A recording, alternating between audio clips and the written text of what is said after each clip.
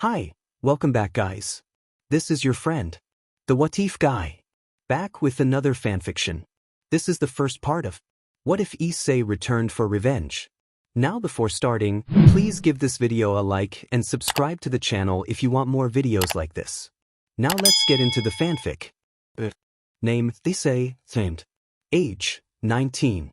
Race, formerly a devil, now a dragon, unnamed hybrid. Titles, Red Dragon Emperor, the strongest dragon, Ophis. The Crimson Swordsman of the Underworld, Dragon Prince. The Killing Machine, Chow Chow. Watcher, rival of Valet, Darling, unnamed. Likes, Great Red, Ophis. His peerage, battles, humiliating his enemies, Azazel, occasionally. Saji, Valet, occasionally. Dragons, Kiba, slight respect. Ajuka, respects his knowledge. Dislikes, most orcs, except a few. Rise of him, arrogant people, the old Satan faction. The Cows Brigade, the hero faction, finds them annoying. Those who threaten the unnamed, being insulted, others killing his quarry, most fallen angels. Personality, after Issei has little patience and finds most devils arrogant and irritating. After a pivotal event he developed a deep disgust for orcs, but he can be gentle, kind, and charming to the very few he loves. In battle he displays sadistic tendencies and takes a ruthless pleasure in overpowering his foes. He is dangerously obsessed with the unnamed and will go to great lengths to please them. When enraged he can become highly unstable and eliminate those who provoked him without mercy. Despite that, Issei is fundamentally kind-hearted and does not like to harm the innocent. He secretly has a soft spot for children. He enjoys spending time with the unnamed and his peerage, and he can be playful with them. He also harbors a deep thirst for vengeance against those who wronged him. Physical and magical abilities. Body. After becoming a dragon and training his physique, Issei achieved capabilities comparable to a high-tier, high-class being without gear. His body is highly resistant to most devil and holy magics. Only an ultimate class or higher opponent can truly injure him in base form. Draconic instincts. As a dragon he possesses enhanced reflexes, honed through rigorous training. Speed. Issei can move so quickly that experienced fighters struggle to track him.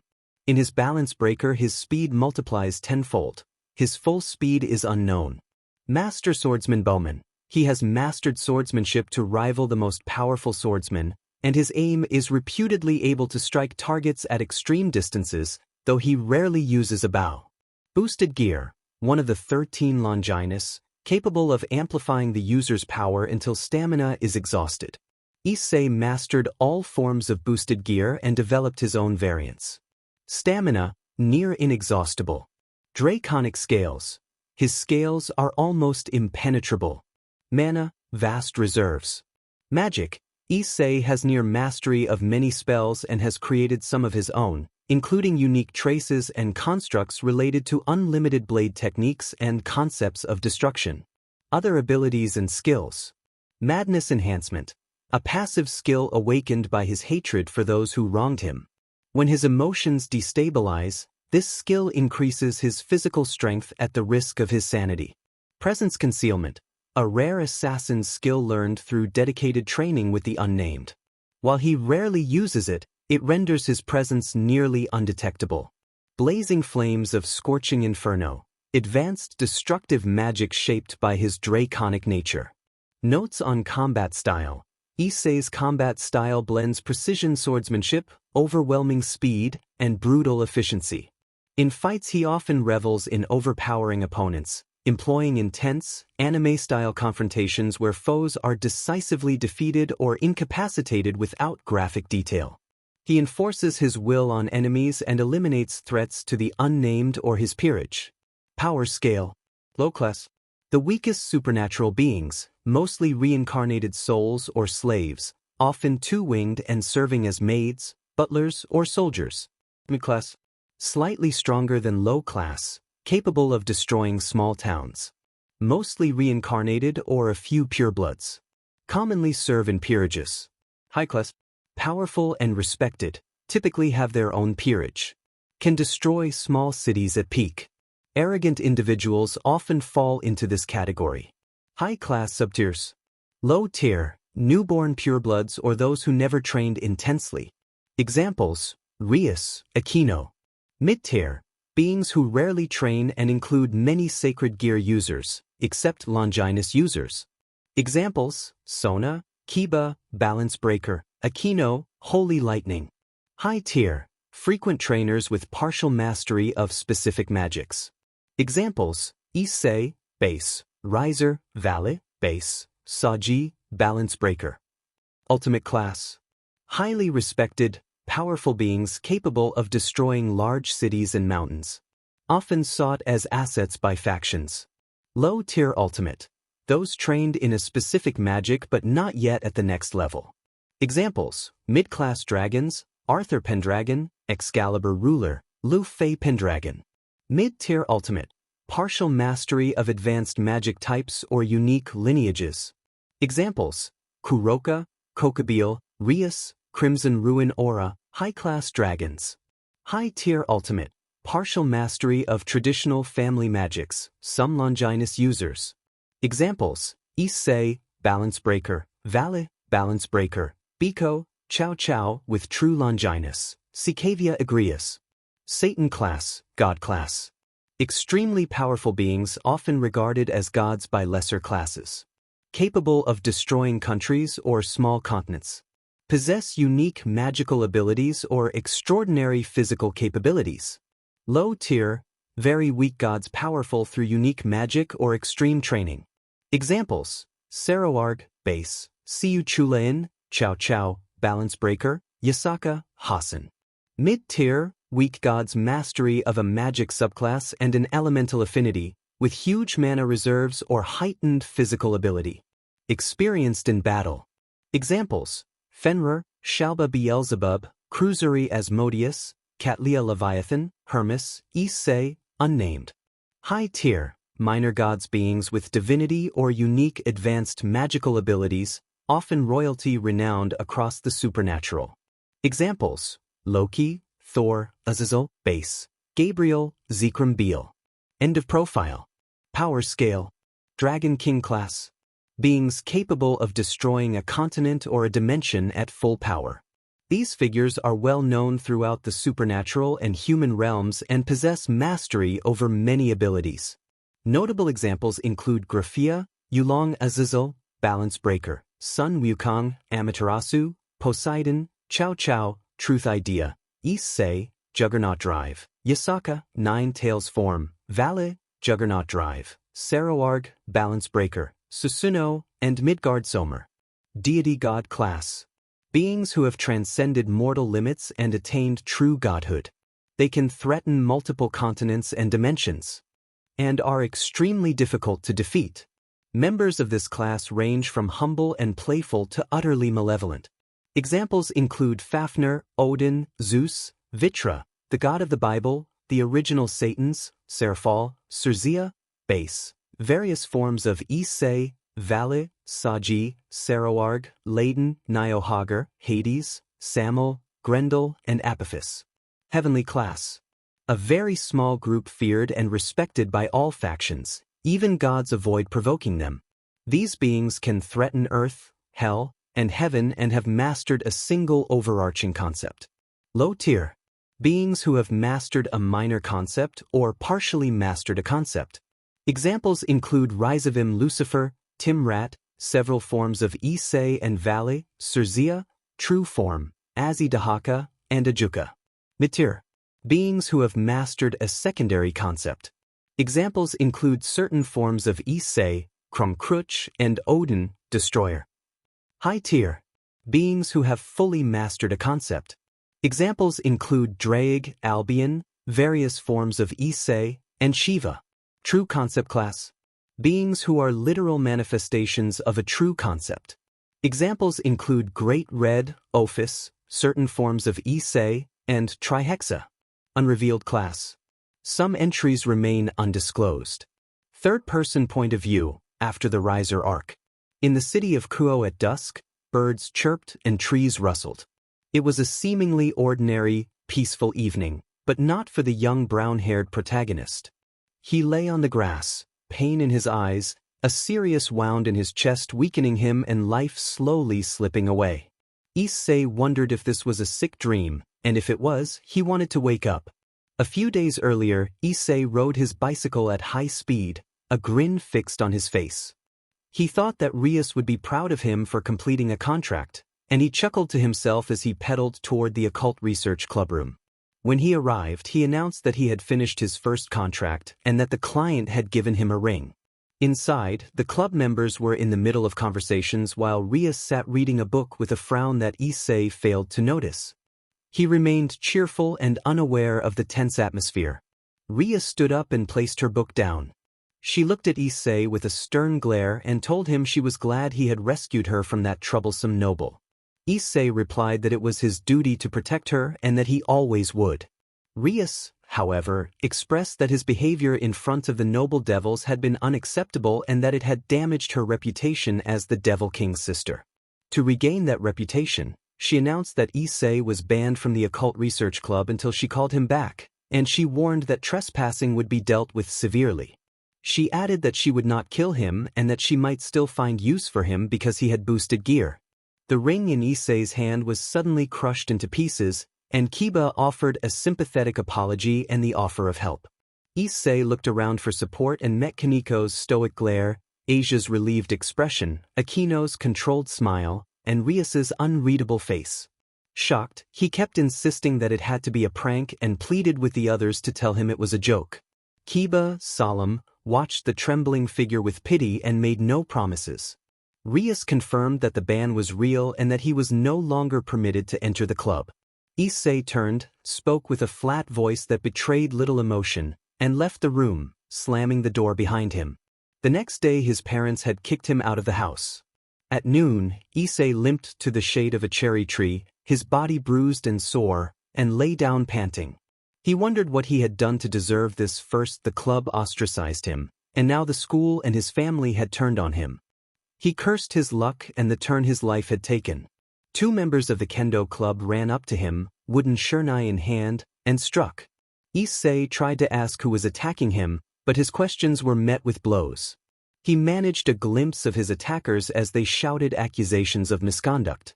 They told him that the whole school knew about the incident that had cost him his place in the club and that even his parents had disowned him.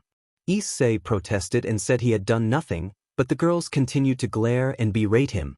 A short time later, he ran away from the academy, ignoring their shouts. He stopped where he remembered being attacked before by a fallen angel.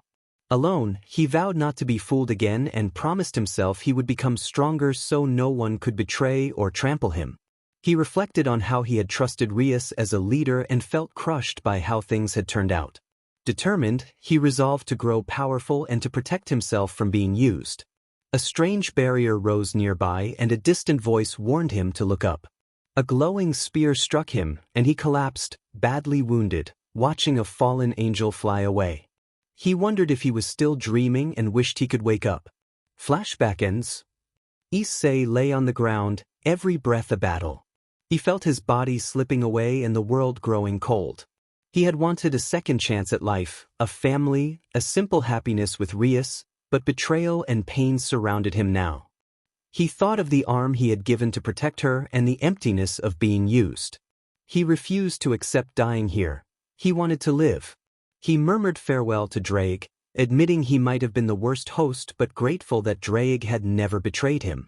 Drake replied that most past hosts had treated him as a tool, but Issei had treated him as a partner. Drake called Issei his best host despite his flaws.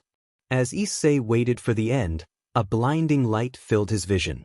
A strange book, with skeletal hands and an eye that seemed to form out of nothing, hovered before him. A voice emanated from it, telling him to rejoice because his wish might come true.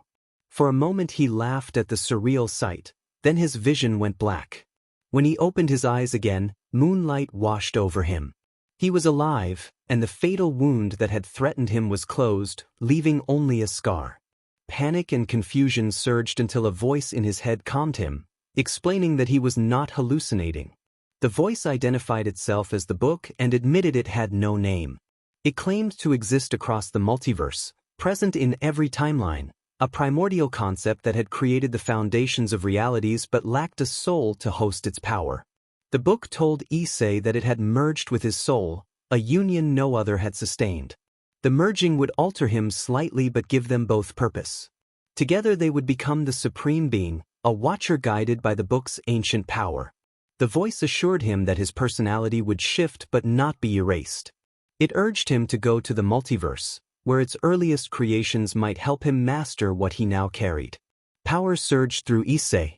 It was overwhelming and electrifying, a force that filled him with clarity and a dangerous exhilaration. He felt his purpose sharpen. Thoughts of Rias and of those who had betrayed him hardened into resolve. He swore that he would return and challenge those who had opposed him. Drake noticed the change immediately. He called out to Issei and asked how he was alive and why he wore such a strange grin. Issei told Drake about the book and the fusion that had occurred, that he had been given another chance. Drake sensed an unfamiliar power in Issei and admitted the revelation was difficult to accept. Still, as Issei's sacred gear, Drake pledged to remain by his side. Issei confessed he no longer wanted to be a devil and asked Drake to make him more dragon than demon. Drake agreed and began the transformation. Emerald light wrapped around Issei, pressure building as the change took hold. The sensation was intense and painful in a way that almost stole his breath, but it subsided as the transformation completed. When the glow faded, Issei's features had shifted. His hair had taken on a red sheen, and several broken pawn pieces lay scattered on the grass nearby. Drake explained that his own crimson scales had influenced Issei's appearance and that Issei's draconic affinity had evolved into a true concept. With training, Issei could master this new nature. The primordial concept that now shared his soul remained a mystery in some ways, but the book had promised aid in the multiverse, and they would seek it. Issei wondered if Rias and the other factions would search for him. Drake confirmed that they very likely would, especially given the tensions of the recent Great War and Issei's status as the Red Dragon Emperor. Issei vowed to return with vengeance for the devils and anyone who stood against him. With that, he vanished into the air. In a distant forest, a silver-haired teen stood on a cliff, looking out over the sea with an expressionless face. He could not sense the presence of the Red One and found it impossible to detect him, as if the Red One had disappeared from the universe. The teen showed a flicker of curiosity before his face settled back into its usual indifferent expression. He remarked quietly that losing a rival was boring. The presence vanished without a trace. Someone recalled Drake's pattern. When the dragon disappeared, it often meant he would return stronger. A man now introduced as Valis smirked. Blue wings unfurled from him and he took to the sky, flying away.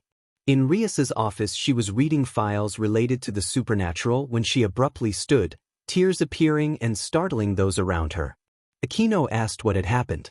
Rias refused to accept it and insisted this could not be real. She began trembling and fell to her knees, overwhelmed. Kaneko asked what was wrong. Rias told everyone that she could not sense Issei's pawn pieces. The others stared at her with wide eyes, understanding the implication, while Asia looked confused. Rias stammered for Aquino to call her brother immediately. Aquino agreed, though shaken. Rias ordered everyone to search for Issei throughout Kuo and to inform Sona so she could assist in the search. Rias held to the hope that Issei could not be dead. Later, at midnight, Rias flew over Kuo with her bat wings, concern evident in her expression. She asked Aquino if Issei had been located. Aquino reported that Issei's pawn pieces were unresponsive and that he could not be alive. Rias rejected that conclusion and continued the search. Kiba refused to believe he was dead and reported to Rias that he had located Issei's pawn pieces, but they were cracked and emitted a strange aura. Rias pleaded that this had to be a sick dream. On a cliff under the moon, Issei stared into the sky with a small, almost amused expression. He thought the moon looked like a gradient tonight and wondered whether the multiverse itself was welcoming a new ruler. Drake questioned whether they were paying a visit to the multiverse, and Issei admitted the moon was beautiful but that he felt an odd urge he could not explain. Suddenly a bright silver light enveloped him, and when it faded, Issei was gone. Issei felt his body grow light as if he were floating. He rose away from Earth, oddly able to breathe, and was accelerated to unknown speeds until his vision blurred. Through the blur he saw a dragon lifting a green orb brimming with mana and, nearby, a blonde girl gazing into the dragon's eyes. Drake recognized the dragon as similar to Fafnir and suggested they were witnessing a dimensional crack, a place the Great Red had once described the seam that separated parallel universes. Issei remarked on the strangeness and then was pulled into a wormhole, blind for a moment under a bluish light but strangely not dizzy. He found he was enjoying the journey despite Drake's complaints about the speed. When Issei slowed, he was presented with an incredible sight. Countless parallel universes and infinite timelines spread around a central point where a planet resided. Drake was awed by the vastness, and Issei pressed toward the center but could not reach it no matter how fast he moved. Then a deep voice spoke from behind. Issei turned and saw a horrific figure, a skeletal presence wielding a scythe and wrapped in a pitch-black cape. The being introduced itself as death, one of the primordial concept's early creations. Drake denied that death could be the only embodiment of the end, and death growled that Hades and similar names were false idols compared to the concept it represented. Death explained that the primordial concept had not wanted direct interference with mortals, fearing wars between universes, so it blessed one person in each universe with a small fragment of a concept to act in its stead. The true concepts remained hidden, and only a few of them knew the full scope of the multiverse. The others were created as proxies and remained unaware. Issei asked Death to change appearance, and Death obliged. The skeletal horror shifted into a compact, feline-featured humanoid with gentle, curious eyes and a playful demeanor. Issei felt surprised and flustered at the softer form. Drake urged his partner to regain composure. At that moment, another bright light announced a new arrival. A white-armored figure with luminous wings and a soothing aura stepped forward and identified herself as Life. She expressed mild embarrassment at reacting to Issei as if he were a lord and apologized for the formal address. Issei was astonished to find himself conversing with two primordial embodiments. Life offered to train him. She explained that there was an alternate dimension where time flowed differently. 3 years there equaled 3 months in Issei's world, and she could train his swordsmanship and physical attributes in that space. Death added that Issei could access some powers related to the primordial concept they represented, the ability to create non-living constructs without souls or mana, grant a form of extended longevity to those he blessed, and manipulate aspects of reality in limited ways. Life cautioned that although Issei possessed enormous potential to manipulate reality, his current state prevented him from using those powers without guidance and training. They both prepared to help him learn to control and refine those abilities so he could grow stronger. Death warned that using the full extent of the power could overwhelm Issei's soul and destroy him, and that if that happened the soul would be reformed only after untold eons to wait for another perfect vessel. Death also added that if Issei succeeded he would become a supreme being, and advised him not to use the full power for now, perhaps only an octillion years from now. Issei protested that he could not wait that long, but Death moved on and began the training. Life expressed concern for their lord, admitting that she felt bad and that Death would be relentless in shaping him. Death stated the first rule of the training: do not talk about Death's training. Drake, trapped within his sacred gear, echoed the rule over and over, a refrain that became a constant background to Issei's days. A minute later, Issei fled the chamber, trembling and exhausted. He ran with tears and sweat, crying out in panic as if hunted, and Death reacted with fierce, theatrical fury that made the training feel like an overwhelming storm. Drake continued to chant the same rule, his voice breaking with tears from inside the gear.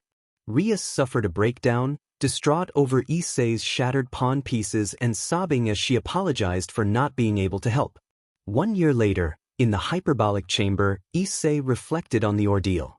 He described Death's instruction as hellish and called her a demanding master, but he also acknowledged progress.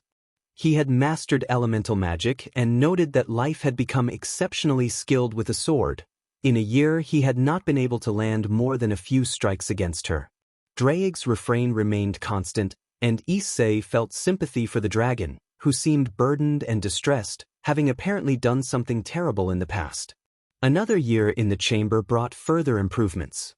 The intensity of the training eased somewhat, though death remained strict.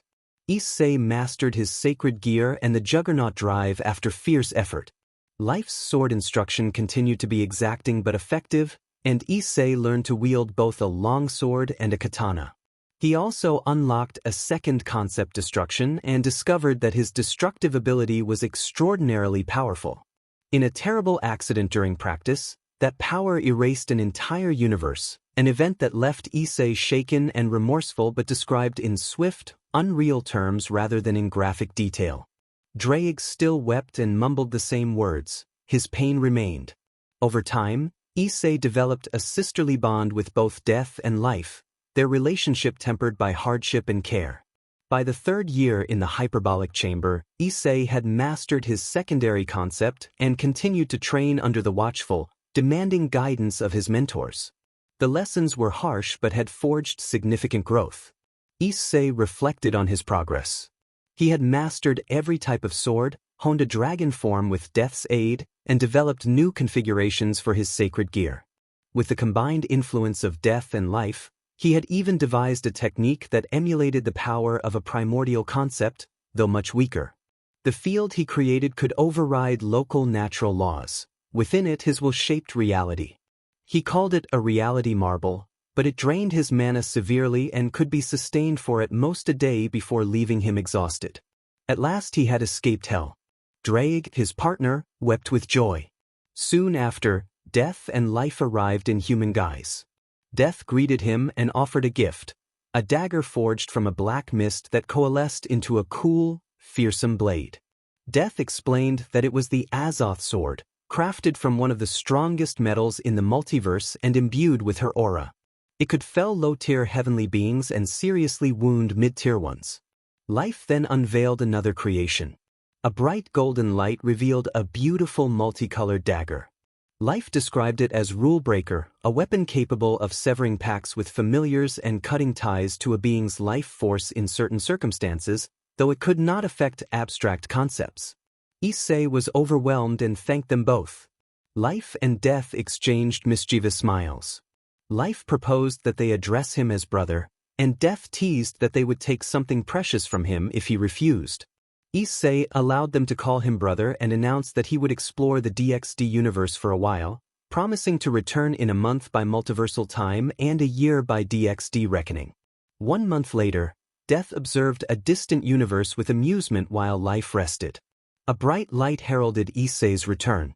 Drake begged him not to leave his side and pleaded to return to their previous peace. Life and Death rushed forward and embraced Issei so tightly that he was left winded and in pain.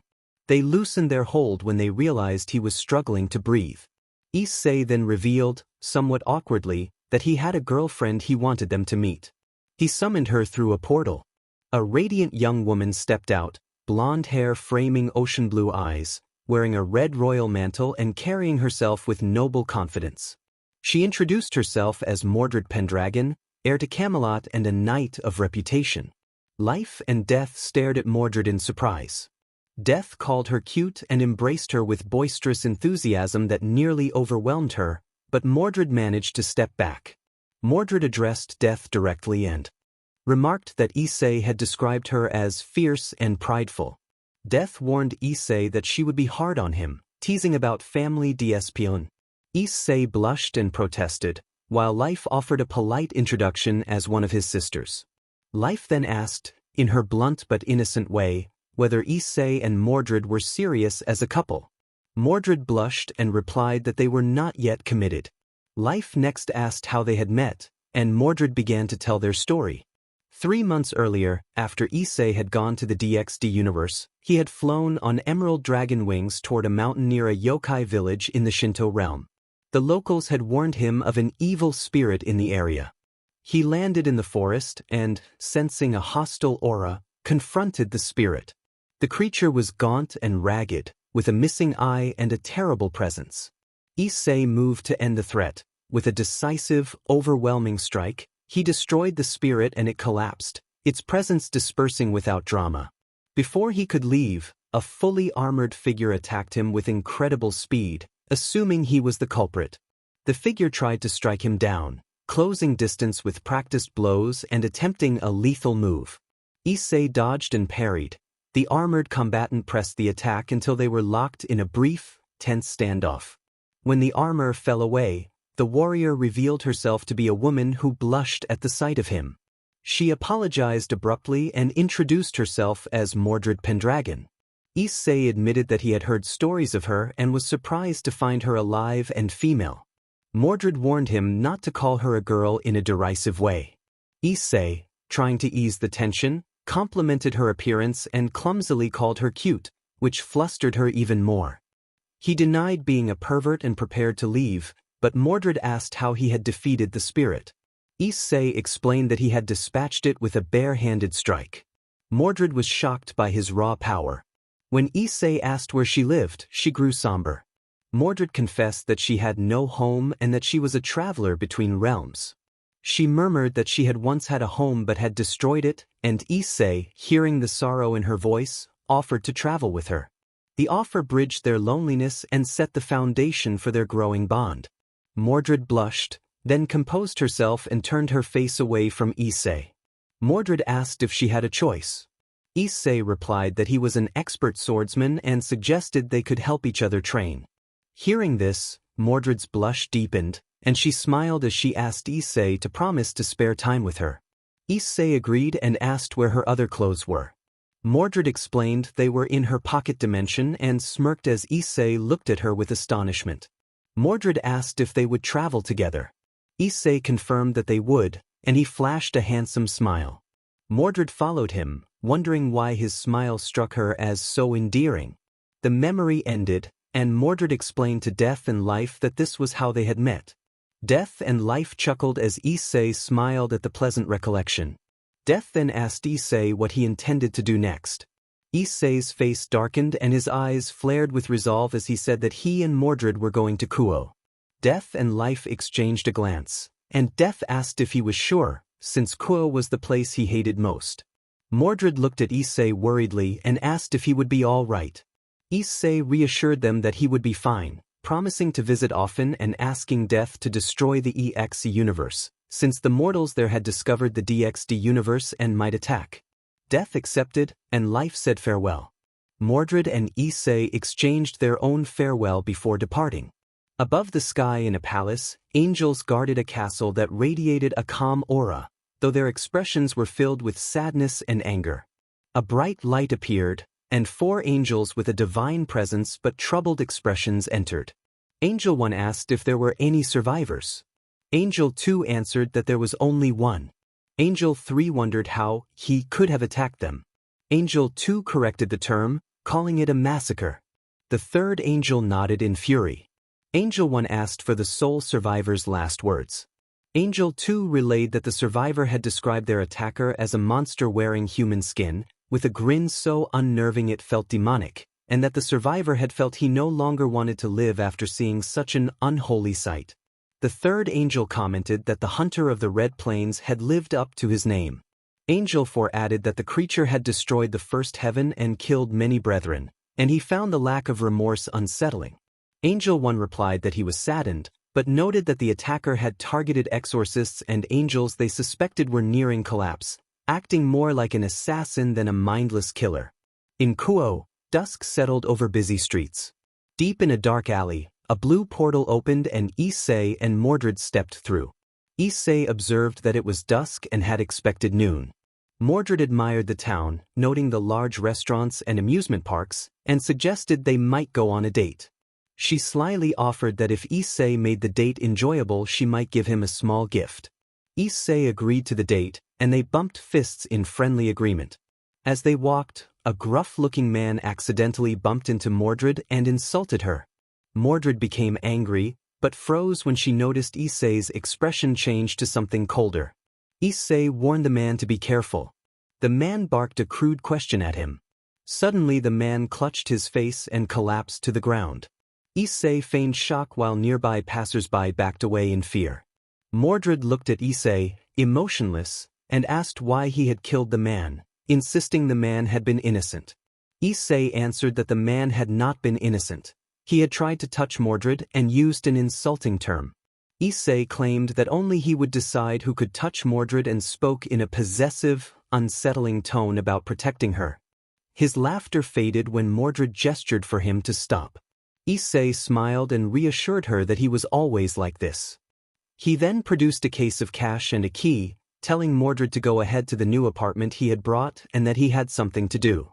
Mordred accepted and walked away, winking as she left. Issei muttered that he was glad to have met her before teleporting to a familiar house and ringing the bell. Mr. Hayato opened the door. Confused at first and asked if they had met. Issei identified himself as being there for the Hayato residence and asked if they could have a conversation inside. Mr. Hayato, still puzzled, invited him in. Issei followed with a grin. Drake, sensing the situation, noted internally that this was not good.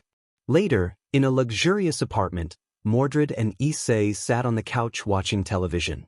A news bulletin reported a brutal double murder in Kuo that had occurred that day.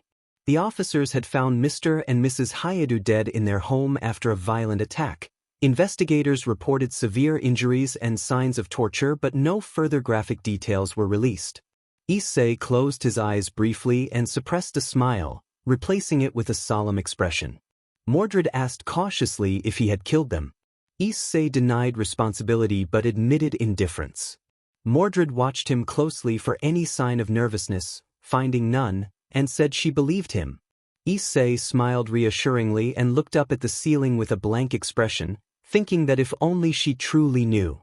In a flashback, Issei was seated on a couch with Mr. and Mrs. Hayato across from him as he prepared to explain who he was and why he had come.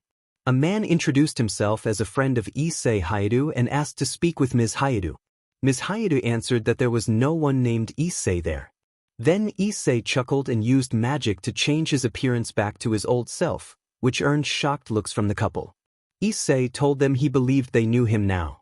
Mr. Hayato stammered in disbelief at the use of magic. Issei laughed and summoned his boosted gear. He noted that he had not expected them to be mages, but that did not matter because his magic had deactivated their magic circuits so they could not do anything foolish. Ms. Hayato pleaded in fear and called him a monster. A sinister smile crossed Issei's face as he said he would have some fun. Drake decided to pretend the whole incident had never happened. A smile lingered on Issei's face as he chuckled and said the game had begun. He wondered who would last long enough to find the killer and warned Rias that he intended to end her existence by her own family. Mordred asked what they would do in the city. Issei replied that they would attend Kuo Academy, to which Mordred reacted with mild surprise and Drake laughed. Rias watched the scene and felt it was deeply problematic. She suspected a stray was on the loose as she took in the terrible sight before her. Issei's parents had been killed. Aquino inspected the bodies with a grave expression and called Rias over. Rias examined the scene and discovered a message left by the assailant. Aquino identified the phrase and translated it as brutal death to traitors, traitors must die. Rias trembled at the message and felt a cold dread. The implication was horrifying. She could not believe it at first, but the words were clear. Aquino stammered that they should forget what they had seen. Issei lay on his bed, lost in thought. He wondered whether Rias had discovered his hidden message and understood its meaning. A soft noise announced someone's arrival, and Mordred slipped into the room, cheeks flushed, and asked to sleep beside him. Issei agreed. He noticed she was in simple sleepwear and felt a warm, protective affection for her. Mordred told him good night affectionately, and Issei returned the sentiment, thinking himself fortunate to have her nearby. He rested quietly beside her, comforted by the closeness. In an isolated castle, a fallen angel with 10 wings sat on a throne, staring at a ring with a calculating expression. He considered the ring excessive but intended to seize a small stretch of demon territory. A deep voice from the shadows warned that the ring would help, but if Surzex arrived before the plan was carried out, and if Surzex unleashed his full power, the fallen angel would not stand a chance.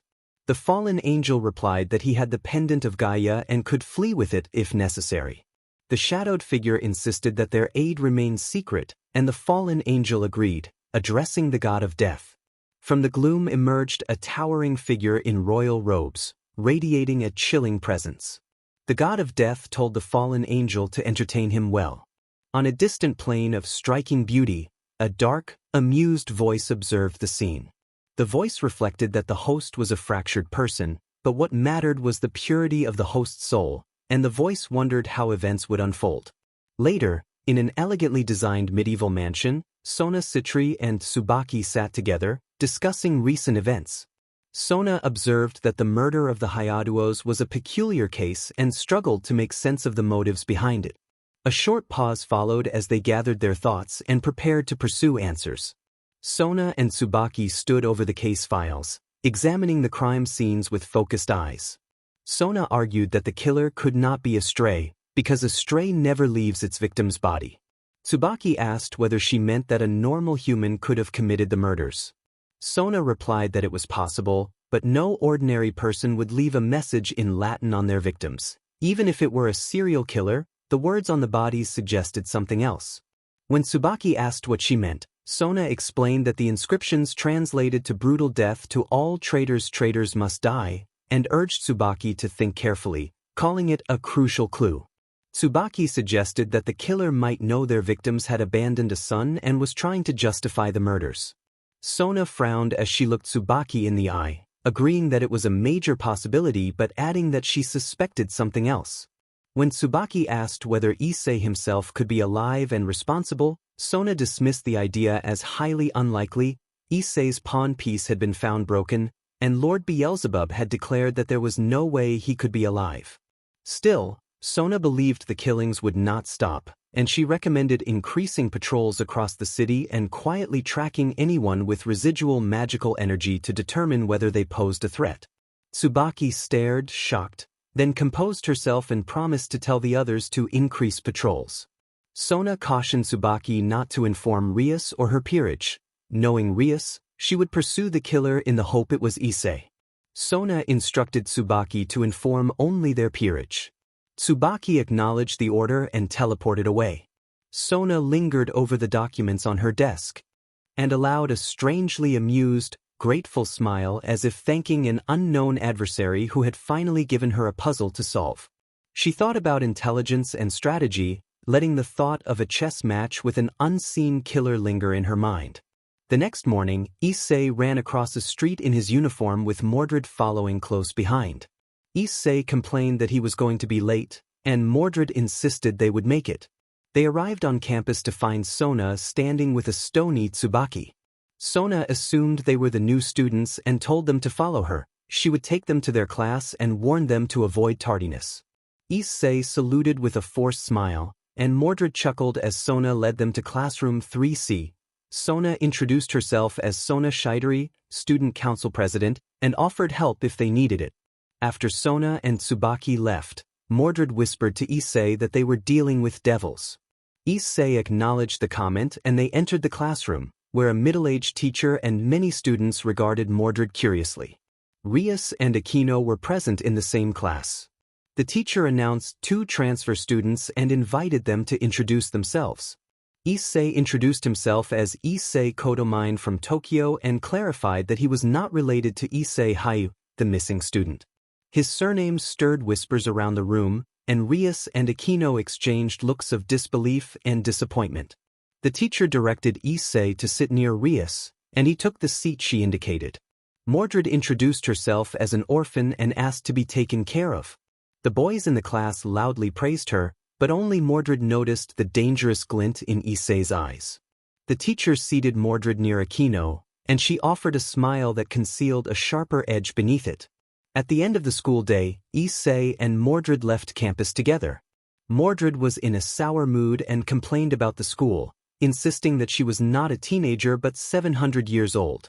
Drake teased that it was amusing to hear Mordred complain about school, and Issei agreed that the contrast between her ancient nature and her behavior was striking.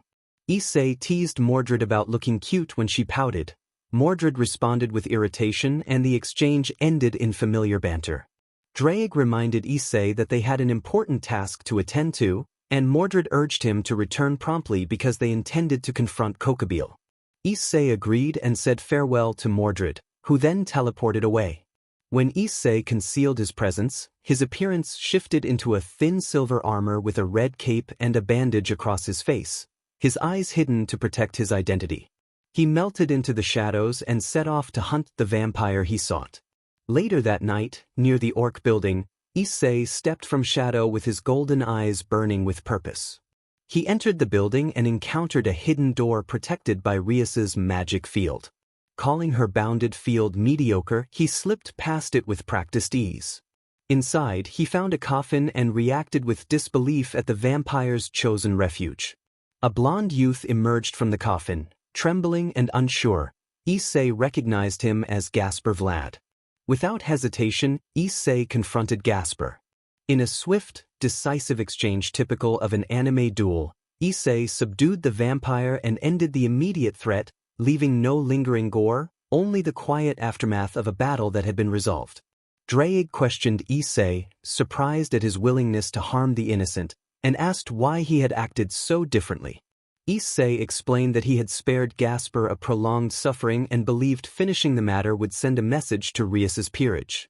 Drake pressed Issei about his feelings for Mordred, and Issei affirmed that he loved her. Later, back at home in normal clothes, Issei announced his return. Mordred appeared suddenly and hugged him, scolding him for being late. Issei apologized and, a little sheepish, scratched his head as Mordred glared and ordered him to freshen up because they were planning to eliminate Kokabeel. Issei protested that he was sleepy and wanted to nap, but Mordred stamped her foot and insisted they confront Kokabeel immediately. She stomped at his feet in frustration, but Issei remained unfazed and teased that women could be scary. He showered, then lay on the couch to rest. While Issei slept, he dreamed of a vast, nightmarish landscape that felt like a version of hell. Distant screams, a feeling of overwhelming sorrow, and a battlefield strewn with the relics of conflict. He saw a shadowy figure fighting atop a slope of broken weapons, and the scene filled him with dread and a sense of inevitability. The dream was oppressive and surreal, a warning rather than a literal scene, and it unsettled him even as he slept. Suddenly everything became blurry and his vision faded. Issei woke up covered in sweat, panic on his face. Time skip. In Issei's backyard, Issei cast an advanced bounded field while Mordred gazed at the stars. Mordred remarked that the stars were beautiful and urged Issei to look. Issei observed that they were beautiful, but asked why look at stars when something greater was near him, then winked at Mordred, which made her blush.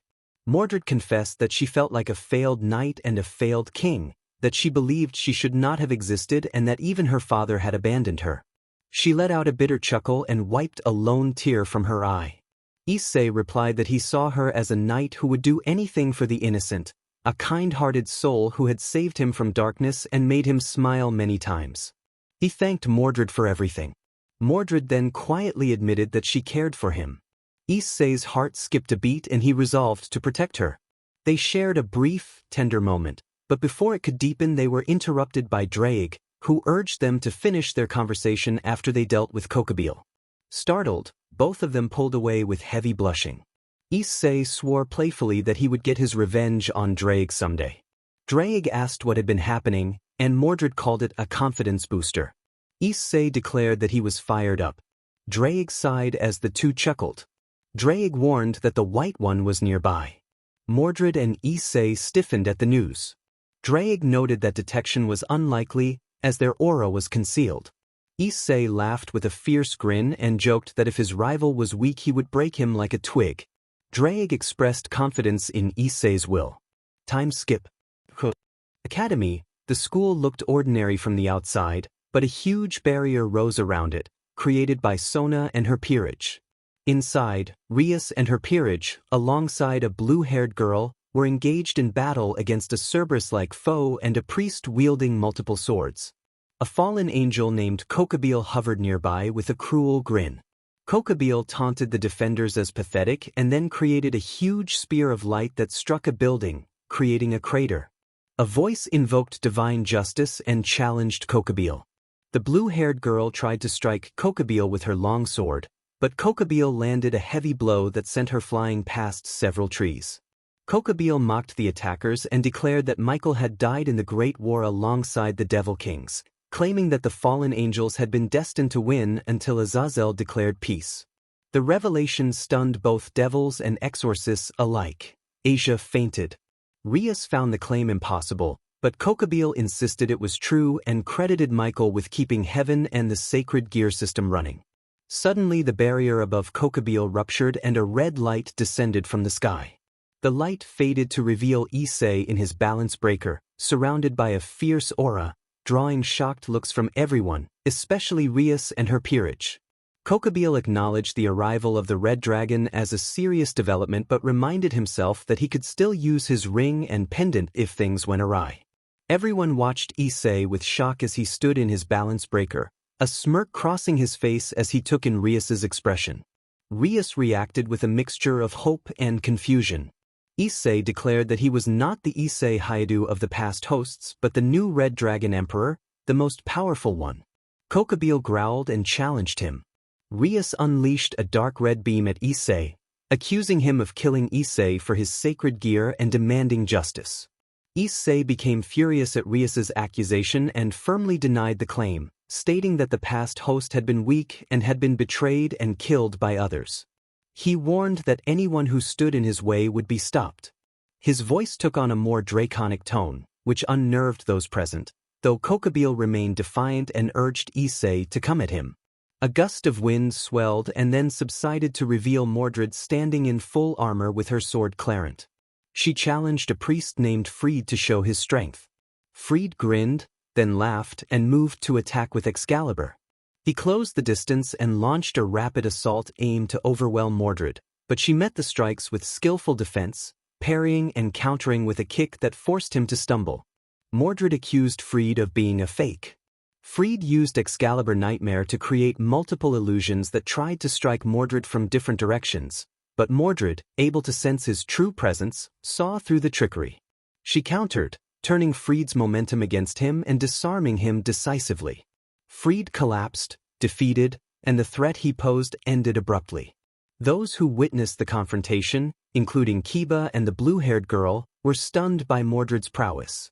Issei commented that the encounter had been interesting, and Kokabeel agreed. Mordred picked up the Excalibur fragments and handed them to the blue-haired girl, instructing her to tell the church to keep the pieces safe because she had no interest in a broken sword. Mordred then took a moment to compose herself and watched the ongoing battle. Mordred perched in the tree and watched Issei, telling the others that she wanted to see how the red dragon would fare against the elf. Issei agreed and prepared to begin. With a snap of his fingers, Issei teleported himself, Kokabeel, and Mordred away. Back where they had been, Kiba looked around, wondering where they had gone with Issei. Issei, Kokabeel, and Mordred reappeared in a snowy valley beneath a crimson moon. Kokabeel chuckled at being moved into a fractured dimension and warned that his Earthbreaker spell could lay waste to Kuro. Issei revealed that his girlfriend had already taken care of that threat. Mordred confirmed that she had handled it and then leaned against a tree, having set aside her armor to take a rare moment of calm as the cold moonlight washed over her. The sky split open and a huge golden beam of holy energy struck Issei, but he remained unfazed. Drake continuously urged Issei to boost his power. Issei closed the distance with Kokabeel in an instant and attempted a kick to the face, but Kokabeel dodged and formed a sword of light that shattered against Issei's armor. Issei unleashed Crimson Firestorm, a vast wall of flame that engulfed Kokabeel and forced him to cry out under its intensity. Drake again urged Issei to push his boosts. Issei followed with a sudden, heavy kick to Kokabeel's midsection that left Kokabeel struggling to recover, and then pounded him to the ground.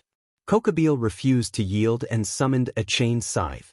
He swung it at Issei, but Issei caught the chain, yanked Kokabeel close, and landed a sucker punch. Kokabeel fell, staggered and injured around the mouth with a bruised eye. Kokabeel called for aid from a device on his hand.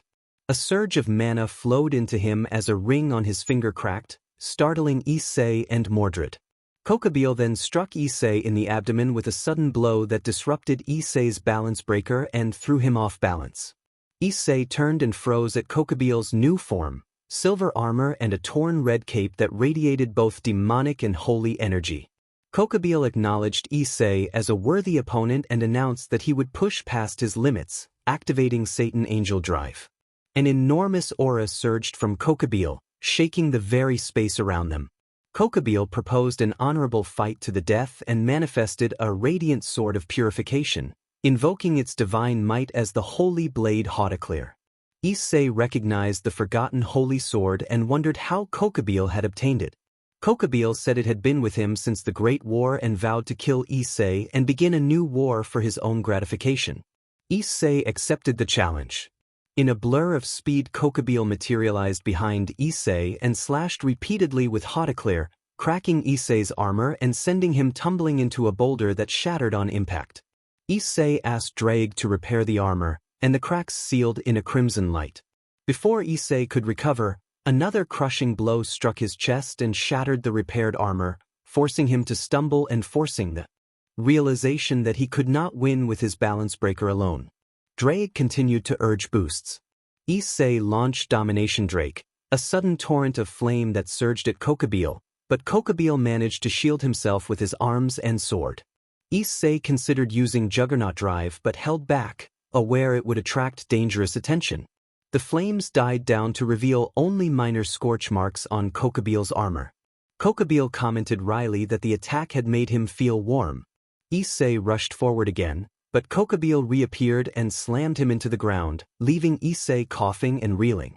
Kokabile taunted that Issei would have to use Juggernaut Drive to defeat him. Issei refused, wanting to enjoy the fight. Using a sudden transfer, Issei appeared above Kokabile and delivered a devastating punch to the abdomen that sent Kokabile flying through several boulders, scattering them in pieces. Kokabile noted that Issei had funneled his boosts into that single strike. Kokabile then teleported behind Issei and pierced at his abdomen with Hautaclear, cracking the armor again. Issei backed away to create distance.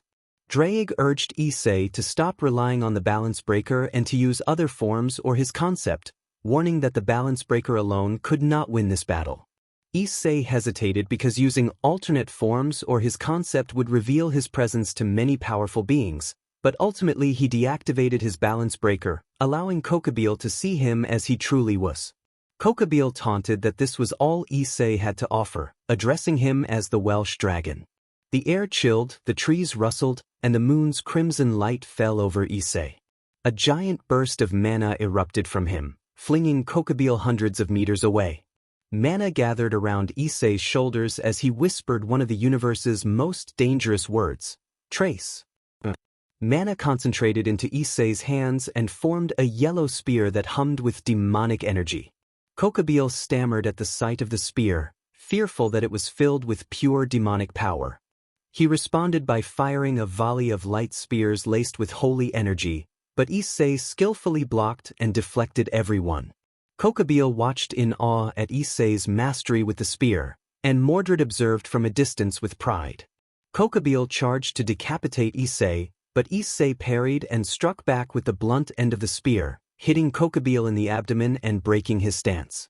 Issei declared his intent to stain his spear with Kokabile's blood. Kokabile admired the merciless focus on breaking an opponent's stance while keeping composure, acknowledging Issei's impressive skill. They clashed fiercely. Issei found an opening and drove the spear into Kokabile's shoulder, forcing a wound Kokabile could not immediately close. Kokabile attempted to heal with holy power, but the spear's curse prevented effective regeneration. Kokabile realized the weapon was Gibid, the yellow spear of legend associated with Diarmuid Ueduibni, and Issei confirmed that this spear called the Golden Rose of Mortality could disable regeneration and excel in drawn-out fights. Issei pressed his advantage, wielding the spear in one hand and striking aggressively toward Kokabile's heart, but Hautaclear blocked the move. Kokabile remarked that the move had been a mistake. Mana condensed in Issei's free hand into a long red spear, and he drove it into Kokabile's legs, shattering the armor plates there. With a follow-through, Issei struck Kokabile's torso decisively, leaving Kokabile unable to continue fighting effectively. Kokabile conceded that he had been beaten. He admitted the battle had been hard-fought but then, gasping and struggling to breathe, tried to claim he still had the strength to demolish Issei, insisting that he felt the sensation of life slipping away. Kokabeel begged Issei to grant him a warrior's death and to kill him with Hautaclear. Issei, having enjoyed the fight but unwilling to kill, refused Kokabeel's request and spared him. You were maybe a bit manic, but you were powerful in that armor. Issei seized the sword Hautaclear and dismissed the spears, ending the curse on Kokabeel's body and allowing him to heal his fatal wound. Kokabeel thanked him weakly, then fainted from exhaustion caused by the ring. Issei sighed. Mordred suddenly stepped forward, embraced Issei, and showed a brief, surprised moment of affection before pulling away, exhilarated by the outcome. Mordred declared that it had been awesome. Issei equipped his balance breaker and Mordred re-equipped her armor, then they teleported away with Kokabeel.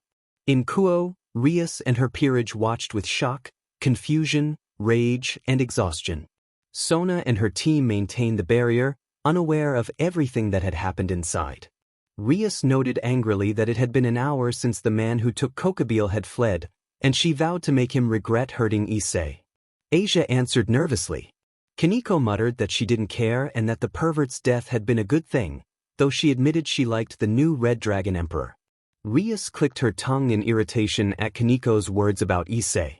Kiba observed that the one who had killed Freed had been incredibly skilled, probably the best swordsman he'd seen, but that her sword felt off. A blue portal opened and Issei in his balance breaker appeared, Mordred in armor by his side, with a fainted Kokabeel flying beside them. Issei said they had brought a little gift. Kokabeel landed near Rias, and everyone in Rias's peerage looked perplexed. Mordred taunted Rias, calling her a crimson beach and announcing that her brother was there. Rias responded with lethal fury, charging destructive power toward Kokabeel with a joyful expression, but a boulder struck her and knocked her aside. Mordred explained that she could not allow anyone to kill him, pointing out that the man beside her had defeated the assailant while Rias had been in danger earlier. Issei approved of the assessment. A thunderbolt crashed toward Issei and Mordred, surprising Akino and causing her to blush. When the storm settled, both Issei and Mordred stood unfazed, leaving Akino and Rias shocked. Issei called the attack pathetic. The barrier around the area broke again as an azure light pierced through. A white-armored figure with gleaming blue wings emerged, a flashier white version of Issei's balance breaker. The figure commented that the fallen had been taken care of and found it ironic, since he had felt Issei's presence vanish a year ago. Issei replied that it was none of the newcomer's business and warned him not to disappoint. The white figure proposed a spar with the red one. Albion, the white dragon within the armor, spoke, and Draig, Issei's dragon, recognized him with familiar barbs traded like old rivals. They admitted mutual respect for each other's current host's strength and promised a fight next time. The white dragon then grabbed Kokabeel and flew away, promising a future duel. Issei agreed and then teleported away with Mordred, leaving with a casual farewell. Kiba muttered that things had just gotten worse and that he feared for the future. High in a mountain among huge boulders and what looked like an ancient shrine, a gentle voice called for a return from the underworld, the purgatory. A purple magic circle appeared, and a man chanted an ancient invocation asking spirits to come back from the dead. A great explosion flared, the flames dissipated, and for a moment something terrifying seemed to emerge from the shadows before melting back into them. A day later, Issei found the hunt tedious. He was in a cafe crowded with humans, which made the job more frustrating. He ordered a caramel macchiato and forced himself to focus despite the ordinary surroundings. He identified his target as a rogue fallen angel working in the cafe kitchen behind a wall and considered how to eliminate him. Issei savored his coffee, timed his plan, and reinforced a serviette with a small amount of mana. When the clock struck 11, he flung the enchanted serviette so fast the human eye could not follow it. The serviette shattered the wall and struck the fallen angel down with a decisive, non-graphic blow that earned screams from the other patrons. Issei noted that his timing had been slightly off but acceptable, then vanished into thin air. Back at the Occult Research Club building, in the basement where Gasper was contained, a horrible stench filled the air when Rias and the others opened the door. They found a lifeless, badly damaged body draped above the coffin, and Rias was horrified. She contacted Sona with a communication circle while Asia and Kaneko remained unconscious and Kiba looked ready to be sick. Akino confirmed that the bounded field around the room was intact and that no one with magical energy should have been able to trespass. Sona arrived through a magic circle with a grim expression and described the scene as brutal, though not as cruel as some past murders she'd known about. Rias fell to her knees and wept, trembling before the corpse of her former servant. Akino moved to console her, the group bound together by grief and the pressing need to find answers. A lone tear slipped from her eyes while Sona looked at the mess with an unreal smile. Sona found the situation intriguing. She had not expected the next victim to be Gasper. She relished the intellectual challenge of discovering whether someone in their midst could match her wit and wondered playfully if the killer might one day sit across from her in a game of chess. She resolved to find the killer soon.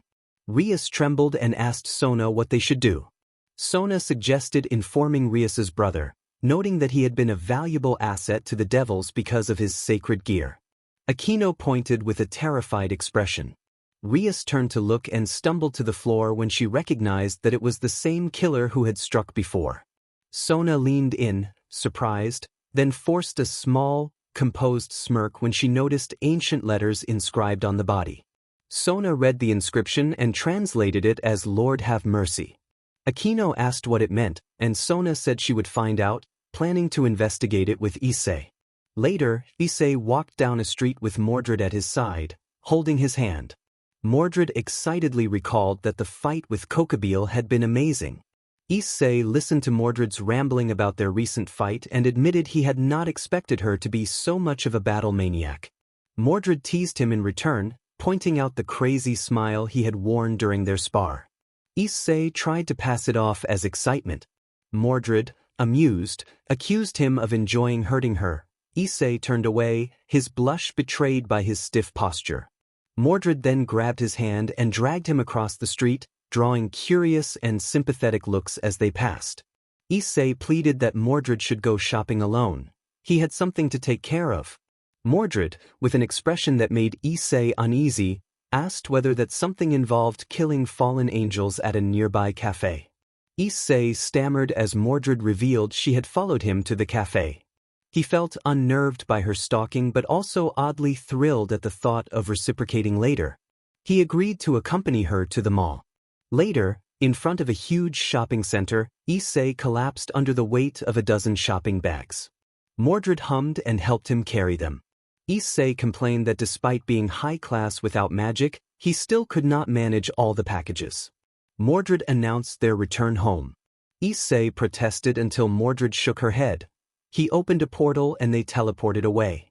At home, Issei flopped onto the couch, relieved, while Mordred excused herself to freshen up. Issei called out to Draig, asking if the dragon was awake. Draig answered and Issei inquired whether it was possible for someone to possess two sacred gears.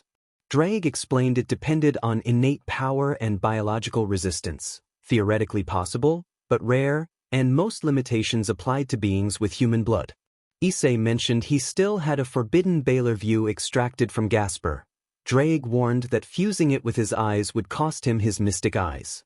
Issei resolved to keep the Baylor view as a backup. When Draig asked what kind of bounded field had been deployed around the house, Issei replied that it was a cursed bounded field. The sound of the front door opening announced Mordred's return. She appeared dressed and made a playful, charming gesture that made Issei turn instantly red. Mordred teased that she looked good, and Issei's embarrassment grew until he fainted from the sudden rush of awkwardness, earning a concerned look from Mordred and a facepalm from Draig. Mordred later found herself in a vast, empty place that felt like an inner astral plane. She reflected on the endless void and recognized it as the part of the soul where emotions resided. She wondered why she was there and whether something was wrong with her. She had not visited this place in centuries. A familiar voice addressed her. Mordred struggled to believe it was. The voice told her she had not changed and reminded her that she had once looked up to someone called the Knight of Treachery. The voice hinted that its time there was ending and mentioned an interest in Mordred's boyfriend. The words were unsettling and then the vision turned dark.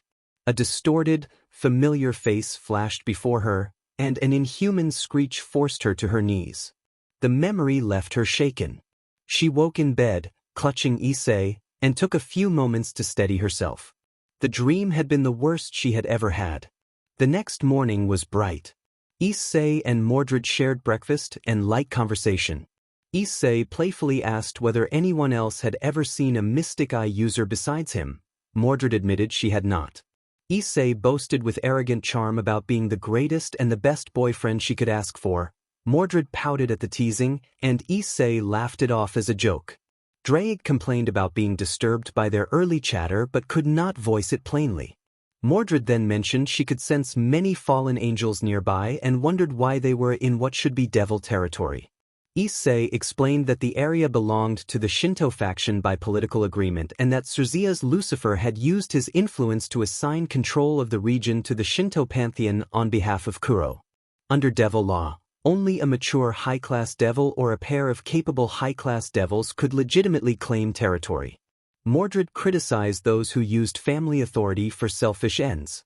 Issei chuckled and said Suzuya's had appointed Rias and Sona Citri as joint governors.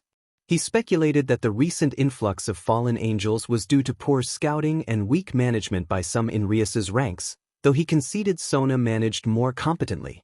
Mordred nodded and said this explained Kokabil's recent attack.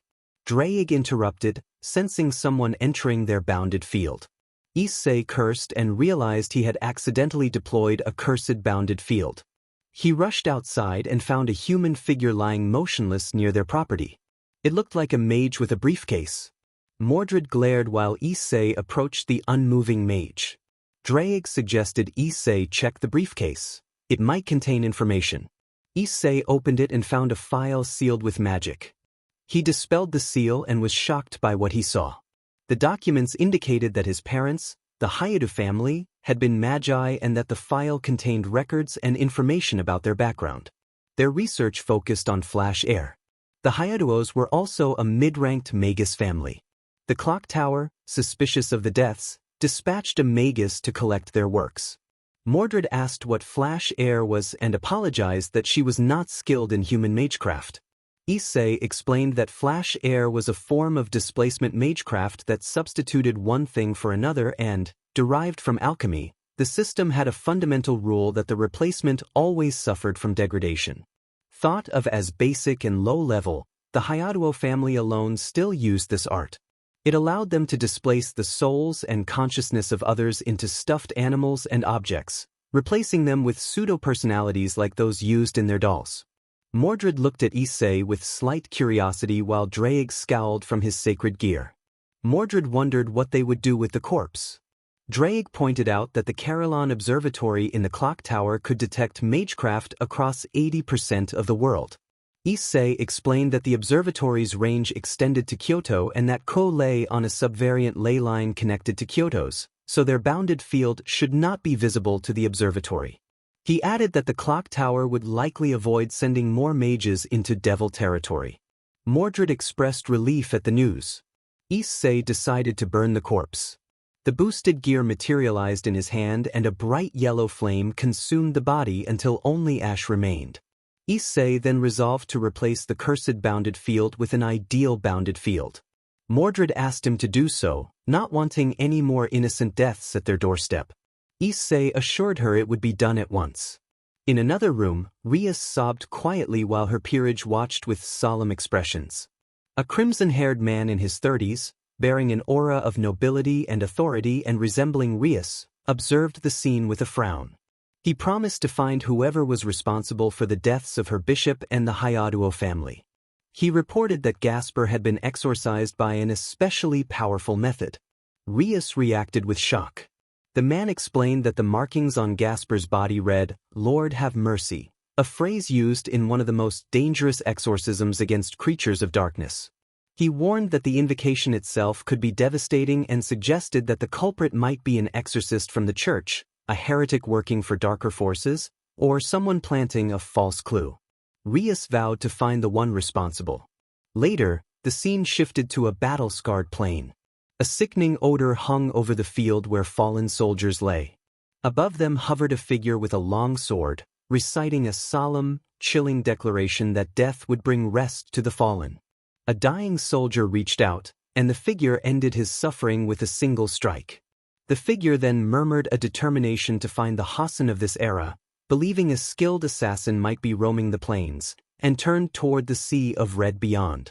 Back in a vast library filled with tomes on mystic codes and traditional abilities, Issei and Mordred studied books on divine constructs and Welsh mythology. Mordred complained about how humans had portrayed her as male in the legends. Drake agreed that human and supernatural historians often distorted the past. Issei noted that some things could not be helped. Mordred teased Issei playfully, drawing a blush from him. He reminded her that they had agreed to wait until they were truly ready to take the next step in their relationship, though he admitted privately that he sometimes felt impatient. Mordred's teasing made him compose himself. The two shared a warm, tender moment instead of anything explicit. Drake remarked with dry humor that he had also remained chaste, having been focused on improving his abilities for ages. The comment led to embarrassed reactions all around. When the boosted gear materialized in Issei's arms, both Mordred and Drake stared in shock. Issei, overwhelmed, rose quickly and excused himself, saying he needed a drink. Mordred reminded him of his promise to help her learn about human magecraft and history. Issei replied that it could wait. The next day, Issei sat in the Kuo Academy cafeteria chatting with friends when a group of rude students approached. One of the boys asked how Issei knew the blonde girl. Another made a crude insult aimed at her. Issei's expression hardened. The temperature in the room seemed to drop as a tense aura gathered around him. He warned the students to back off in a way that made it clear he would not tolerate their behavior. Unnerved, they retreated. He taunted that they would end up a hollow husk lost in an endless void and laughed maniacally. His expression twisted into a manic grin, and the two boys fled in terror. Boy 1 stammered and begged for his life. Boy 2 made a panicked cry. Issei chuckled as his features settled back to normal, and he flashed an innocent smile at a nearby girl who was sweating profusely. The girl stammered that, although he looked cute, he seemed dangerous. Issei admitted that he was a psycho and asked what he should do to her for discovering his secret. He appeared to read her thoughts and answered with an outwardly innocent smile that carried a cold edge. The girl reeled and collapsed from shock, drawing the attention of others in the distance. Issei then feigned alarm and shouted for help. Issei feigned a panic and called for help, then carried the woman toward the infirmary. Unaware of his act, Kiba listened with his enhanced hearing and froze, sweating with terror. Kiba mentally begged that he would not die at the hands of a psychopathic obsessive lover and prayed for strength. Issei tilted his head, offered a mocking smile, and whispered that he could see Kiba, loud enough for Kiba to hear. Kiba fled with wide eyes. Issei admitted to himself that he might have gone a bit overboard. In the underworld, a dim chamber held two powerful figures. One shadowy voice remarked on the centuries that had passed, perhaps 500 years. Another man snapped at him not to play dumb and demanded the reason for the summons. Cerzias, seated and smirking, reminded the other that a favor was owed. The other man acknowledged that debt. Cerzias requested a favor. A serial killer was active in his sister's territory, and he wanted the killer eliminated. The other man scoffed at the idea of killing a human pest, but Cerzias explained that the killer was aware of the supernatural. The killer had exorcised Cerzias' sister's mutation, a being called Bishop who was part vampire and had been sealed within a bounded field of moderate strength by the Lord, have mercy, baptismal ritual, one of the most powerful rites. The listener asked for more details, and Cerzias agreed to explain. Issei spoke his disbelief at having allowed Mordred to accompany him on the assassination mission. On a cold night under a crimson moon, they moved through a forest alive with distant calls and low growls. Mordred complained of boredom and the lack of worthy opponents since arriving in Issei's hometown. Issei urged her to consider a peaceful life. Mordred retorted that Issei had once killed a vampire and even his own blood relatives during a violent confrontation alongside other fallen in the city. Issei tripped over a root and fell, shocked and unsettled by her words. He asked if she had been stalking him. Mordred admitted that she had seen him sneak into an orc camp and had followed, and that she had observed other incidents as well. Issei tried to joke that it was good to hear that his girlfriend stalked him. Mordred countered that he had been just as intrusive. He had planted a hidden tracking device and infused small traces of his mana into her dress, effectively turning them into a low-grade mystical tracking method. The hidden power within Issei Drake commented that the secret was out. Mordred demanded to know why he had done it, reminding him that she hated being watched and that it felt like an invasion of privacy. Issei insisted that it was done to protect her. He argued that many could harm her and that, even as a supreme being, he could not use his full powers without blowing his cover and causing unnecessary trouble. Mordred accused him of taking protectiveness too far and called it obsession. When Mordred looked into Issei's eyes, she saw an unsettling contrast beneath his innocent expression, something cold and detached mingled with a quiet, overwhelming intensity. For a moment she thought she glimpsed a pair of dark eyes with a faint blue glow and a strange, ethereal aura. Issei, sensing her stare, asked if she was all right. She forced a smile and said she was fine. They decided to continue with their mission, though Mordred remained unsettled and wondered if she had simply been imagining things after a strange dream the previous night. In a sprawling mansion, Valis sat on a couch opposite a man in his 30s with spiky golden hair. The other man teased Valley about his sullen mood. Valley admitted he had seen his arch-rival when ordered to retrieve a troublesome crow and that the rival had been the one to defeat Kokabeel. The spiky-haired man remarked that a new red dragon emperor had risen and that the previous one had been a weakling who belonged to Cerzia's sister's retinue, implying that the new emperor might be powerful. Valley confessed that he had not seen the new emperor's face, only sensed his strength. The man said with amusement that it was a shame and that he would like to recruit the new emperor if possible. Albion cautioned against being battle-thirsty, warning that showing emotions in combat could create openings an opponent would exploit. The others agreed that unchecked aggression could be dangerous. Vala bitterly said he did not care and that he had always wanted a chance to fight his rival. The golden-haired man laughed and noted that there were many gods and powers to fight if Valley craved battle. He expressed a personal desire for alliances rather than constant war. When Valley mocked the idea of peace, the other man described peace as serenity and an emotion that soothes the soul, not a void. Valley did not understand, and the man told him that one day he would appreciate those words.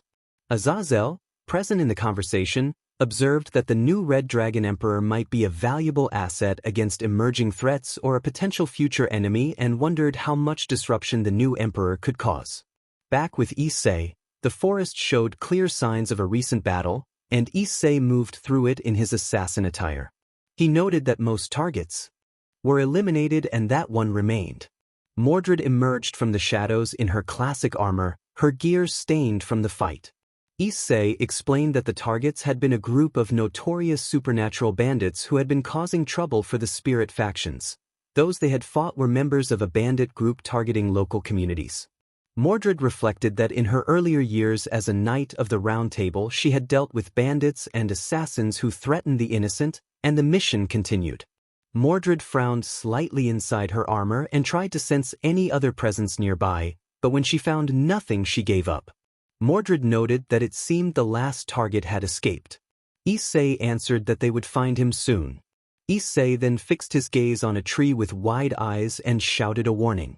A long sword missed his head narrowly, startling Mordred as a shadowy figure watched from the branches. The stranger declared that the young Hassan must face a trial and that he would be the executioner testing the worth of those unworthy. The figure challenged the young Hassan to prove his worth or perish. The forest rang with the tension of combat beneath the crimson moon as two assassins circled one another. Issei called out that he could see his opponent and threw a knife at the tree, but the shadow slipped away. The stranger praised Issei's skill and invited him to continue. A long sword arced toward Mordred and missed her by a hair. Issei urged her to flee. Mordred nodded and teleported away. The figure stepped from the shadows and demanded that the young Hassan prove his worth. Issei demanded to know the stranger's identity, but the first reply was a swift kick that struck his abdomen and a cut across his back that forced him to move backward and grunt. Issei activated his bond with Drake, concentrating mana until it condensed within his hands and formed a dagger emitting a demonic aura. He prepared to attack, but the figure vanished as Issei lunged. An afterimage followed him. The figure reappeared behind Issei and narrowly missed with a blade, then kicked him hard, sending him airborne. Issei forced himself to get serious, rekindled his trace, and felt the dagger dissolve into light that reformed into a bow. 3 red mana-imbued arrows shot forward at incredible speed, detonating on impact and filling the air with smoke. When the haze cleared, the attacker stood unmarked and unshaken, commenting that such strikes would not even scratch him.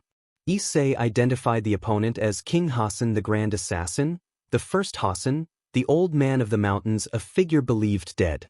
The assassin acknowledged that his identity had been uncovered, but said the trial was not yet finished. Issei called on Drake again and summoned a crimson aura that swept through the clearing, uprooting trees and forcing the assassin back a few meters. The bow dissolved into blue particles and a red spear appeared in Issei's hands, the same weapon he had used before against Kokabeel.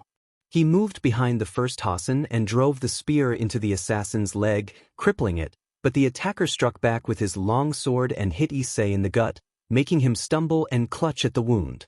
The first Hassan declared that Issei had passed the trial and, without another word, faded into the shadows. Issei watched him go as his wound regenerated gradually. He muttered that the encounter had been challenging and vowed that he would end the old man the next time they met. Later, Issei found an alley where a recent massacre had taken place. The scene spoke of brutal violence. Many innocent people had been killed, and an assassin had been responsible for the atrocity. A cloaked man stood atop a nearby building watching without remorse, a faint smile on his face.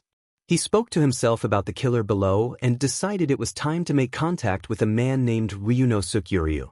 A gentle breeze lifted his hood to reveal his face. Elsewhere, Issei sat on a couch with Mordred leaning against him, flushed and affectionate.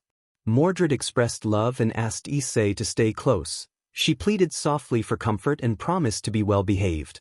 Issei gently suggested that she rest and offered the guest room for himself. Mordred pouted briefly but soon fell asleep against him.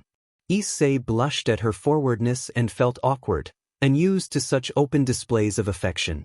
Issei and Drake then discussed the assassin they had just faced. Issei confirmed the identity. King Hassan, the old man of the mountain, the first Hassan and progenitor of the Hassans. Drake recalled legends from his time before being sealed, saying that Hassan had been born thousands of years ago as a human and had mastered the art of assassination to become the first Hassan. Drake relayed rumors that Hassan had extended his life by stealing others' life force and that, in life, he had founded the Hassans, an elite group of humans skilled at killing the supernatural. They said that any Hassan who became corrupt or broke their code would be eliminated by the first Hassan from the shadows. Drake also noted that none who had seen the first Hassan alive had lived to tell the tale. As they spoke, a crimson magical glyph formed near Issei's ear. A voice identified itself through the glyph as Surzek's Lucifer and asked whether he was speaking with the hunter of the Red Plains. Lucifer then stated that he wished to form a contract with Issei. Issei made it clear that he did not save people and preferred to kill them, and he refused the contract Surzek offered. Surzek countered by offering a share of the Gremry territory as payment. After a pause, Issei, in a relaxed tone, asked Surzek to explain the contract. Surzek explained that the matter was confidential and asked for discretion. The Devil Kings had planned a peace conference in a few days at Kuo with the biblical faction and the dragons. Since the Kokabeel incident, Surzek suspected that the old Satan faction might try to attack them, so they wished to hire Issei to eliminate any threat. Issei warned Surzek that he could not be manipulated and asked for the real reason. Surzek, with a hint of a smirk, clarified that Kuo Academy was overseen by his little sister Rias, along with Sona Citri, sister of Seraphal Leviathan. They suspected the old Satans might start a war by assassinating them, which would force Seraphal and Surzek into declaring war. Surzek wanted Issei to protect Rias until the conference ended. Issei found it ironic that the Devil King wanted the man who had once tried to kill Rias and who had killed her bishop to serve as her bodyguard. He asked if Surzek really wanted him to babysit his sister. Surzek added that Issei, as the second in command of the dragons, was also invited to the conference. Issei reminded Surzex that knowing his name did not mean knowing everything about him. Surzex replied that he knew almost everything about Issei. Issei said that Surzex might know him as the Red Dragon Emperor and the Hunter of the Red Plains, but he was also Issei Haidu, the former pawn of Rias and the mysterious killer of Kuo who had killed Surzex's sister's bishop. Issei then suggested that Surzex could be a useful tool for his own vengeance. Surzex checked that Issei was still paying attention, breaking the moment, and Issei snapped out of his thoughts. He accepted the deal on one condition. His betrothed would accompany him. Surzex agreed and said he would pay after the conference. With that, the magical glyph of the contract vanished. Drake muttered that Surzex's foolishness might lead to his sister's danger, and that it would be interesting to see how things unfolded. The next day, in the busy hallway of Kuo Academy, Issei and Mordred waited outside the student council room. Mordred asked why they were there. Issei explained that Sona was investigating the murders of the Hyudis and another victim, and they were there to keep tabs on her investigation unofficially. They would not reveal their awareness of the supernatural. A student council member with a demonic and draconic aura approached. He introduced himself as Genshuru Saji of Class 2C and a student council member, and warned that the president wanted to speak with them and that any inappropriate behavior toward her would be met with lethal force. Mordred chuckled at the warning while Issei regarded Saji cautiously. Mordred told Saji to lead the way. Issei noted quietly that Absorption Line was one of Vritra's sacred gears, the only other draconic-type gear besides boosted gear and divine dividing. They entered the student council room, where Sona and Tsubaki were playing chess. Sona announced their arrival and asked to be called by her given name. Mordred and Issei returned the greeting. Sona proposed a game of chess with both of them. Issei mentioned having heard rumors about Koa's unbeatable chess champion and wanted to test that reputation. Mordred was eager for competition as well. Sona smiled and asked who would play first. Mordred accepted, confident and playful, and the match began. Tsubaki noticed that Sona's excitement felt unusual, recalling the last time Sona had shown similar energy when Gasper's death occurred, and she felt something was off. The match between Sona and Mordred was tense and impressive, but Mordred ultimately won. Sona reacted with surprise, then a strange glint appeared in her violet eyes and she requested a rematch. Mordred agreed and left it at that. Issei said he would speak with Saji while the two women continued to play. Later, only a few pieces remained on the chessboard as everyone watched with nervous excitement. Sona complimented her opponent's skill, and Mordred returned the praise before declaring checkmate. Sona was stunned at being defeated, then a sharp amusement crossed her face. She thanked them for a good match and asked for another rematch later. Issei announced that he would take his leave, and Mordred bid everyone farewell. As Issei and Mordred left, the council members watched them go, puzzled. Tsubaki stammered that the implications of the result were significant. Sona asked for a minute to gather herself, then instructed Tsubaki to contact her mother and inform her of recent developments. Tsubaki complied.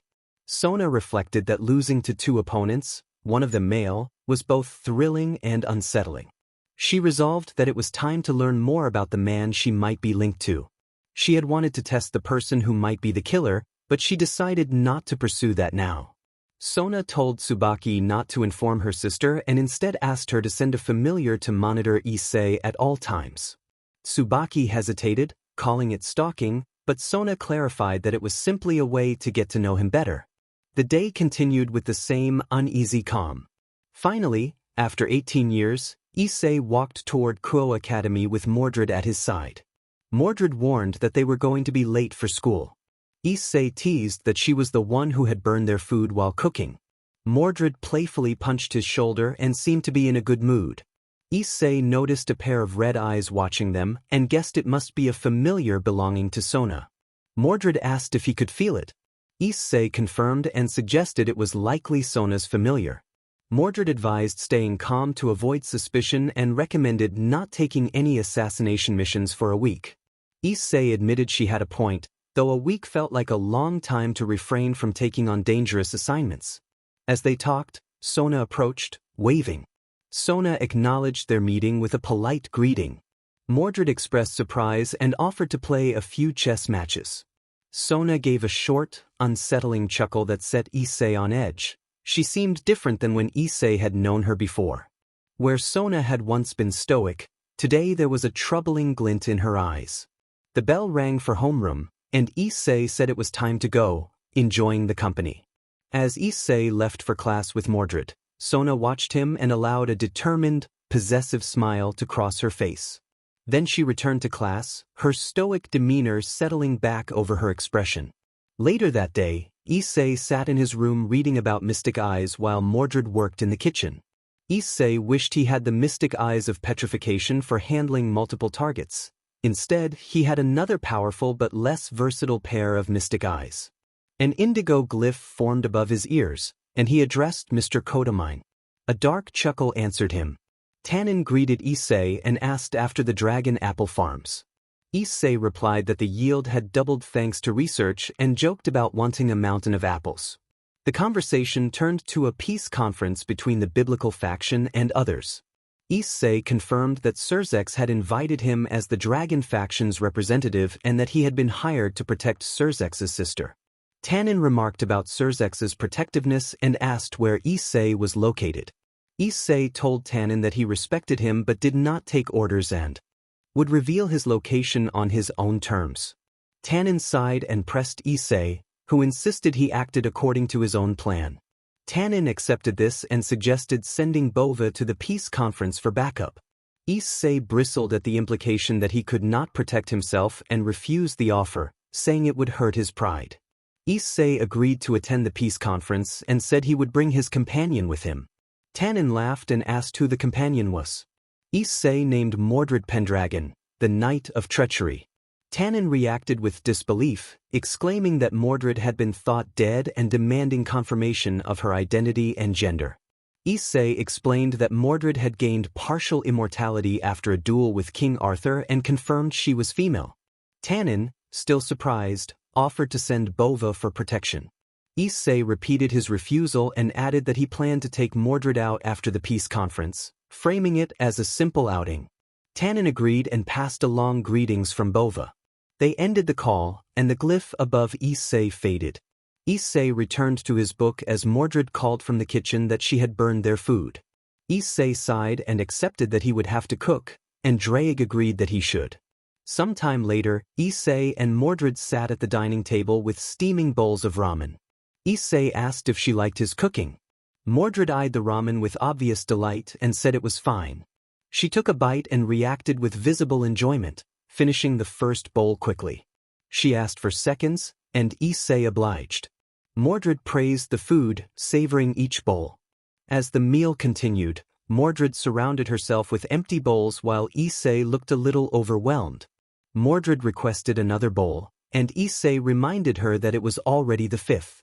Mordred asked again and then used an irresistibly cute expression that made Issei flustered. She encouraged herself to use more charming expressions to get what she wanted. Issei thought that her eyes could be deceiving, struggling to resist her request. Issei admitted that he could not resist Mordred, and Mordred begged him again. Issei agreed that it would be the last one. Draig declared that mind tricks did not work on him. Issei reminded Draig about 3 years of Death's training and laughed sarcastically, which left Mordred confused.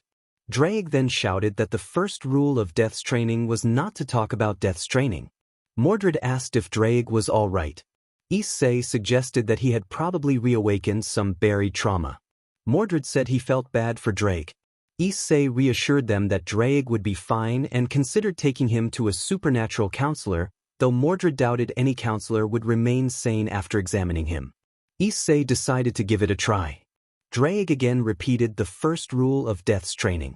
Outside the shrine, Rias Gremory showed irritation while Aquino smiled and tried to soothe her.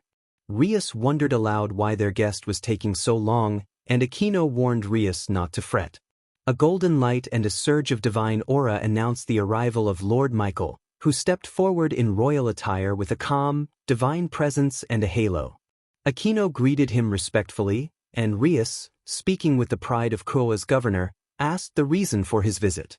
Michael explained with a chuckle that he had come to present a gift as his contribution to the upcoming peace conference and as recognition for holding Kokabeel at bay until the white dragon arrived. Aquino grew nervous and Rias kept a composed expression that hinted at a deeper edge. Michael suggested they continue the conversation inside the shrine to avoid eavesdroppers. Within, he leaned against a pillar and focused on the two she-devils before him. After a moment, a sword of divine light materialized, the holy dragon-slaying sword Ascalon, shown in its restrained form. Rias and Aquino stared at the weapon with a mix of awe and caution. Michael explained that a pure devil could not wield a holy sword, but a part devil could wield Ascalon in its restrained form. Attempting to use its unrestrained nature would destroy the part devil instantly. Aquino thanked him for the gift. Michael added that a white wrapping suppressed the sword's aura, so even a pure devil like Rias could carry it without immediate risk. Rias expressed sincere gratitude. Michael noted that Ascalon in its restrained form could slay mid-class dragons, and that, when fully mastered, its unrestrained power could slay Dragon King-class beings. Aquino acknowledged the weight of his words. Michael admitted he had hoped to present the sword to the previous Red Dragon Emperor, Issei, then took his leave in a flash of golden light. Rias and Aquino sighed in relief. Aquino said she could finally breathe, and Rias remarked that she had not expected her brother to deliver Ascalon. They left for their mansion. At her mansion, Sona Citri sat on a couch with a file while Saji stood nearby. Sona asked whether he had found anyone suspicious. Saji reported that he had not.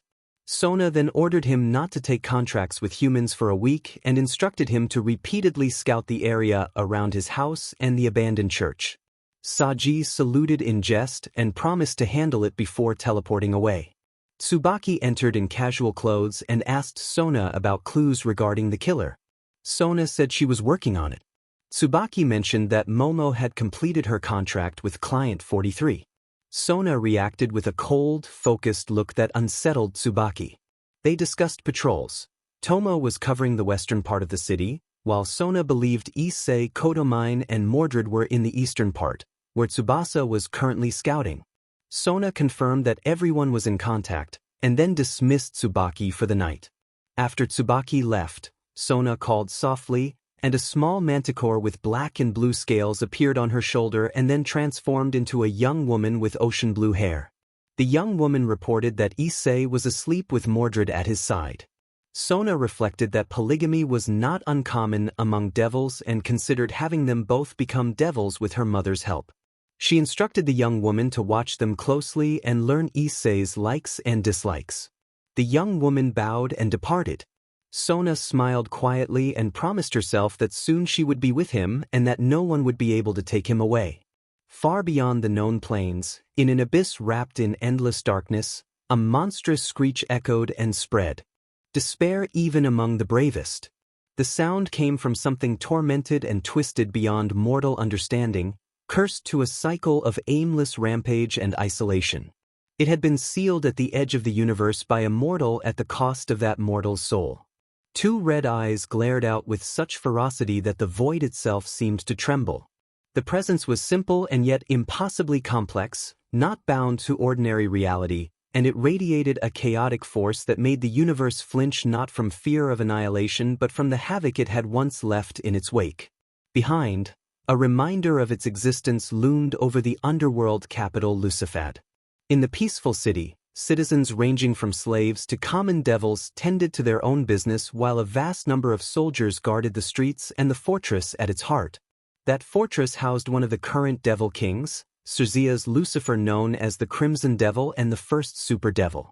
Inside the heavily guarded castle, dozens of maids and butlers moved about their duties. A silver-haired maid, Graphia Lucifuge, stood outside the largest room, which served as the Devil King's office. Graphia asked permission to enter, and after a moment the exhausted voice of Cerzea's invited her in.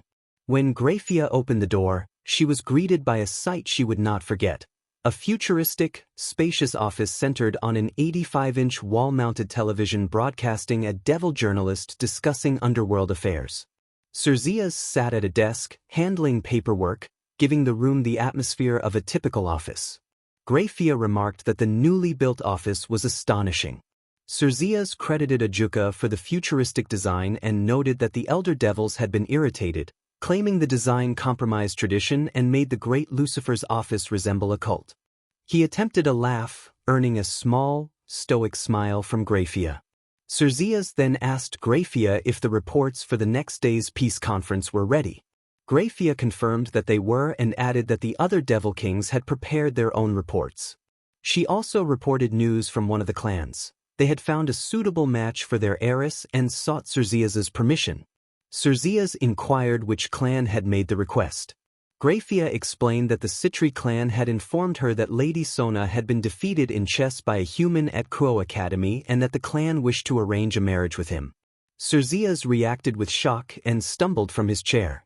Cerzias asked whether the Citri were willing to reincarnate the human as a devil. Graphia replied that, after extensive discussion and a talk with the boy himself, Lord Citri had approved reincarnation. When Cerzias asked if the boy knew about these plans and what Lady Leviathan might do, Graphia said the boy appeared clueless and that Lady Citri planned to inform Lady Leviathan after questioning him, fearing that Lady Leviathan might harm him in the name of protecting her favored sister. Cerzias snickered at the thought of Seraphal acting overprotectively toward Sona. He then demanded the human's name. Graphia identified him as Issei Kodamine. At that name, Cerzias froze, eyes wide, trembling with a sudden intensity. He asked Graphia to repeat the name. When she did, Cerzias lost his balance and fell from his chair, striking the floor and losing consciousness. Graphia gasped and called Cerzias's name in alarm. A companion warned that if they did not act, they would regret it. The companion then began to voice a personal opinion about Ishtar, but the thought was left unfinished. Rain battered an empty city. Trees bent under the wind, and abandoned buildings shuddered in the downpour. A woman moved through the deserted streets under an umbrella, her face shadowed.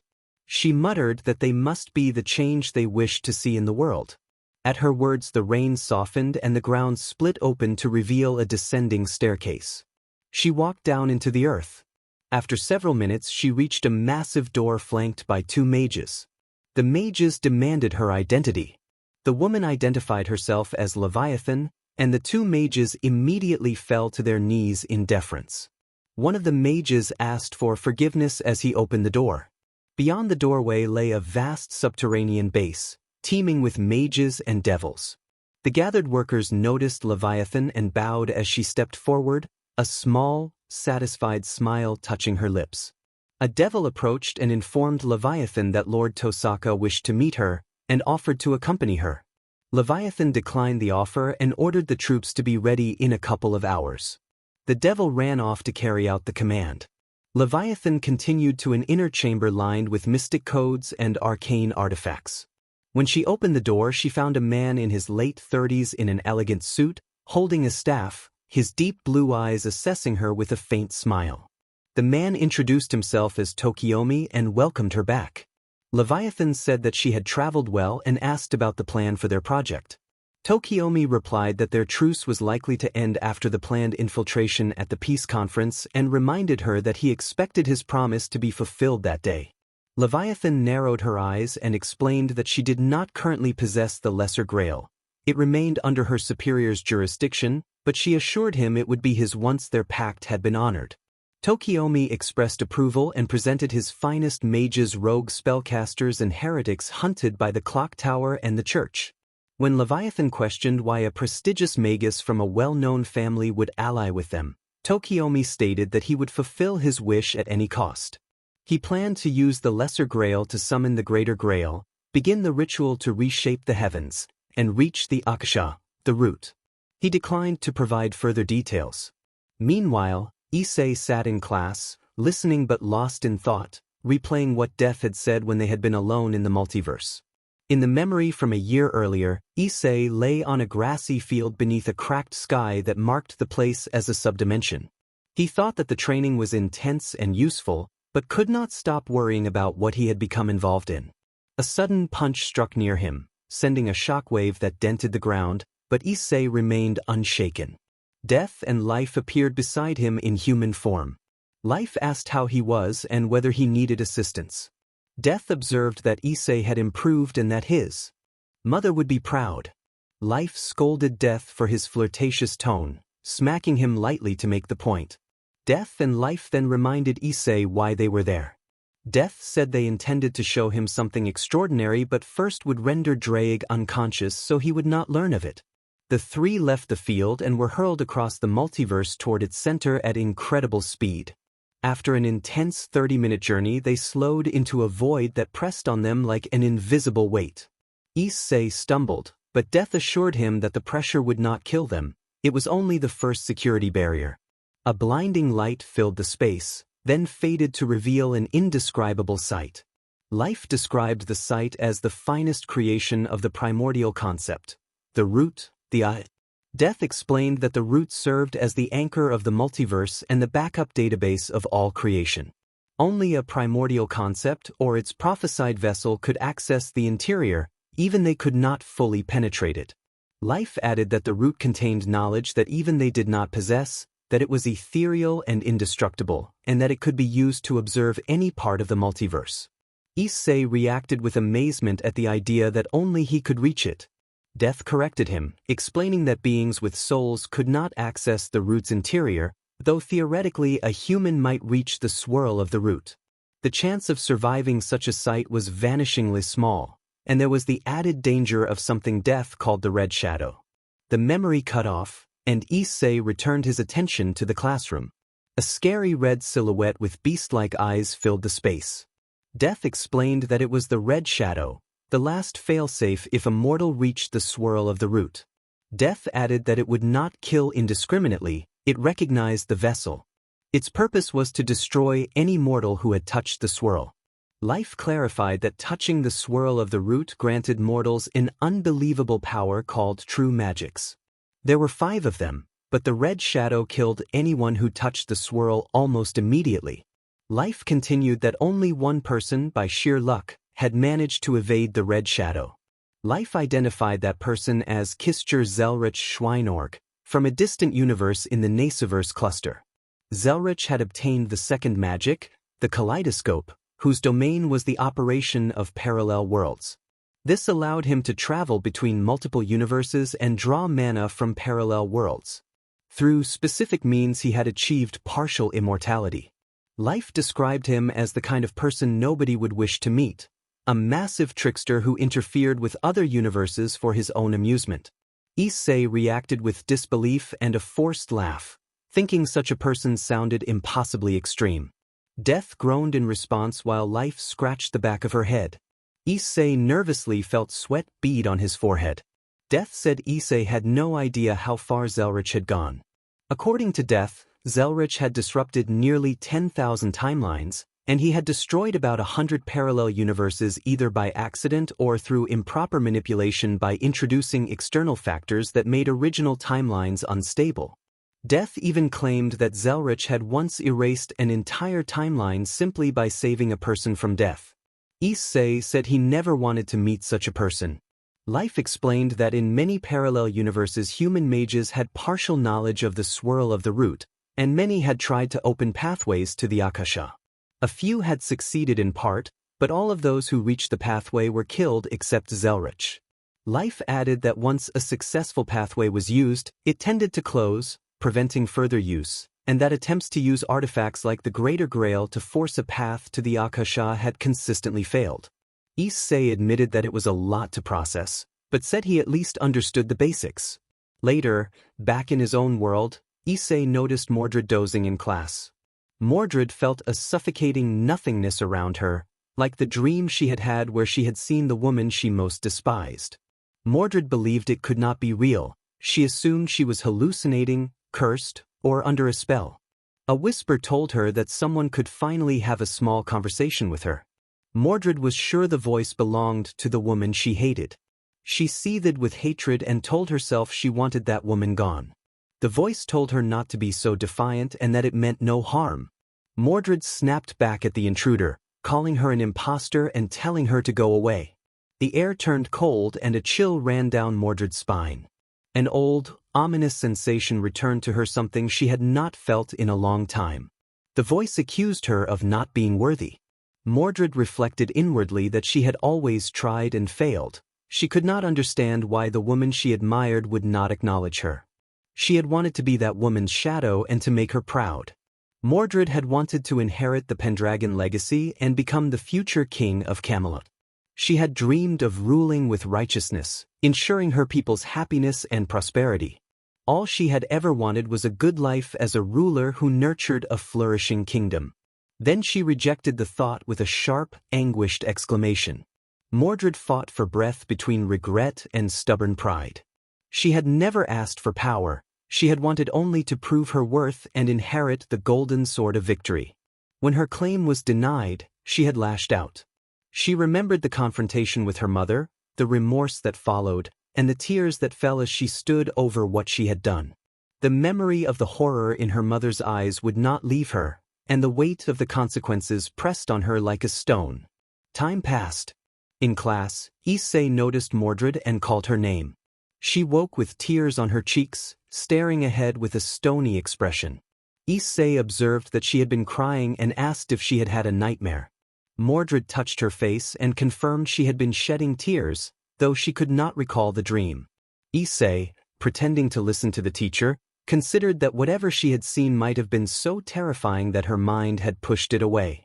That night, in a hidden chamber at Crow Academy, leaders of 3 great powers gathered after the recent war. Serafal and Surzex represented the Devil faction, Rias and Sona stood nearby with their peerages, and Michael and Tu. Exorcists represented heaven alongside Azazel and Vale from the fallen angels. The atmosphere was tense, only Azazel seemed calm.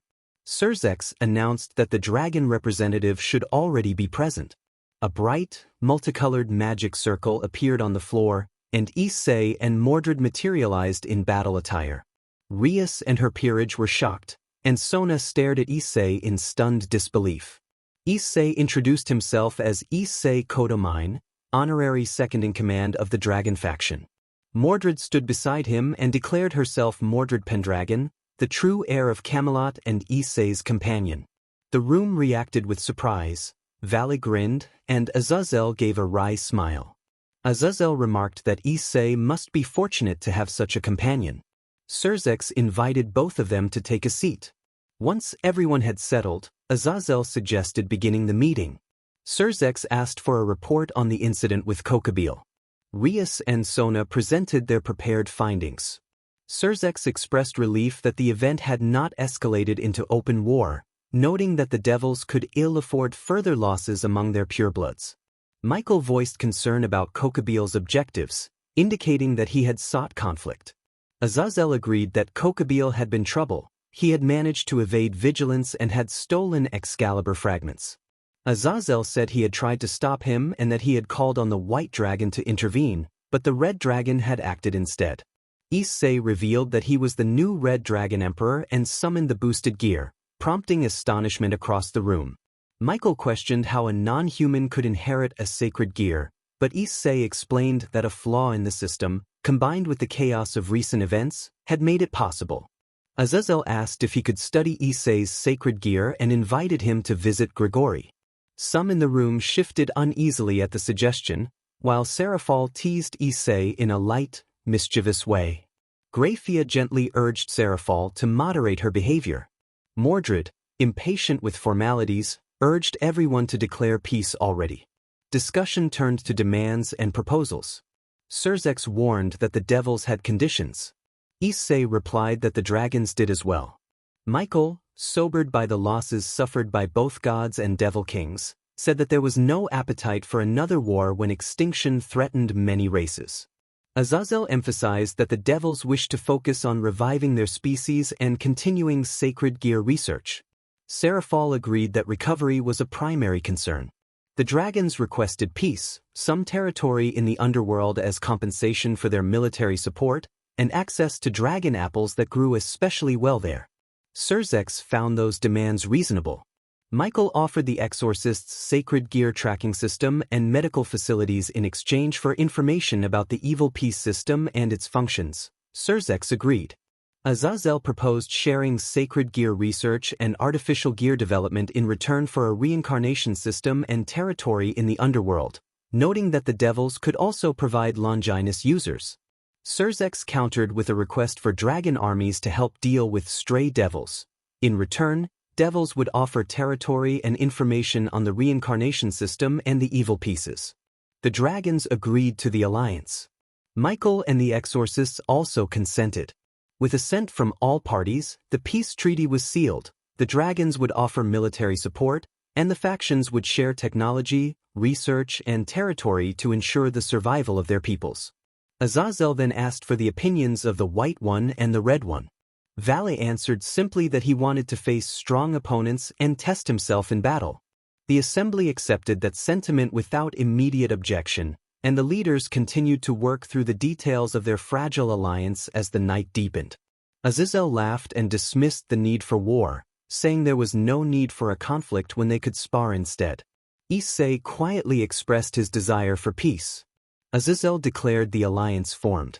Suddenly, everyone except Issei, Mordred, Valle, Irina, Grafia, Sajith, Zenobia, Kiba, and the faction leaders appeared frozen in time.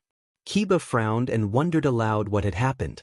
Surzex examined the scene and concluded that time itself had been stopped. Mordred asked what could have caused it. Issei suggested that the forbidden Baylor view might be involved. Azazel proposed that Rias's bishop, Gasper, must have been taken by intruders who sought the ability. Surzex revealed with a grave expression that Gasper had been found dead under circumstances suggesting an exorcism-like assault.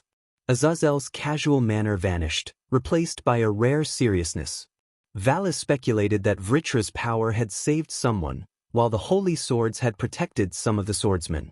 A massive teleportation circle tore open and around 1,000 magicians poured onto the battlefield. Surzex warned that they were being cornered and their troops were being teleported away. In the skies above Kuro, the peaceful atmosphere was shattered by the huge magic circle through which the magicians arrived, force teleporting onto the field and neutralizing the frozen troops. Azazel insisted they had to rescue Rias's bishop immediately. The bishop was in a balance breaker state and could be coerced into freezing even more people. Surzex confirmed again that Rias's bishop had been found dead and that this resembled someone else's handiwork. The revelation left most of the leaders stunned. Michael noted how troublesome the situation was. Valle growled in irritation at the invaders' tricks. Issei warned that whoever had broken into his home and stolen the Baylor view would face consequences. Valle unleashed his balance breaker, Albion, vanishing dragon balance breaker, producing an azure light that swept the battlefield and struck down several magicians with a concentrated beam. The other magicians responded with waves of dark spells, but those attacks dissipated harmlessly against Valle's defense. Issei observed Valle's intensity with a smirk. The faction leaders quickly exchanged instructions. Surzex tasked Kiba and Zenobia with finding anyone using Baylor view. Both immediately rushed into the fray with weapons drawn. Michael asked Irina to assist them, and she affirmed her resolve. Mordred announced she intended to eliminate the pests herself. Issei chose to stay behind and monitor the situation. Mordred summoned her armor and charged into battle. When a magus attempted to strike her from behind, he was swiftly and decisively taken out. Mordred's demeanor shifted from playful to deadly serious. Her sword Clarent began to glow with dense red sparks, and a powerful, oppressive aura gathered around her. The rise of mana sent shivers through some nearby, while it drew Valle's attention from afar. As she called out the sword's name, her helmet detached and released a burst of energy that reverberated through the field, causing nearby magicians to tremble at the overwhelming force of her attack. Issei reflected on the depth of Mordred's hatred tied to her past. With a fierce battle cry for King Arthur, she unleashed a concentrated beam of demonic energy from her sword that tore through the magicians, dispersing them from the battlefield. Mordred noted grimly that for every magus she felled, another seemed to take its place. Surzex commented with respect that her display was a mid-tier Satan-class attack. Azazel muttered his disdain for cheating tactics, which only Issei noticed, cracking a faint smile. Grafia reported that the magic circle was linked to someone inside the barrier and that betrayal had occurred. Michael warned that they had to find who was responsible. At that moment, an explosion erupted at the 9 o'clock position near where many leaders and the frozen figure stood. Smoke cleared to reveal a multicolored barrier encasing everyone, supported by the 3 great faction leaders and Seraphol. Grayfia announced the presence of an uninvited guest. A yellowish magic circle, identical to the one that had produced the Magi, opened nearby. A woman in her late 20s stepped through the circle, radiating a threatening power. Surzex identified her as Kateria Leviathan, a descendant of the first Devil King. Kateria declared that she sought the opposite of peace, chaos. She flared her aura to intimidate the younger devils, and a sinister chuckle echoed across the battlefield, unsettling nearly everyone. Issei asked calmly what she meant by chaos, his voice betraying no emotion. Kateria then turned her attention to him, remarking on his strength with a hint of curiosity. Azazel mocked her for interrupting the peace conference and attempting to take them down. Kateria announced that if she could topple one of the 3 powers, she would give her life so that the true Satans might rule the world. Azazel scoffed at her ambitions while Seraphol, looking pained, pleaded with Kateria to reconsider and to live peacefully. Kateria angrily blamed Seraphol for her fate, claiming she had been the rightful heir to Leviathan's lineage and that Seraphol had stolen that inheritance. She vowed to kill Seraphol and reclaim what she believed was hers. Azazel offered to face Kateria one-on-one, and Seraphol reluctantly agreed to let him try. Kateria answered Azazel's challenge with open contempt and prepared to strike. Tension mounted as the 2 sides braced for the conflict to come. A voice declared the intent to kill the fallen and mentioned a new weapon to test. Suddenly, Kateria's eyes changed. They took on a different light and began to emit a chilling aura that startled the faction leaders. Azazel and Issei stared in shock, unable to believe what they had seen. Issei addressed Gulti and vowed that he would take him down and reclaim what was his. Azazel told Issei to leave it to him and that he would face her. High above the battlefield, Azazel and Kateria spread their 12 and 6 wings and locked into an intense stare. Every muscle was ready to react the moment an attack came. Azazel offered a sarcastic invitation for her to go first. Kateria warned that he would regret that. Azazel taunted with a smug grin, earning an icy glare from Kateria. Then Azazel prepared to strike. Azazel unfurled his wings and launched countless light projectiles at Kateria, but the projectiles abruptly froze in midair. Azazel, sneering at her restraint, said he would overclock the stolen sacred gear so she could not use it. With a snap of his fingers, thousands of light projectiles accelerated toward Kateria at blistering speeds. Kateria desperately tried to stop them with forbidden Balar view. A dozen projectiles struck and detonated in small bursts. When the smoke cleared, Kateria stood furious with a magic guard raised a split second before the blasts could reach her. Kateria told Azazel to get lost. She then unleashed a compressed demonic pulse of water at him. Azazel evaded and fired a sphere of light that Kateria deflected. Azazel mocked her like a cliché villain from an anime, while Kateria insisted that he should not underestimate her Leviathan heritage and swore she would end him here and now. Issei urged her to fight rather than boast, and Draig approved. Numerous water spheres formed from thin air and charged at Azazel. He summoned a sword of light and deflected them, though the impacts forced him back when the spheres detonated against his blade. Azazel retaliated by creating and launching a massive sphere of light. The Demon King descendant managed to conjure a magic shield just in time to protect herself. Azazel remarked that her display was not bad for a low-tier ultimate class, but pathetic for a descendant of the Devil King. Gritting her teeth, the Leviathan descendant summoned hundreds of ice shards from thin air and aimed them at Azazel. The shards rushed toward him, but Azazel suddenly appeared behind her and delivered a powerful strike that sent her crashing into the ground, creating a deep crater. Kateria could not believe she had been so overwhelmed. She insisted she was the true heir of Leviathan and vowed again to end him, swearing on the dead Devil Kings. Azazel sneered that her manipulation of water and ice did not match her forefathers, calling her the weakest Leviathan and expressing pity.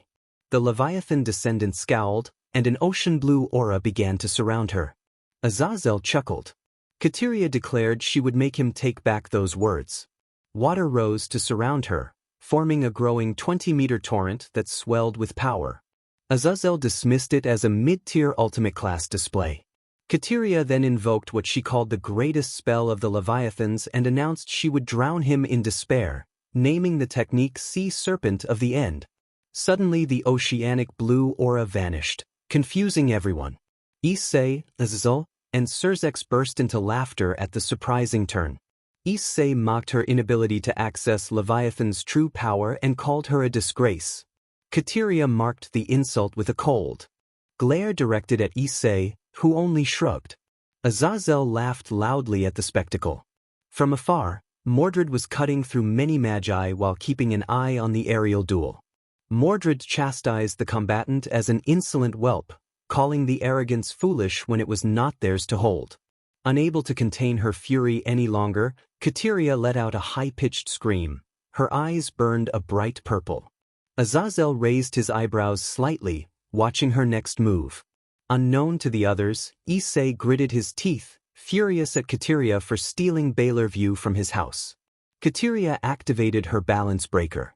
Her eyes glowed an eerie purple, earning a grin from Azazel as he threw a light sphere that vanished the moment it reached her. Azazel observed that she had achieved the balance breaker for Forbidden Baylor View and mused about researching her sacred gear. He wondered if she had been responsible for Gaspar Vladi's death but said he would have to kill her and that he had hoped to study her ability.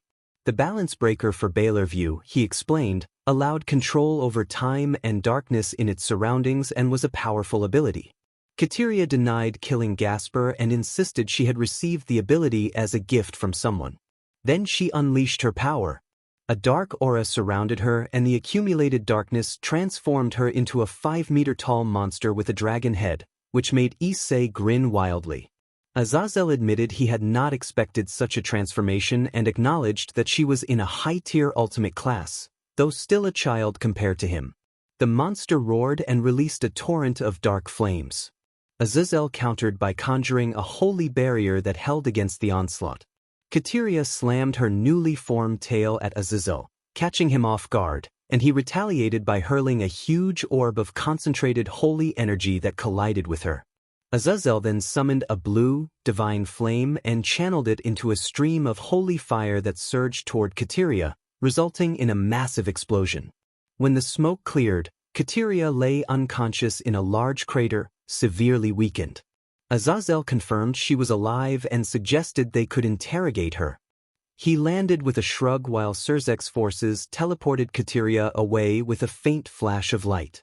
Surzex thanked Azazel for keeping her alive and stated his intention to interrogate her about the death of Gaspar Vladi and the Baylor View. Issei announced that he had already extracted her sacred gear.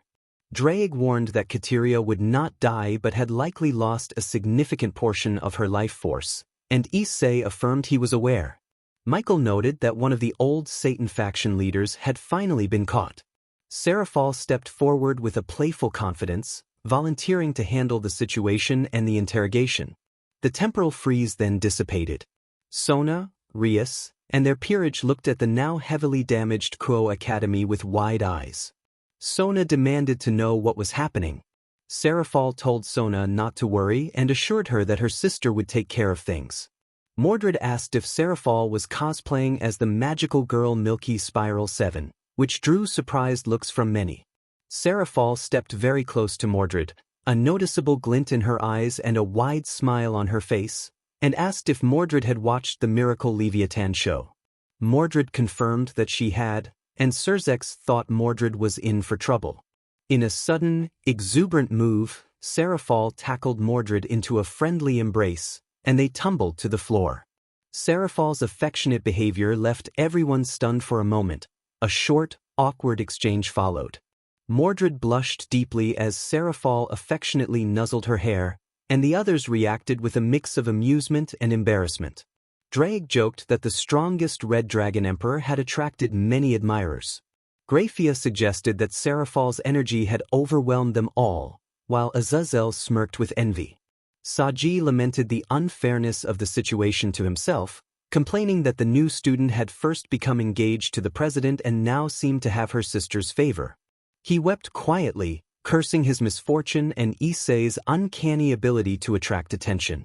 Suddenly, a voice spoke in his mind, telling him that powerful dragons tended to attract many mates and foes and that, in his current state, even a low-class dragon would overcome him. He needed to become stronger. Saji asked aloud who was speaking, but the voice vanished without a trace, leaving him to wonder if he had imagined it. Azazel sensed something was wrong. A massive magic blast struck him, creating a shockwave that knocked him backward. He muttered that perhaps he was getting old, and then he recognized who had attacked. Valley was revealed flying above in his balance breaker. Valley apologized casually and said things looked better from his side. Issei accused Valley of betrayal and said he had expected this. Azazel admitted he should have kept Valley in check. Valley declared that Issei Haidu was his arch-rival and challenged him to a glorious battle to the death. Valley stepped forward and declared that his arch-rival Issei Haidu should prepare for a glorious battle. The twin dragons drew every eye in the hall, and a hush fell over the crowd. Issei met the white dragon with an unreadable expression, his gaze steady and cold. A tense aura pressed outward from him, as if the air itself had been charged. Rias watched, tears welling as she strained to speak. Sona, stunned, thought aloud that she was engaged to the former Issei and could not understand how he seemed to have changed. Mordred noticed Rias's whispering and looked toward Issei with concern. Issei quietly asked Valley how he had discovered the truth, his golden eyes locked on the white dragon. Valley chuckled nervously and shifted the blame to Ophis and the Ouroboros dragon. Surzex confirmed the name, and Azazel revealed that his recent inquiries had uncovered a dangerous organization called the Cows Brigade, a group intent on destroying the supernatural world, led by Ophis. At the revelation of this new threat, the assembled beings reacted with shock. Only Issei, Valley, and Azazel remained composed. Saji asked what the Ouroboros dragon was. President Sona explained that Ophis, the Ouroboros, was an infinite dragon god of immense power, rumored to represent infinity itself. The mention sent a chill through the Vritra holder. Valis said that Ophis had been watching Issei's life from birth and that the only time it could not observe him was when Issei was thought to have died. Valley added that Ophis had sensed a destructive power that matched Issei's and recently detected that same power in the city. Issei took a steadying breath and acknowledged that Ophis should have been the one to take the Baylor view. He considered whether Valley and Ophis knew he was tied to a supreme concept. He concluded that while Ophis had sensed a concept of destruction within him, Ophis likely did not understand the multiverse or the supreme concept itself. Issei resolved that he should visit Ophis. Rias asked if he was really Issei. Issei responded that he was no longer Issei Haidu. He had adopted the name Issei Kodomine, the adopted son of Kyrie Kodomine. He looked at Rias with a detached calm, his golden eyes fixed on hers. Saji expressed disbelief. Mordred remained silent. Issei said that he had discarded the old name long ago and warned Valley Lucifer that he was meddling with forces beyond his understanding. Valley stiffened at the mention of his surname. Issei said he could sense the blood of Lucifer in Valley and, since someone had damaged his old identity, he had chosen to abandon that identity as well. Valley unfolded 8 dark-colored wings, revealing his true nature. He announced that he was Valley Lucifer, the great-grandson of the former Devil King Lucifer, born of a human mother and a devil-descended father. Surzex reacted with surprise. Michael murmured, and Azazel noted that as a half-blood, Valley had inherited divine dividing, an astonishing combination of Lucifer's blood with a white dragon host. Azazel smiled broadly at the revelation. Valley preferred to call himself a miracle. Saji complained that too many secrets had been revealed in one day. Azazel reflected on the uniqueness of the era, a descendant of the former Devil King wielding divine dividing, making him perhaps the strongest white dragon emperor in history, and a red dragon emperor of mysterious origins. Sona insisted that when this was over she would demand answers. Mordred wished she had stayed at the mansion. Rias clung to memories, telling Issei she had thought he was dead and had found only fragments of him, wondering how he could be alive. Issei bristled at being reduced to anyone's possession and asserted his right to freedom as a respected dragon. Surzex demanded answers, calling the situation confusing. Vale began to address Issei by his old name, but Issei interrupted, asking Vale to stop and to use Issei Kodomine instead. Vale accepted the new name and declared that between them they carried the blood of a devil king and a powerful dragon, perhaps making them the greatest heavenly dragons to ever exist. Albion and Drake bickered playfully about whose host would be victorious. Saji asked if the two were destined to fight, earning exasperated looks from the others. Sona lamented Saji's ignorance of the heavenly dragon's history. Drake reminded everyone that the dragons had been feared and praised for their past actions. Sona recounted that long ago two immensely powerful dragons had been born far apart from each other, Drake Gotch and Albion Gwyber. Both had possessed the might to challenge gods and had roamed the world seeking strength and conflict, leaving a legacy that shaped their names into legends. A brief pause followed as everyone took in the implications of lineage and destiny. The gathering braced itself for the coming storms of consequence and the uncertain path forward. In the age of the pantheons, two heavenly dragons found each other and clashed. To their surprise, they were evenly matched and their powers canceled one another out. They fought as rivals and developed techniques like boost and divide. During the Great War, the dragon faction initially stayed neutral, but the red dragon and the white dragon began fighting across the battlefield. Their battle devastated nearby forces, devils, fallen, and angels, and ravaged the realm of the dead, forcing Hades, the god of death, to intervene. Annoyed, the dragons returned to the underworld, which became the primary battleground. The three surviving factions set aside differences and forged a truce to stop the rampaging dragons. Countless lives were lost. The event became known as the Great Genocide. Lucifer and Leviathan fell to Drake, while Asmodeus and Beelzebub were defeated by Albion. Then an unnamed legendary figure appeared and confronted the already weakened dragons. In a desperate final act, he sealed the dragons inside the sacred gears with his dying breath. Since that sealing, the two dragons have continued their rivalry by battling through their human hosts. The heavenly dragons were among the strongest beings ever known. They overpowered many gods, terrified Hades, decimated entire peoples, defeated the original devil kings, and even inflicted mortal wounds on that same legendary figure, who later succumbed to his injuries. Sona finished her long lecture about the two dragons. Saji sank to his knees with terror while everyone except Issei and Vale shifted uncomfortably. Albion laughed, enjoying the praise, and declared that Citri was worthy of his acknowledgement, though he insisted he exceeded Drake. Drake retorted that Albion remained as grumpy as ever. The two traded fierce, mocking taunts, escalating into a rapid-fire insult exchange that left everyone around them exasperated. Issei muttered that he needed a can of soda. Vale sighed and admitted he had not expected their partners to verbally spar like that. Issei voiced his low mood, and Vale asked someone named Cloud to rescue him from the situation. The tension shifted as a crimson aura and an azure blue aura filled the air, clashing and pushing others back. Surzex projected a deep crimson aura of his own that held the dragon's power at bay. Sona warned that if the dragons escalated, the school would be ruined. Surzex responded that there was little they could do. An enraged heavenly dragon was not something to take lightly. He ordered Graphia to maintain a strong bounded field to prevent any being at or below low-tier Satan class from intervening. Graphia obliged, acting a translucent dome around the academy. Michael voiced his fear and asked for divine aid. Back with the two dragon emperors, each dragon's aura intensified, creating huge cracks in the ground and alarming Saji and the two heiresses. Vale challenged Issei to show what he had. Issei suggested they fight in their base forms for a while. In an instant, Vale closed the distance and launched a barrage of punches.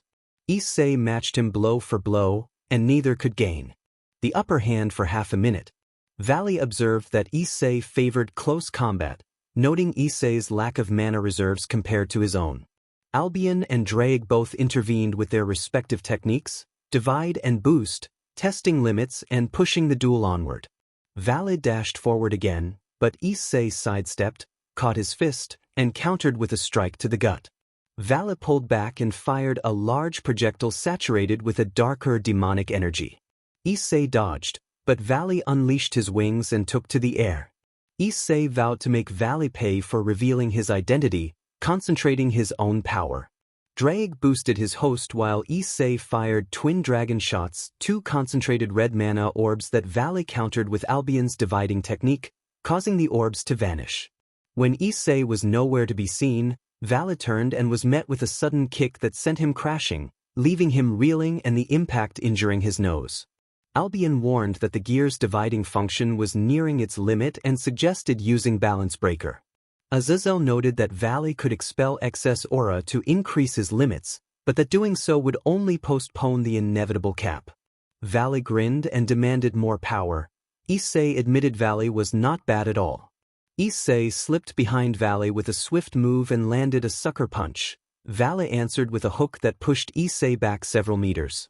Sona remarked that the two were capable of this level of combat without getting serious.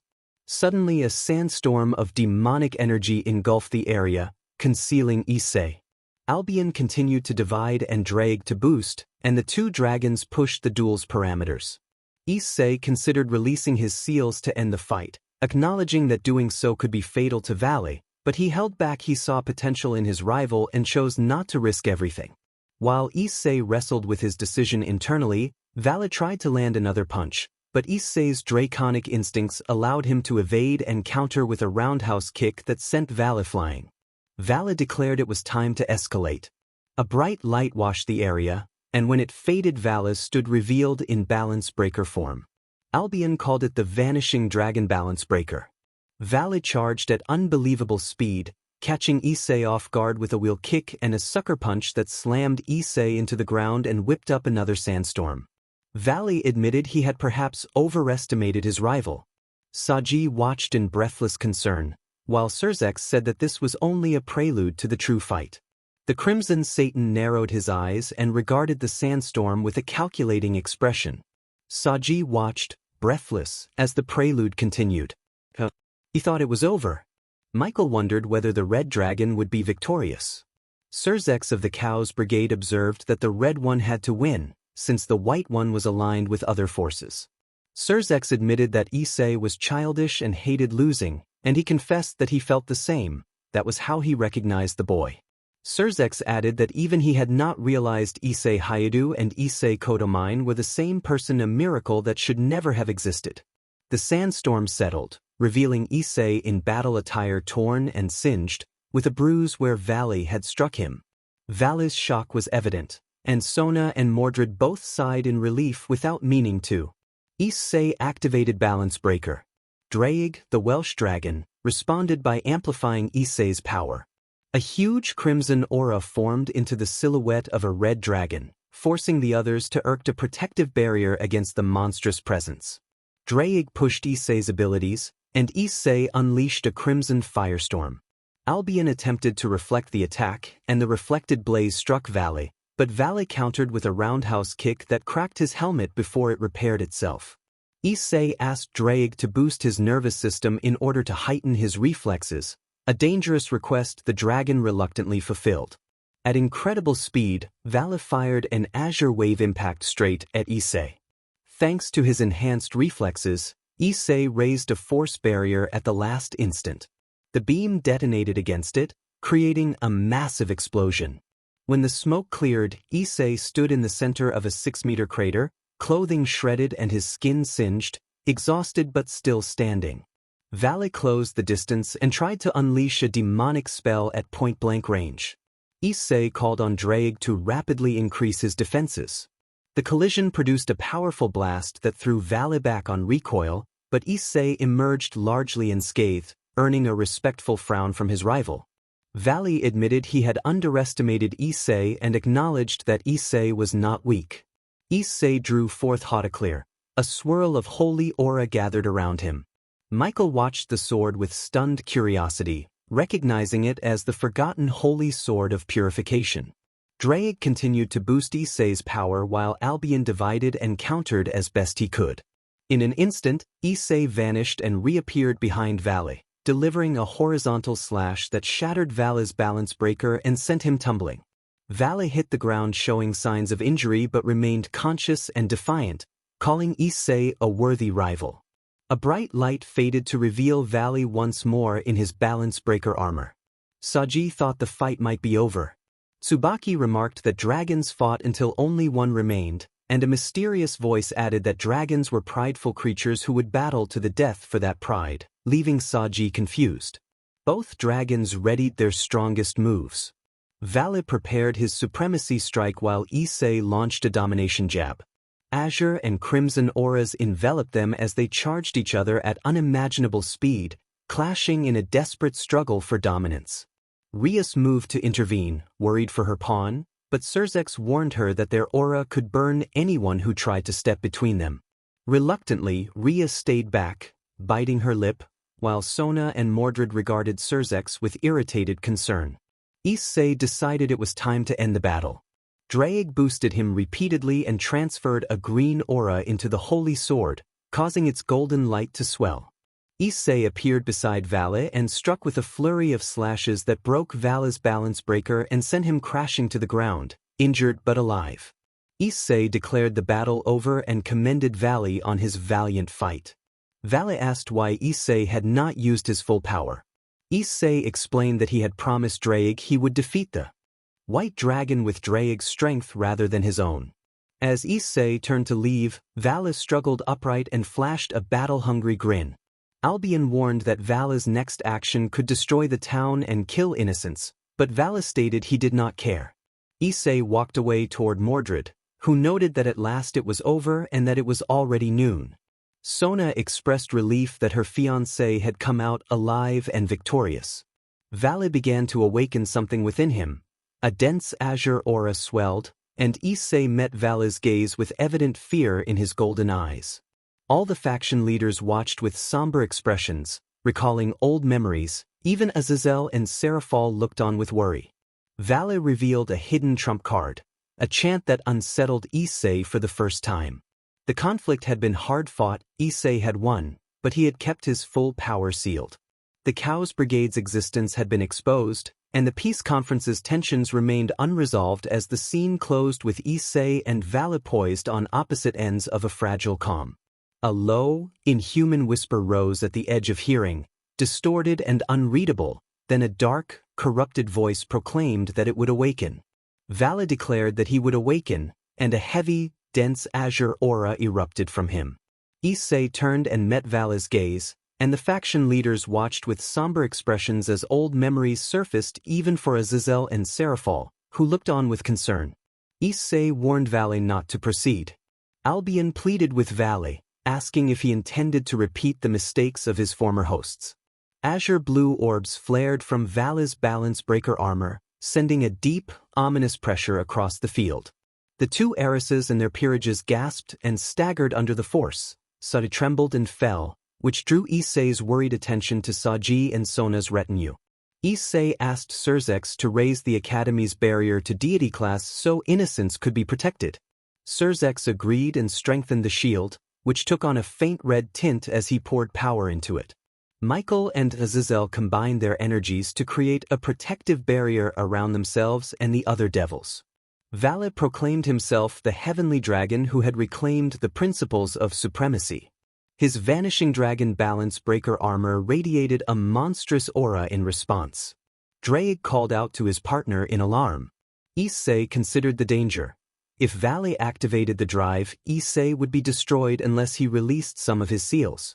Using Trace would risk exposing his identity as the hunter of the Red Plains. Surzex already suspected, and if Heaven discovered the truth it could ignite a war against the dragons, as if past transgressions had been committed. Michael ordered Irina to leave the area. Irina asked about reinforcements, but Michael declined.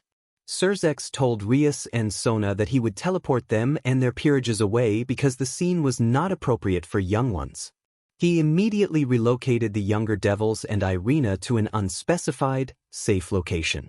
Valle spoke of envying the infinite and pursuing the dream. Albion warned that if Valle intended to harm innocents as his former hosts had, he should not be allowed to. Valle's voice deepened, becoming primally draconic as his deep blue aura overwhelmed Issei's crimson light. Mordred attempted to rush forward to help Issei, But Azazel intervened, warning Mordred not to go after them or she would be in real danger. Vala declared his intent to become the White Dragon of Supremacy. The vanishing dragon armor sprouted extra wings and his tail and claws grew more imposing. Issei begged him to stop, pointing out that many civilians in the town were unaware of what was happening. Draig urged immediate action. Surzex recalled the ruin that the drive had caused in the past and warned of its disastrous curse. Azazel assessed that Vala could sustain the drive briefly with his demonic reserves, perhaps 5 minutes at most given his exhaustion, and hoped Issei would survive. Mordred asked what the drive actually was. Vala spoke loftily about taking them to the limits of a white paradise. A blinding flash surrounded Vala, and when it faded, a colossal white dragon, enormous and radiating power, loomed over the land. Its aura pressed down on nearby structures, prompting terror in Mordred. Albion began a repetitive incantation, filling the air with a tense rhythm. The white dragon struck Issei with a sweeping tail, shattering Issei's balance breaker and sending him reeling and injured. Issei steeled himself and began to release restraints. Draig urged caution about the curse, but also agreed they had to act. Issei resolved to exorcise the hatred he had accumulated, hatred toward those who had treated him as disposable, and called on the resentment of past hosts to bolster him, seeking their power to resist the curse rather than be consumed by it. A deep red aura flared from Issei's boosted gear in response. The white dragon held its ground and waited as Issei completed his chant. Voices, some ancient and faint, echoed that the time had come. Green orbs appeared around Issei, and a pale, human-sounding chorus seemed to answer him. Issei declared himself the heavenly dragon who had taken the principles of domination. The crimson aura swelled and the ground trembled beneath the opposing dragons. Observers noted that Issei was using his hatred as fuel, unlike Vala. Azazel commented on how much Issei must have endured to maintain the drive by drawing on the negative feelings of many past hosts.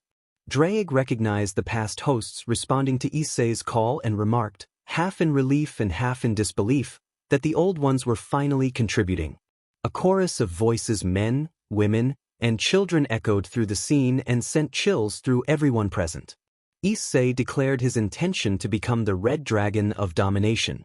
As his transformation progressed, his hands lengthened into dragon-like claws. He vowed to cast his opponents into a crimson purgatory, and a vast green light rolled outward. The transformation culminated in a towering red dragon, matched in scale by the white dragon and surrounded by a heavy aura of domination.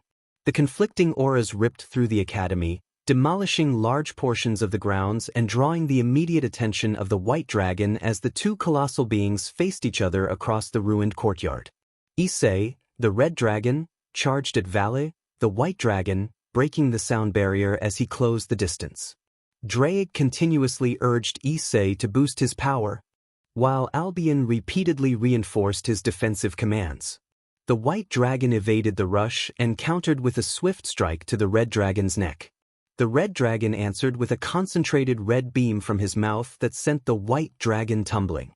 Issei struggled with his anger and hatred as Draig pushed him to increase his strength. Issei unleashed the heavenly flames of domination. A dragon made of flames coalesced around him, and a focused blast of draconic fire infused with domination struck Vala, scorching his outer scales. Albion warned that the timer had been reduced by that attack and estimated they had, at best, 2 minutes before the strain took over. Vala felt the curse weighing on him. Hatred, anger, and sorrow crowded his mind, visions of past hosts' suffering pressing in until it felt suffocating. Albion observed that the red dragon was not expending magical reserves but bending the curse with his own negative emotions, a level of hatred beyond that of hundreds of past hosts. Albion admitted that even Issei would have a limit and suggested retreat for now, but Vala refused to flee from the fight. Vala invoked the seal of Cocytus. Instantly, the air beside Issei crystallized into a vast ice seal that trapped him. The seal cracked on multiple sides, and with a roar the ice shattered, revealing an angry red dragon breaking free. The red dragon unfurled his wings and surged forward at incredible speed, catching the white dragon off guard. He struck with a heavy punch that created a shockwave and rattled the surrounding barriers. He followed with a reverse kick that struck Vala's neck, breaching part of his defenses and leaving him staggered. Albion conveyed that the timer had dropped further and then declared they had 1 minute remaining. The white dragon poured a deep blue aura into himself to regain control, causing the red dragon to falter briefly. Albion noted that the white dragon had made a sacrifice to gain power. Drake questioned whether Issei was still present in mind. Issei reassured Drake that he was okay and asked how much time remained. Drake estimated 40 minutes if Issei continued relying on his negativity, and explained that using mana after partially releasing the seal might buy an additional hour or two while the faction leaders maintained a protective barrier. Inside the barrier, the faction leaders worked to keep the protective field between Kuo and the academy. Mordred watched anxiously but with quiet faith. She believed in the person she loved. He had promised to stand by her and to do whatever it took to protect her. Her resolve drew a mix of reactions from those nearby. Some looked on in awe, others in surprise. Grafia saw something familiar in Mordred's intensity. Michael admitted that true devotion was a compelling thing. Surzex, weary but determined, said he would help Issei and repay his debt. Azazel found the situation entertaining, and the others exchanged weary remarks as they continued their efforts. Back on the field, Valley acknowledged he could not win without using everything at his disposal. The red dragon's crimson aura momentarily shrank. Suddenly the white dragon seemed to vanish and reappear behind Issei, striking with a clawed attack that ripped away part of Issei's scale. Issei tried to counter by using his own claws against Vala's defenses, but the white dragon responded with a point-blank draconic blast that stunned him. Issei realized the danger and, in frustration, searched for a new angle. Drake noted that under normal circumstances the counter would have been fatal, but he believed Issei might survive this time. Issei seized the torn scale of the white dragon, the deep blue crystal embedded within it glinting in his hand. He pressed the orb to his chest plate, and everyone who witnessed it recoiled in shock. Vala protested in disbelief. Drake repeatedly urged boost, and the blue orb suddenly merged with the green orb at the center of Issei's boosted gear, causing all the orbs in his body to flash from green to blue. Azazel warned that combining two opposing forces could be fatal, but the lights steadied and the orbs returned to their new hues. Drake proclaimed that the vanishing dragon's power had been successfully taken. Albion could not accept what he was seeing. Issei, voice strained and breathless, insisted on showing them something spectacular. Instead of calling for another boost, Drake commanded divide, redistributing the power in a way that stunned everyone, including Vale. The ground beneath Issei fractured into shards as intense aura poured from him. Issei summoned the technique Longinus Smasher. The green orb in his chest flared with radiant light, and a massive beam of green mana launched from the red dragon toward the white dragon. The beam struck true, producing a huge explosion that cracked the barrier Michael and Azazel had erected. The white dragon slammed into the ground, large sections of its armor shattered. Albion ordered a reset. The white dragon glowed a pale blue and then the glow subsided, revealing Valley barely conscious and severely wounded, bearing extensive burns and injuries. His left eye had turned blue. Valley murmured that he had lost. Issei demanded a reason to spare him, his voice cold and uncompromising.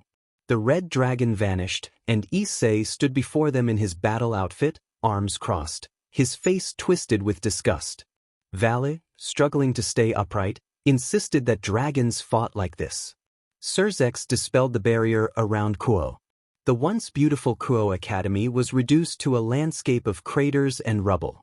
Azazel called the confrontation an impressive fight. Surzex declared he would take responsibility for repairing the academy since it lay within devil territory. Mordred rushed forward in relief and tackled Issei to the ground, clinging to him in a bone-crushing hug. She expressed her joy that he had returned unharmed. Issei returned the gesture as best he could, comforting her and promising that he would always be by her side. A fast red blur crashed nearby, resolving into a young man in Chinese armor carrying a staff.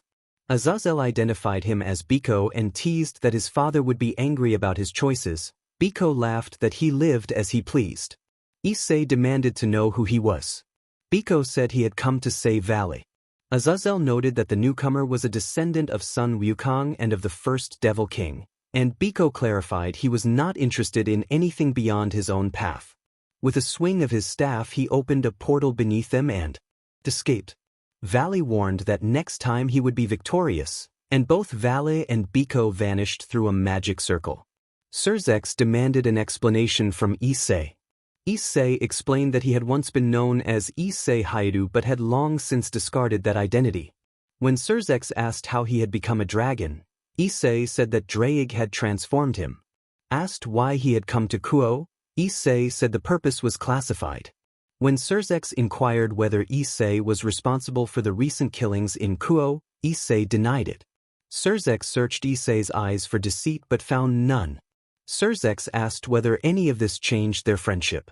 Issei replied that it did not, unless Surzex attempted to keep tabs on him. Surzex's final question concerned why Issei had left Surzex's sister's peerage. After a long, uncomfortable minute, Issei revealed that she had removed him from her club and his life had become miserable as a result. He went on to accuse her of knowing that a group of rogue fallen angels had infiltrated Kuo and failing to act. When a fallen angel invited him on what seemed to be an ordinary date, she did not warn him but instead ordered her familiar to observe him.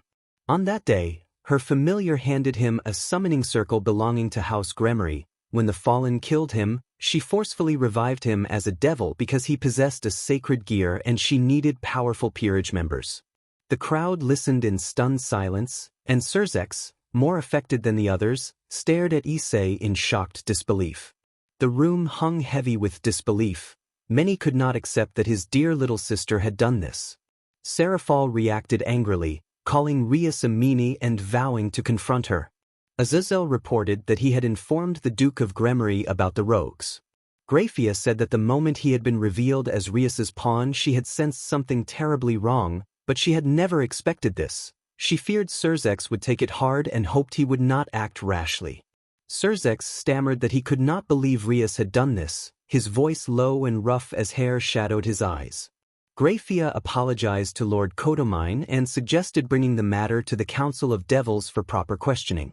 Surzex apologized for his sister's immature behavior and promised to bring the case to trial to seek justice. Issei told Surzex that he did not want him to be consumed by sorrow but insisted strict measures be taken. For a moment Issei admitted he had felt a desire for revenge before immediately holding himself back. She insisted that the woman must not die. Death was a luxury she could not afford. She told herself that she had faith in Zex to punish the sister, but that alone would not be enough. She vowed to make the woman's life a living nightmare. Surzex produced a small black case that radiated a faint draconic aura and presented it as a token of apology. He explained that it contained a set of evil pieces custom-made to turn humans into part dragons instead of devils. Surzex also noted that the same rules of the evil pieces applied, and that the pieces would allow entry into the devil's rating game. He hoped Issei would accept them. Surzex opened the case to reveal 15 pieces, each emitting a strong draconic aura. Issei smiled at the sight and thanked Surzex for the gift, saying it would be useful in the future. Surzex informed him that Issei needed to infuse his aura into the pieces for them to acknowledge him as king. Obediently, Issei placed his hands above the case and poured his aura into the pieces, making them glow brightly. Surzex observed that all 15 pieces had mutated, an occurrence he said had happened fewer than 3 times. Only Ajuka and Surzex himself had previously obtained a full set of mutated pieces. Issei expressed a wish to stay and talk, but said he had to go home. As payment for protecting Surzex's sister, Issei requested that half of Koa's ownership currently held by Rias be transferred to him. Surzex agreed that it would be arranged within a couple of weeks. Issei said goodbye, and with a bright red light, both Issei and Mordred vanished from the academy. Graphia immediately urged Lord Lucifer to begin rebuilding the academy, and Surzex cursed his misfortune as Graphia pulled him into the reconstruction effort. Midway through the chaos, Surzex suddenly remembered that he had forgotten to tell Issei about the engagement between Issei and Sona. That night, Sona lay awake in her bedroom despite having received word that Issei was safe and that the academy would be rebuilt by morning. She resolved to inform her mother about her fiancé, the Red Dragon Emperor and the second in command of the dragons. A soft ocean blue magic glyph appeared at her ear, and her mother's voice came through. Lady Citri asked after the treaty and the safety of the city, then inquired about Sona's peerage. Sona explained that the Vritra sacred gear holder had become her pawn and that he behaved like an annoying little brother at times. Lady Citri expressed amusement and said she looked forward to meeting him. When Sona mentioned her fiancé, Lady Citri asked whether he was a good man. Sona told her mother that he was aware of the supernatural and, after a long pause, revealed that he was a dragon, a very powerful one invited to the conference as a representative of the dragon faction, known as the Red Dragon Emperor. Lady Citri reacted with surprise, recalling that the man had once been considered dead. Sona confirmed that he was Issei Haidu. Somehow he had survived, removed his pieces, become a dragon, and adopted a new identity. Sona assured her mother that he was no longer naive and that he had changed into someone ruthless yet caring.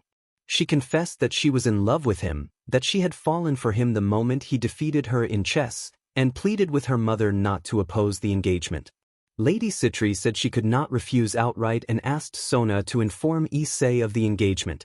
If he accepted, they would proceed. Sona, fiercely blushing, promised to call back later and dismissed the glyph. She fell asleep thinking of Issei. Unknown to her, a small camera and microphone were hidden behind the ventilator grill of her room. The device bore a label reading property of Leviathan. In a distant, unnamed location the next day, darkness stretched as far as the eye could see. A single candle flared to life, revealing a small boy curled in a corner, his hands stained with a dark fluid. The boy whimpered. A low, amused voice from the shadows taunted him about his suffering and told him he was back. The creature's voice noted that devil children could endure pain longer than humans and mocked the boy's plight. When the lights finally switched on, the room revealed the aftermath of a brutal struggle, overturned furniture, scattered signs of violence, and many lifeless bodies. Amid the scene stood a teenager with amber hair and an unnerving, unnatural smile. The boy begged for help. From the shadows, a tall, humanoid figure in an ancient, luxurious robe stepped forward, its clothing patterned in deep crimson against pitch-black fabric. The figure's eyes were unusually large, giving it an almost nocturnal, predatory appearance, and it loomed over the frightened child. The amber-haired teen grinned at the strange presence in the room and announced that he had arrived, asking how the new victim he had brought along was doing. Ryunosuke replied that the boy was unusual and seemed able to withstand injuries that would normally be fatal.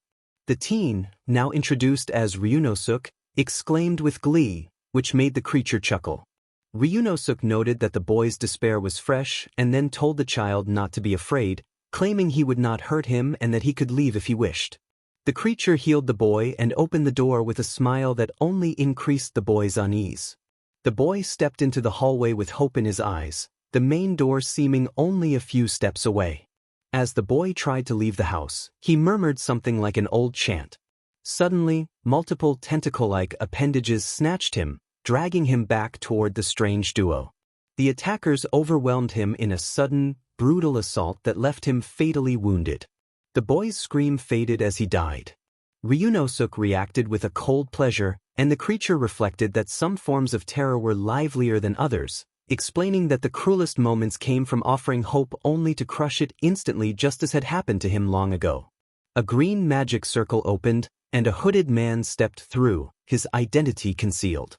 He addressed Ryunosuke Uryu and gave him a mission to infiltrate a city in the underworld called Balsafad, within the territory of the Bale Devil House.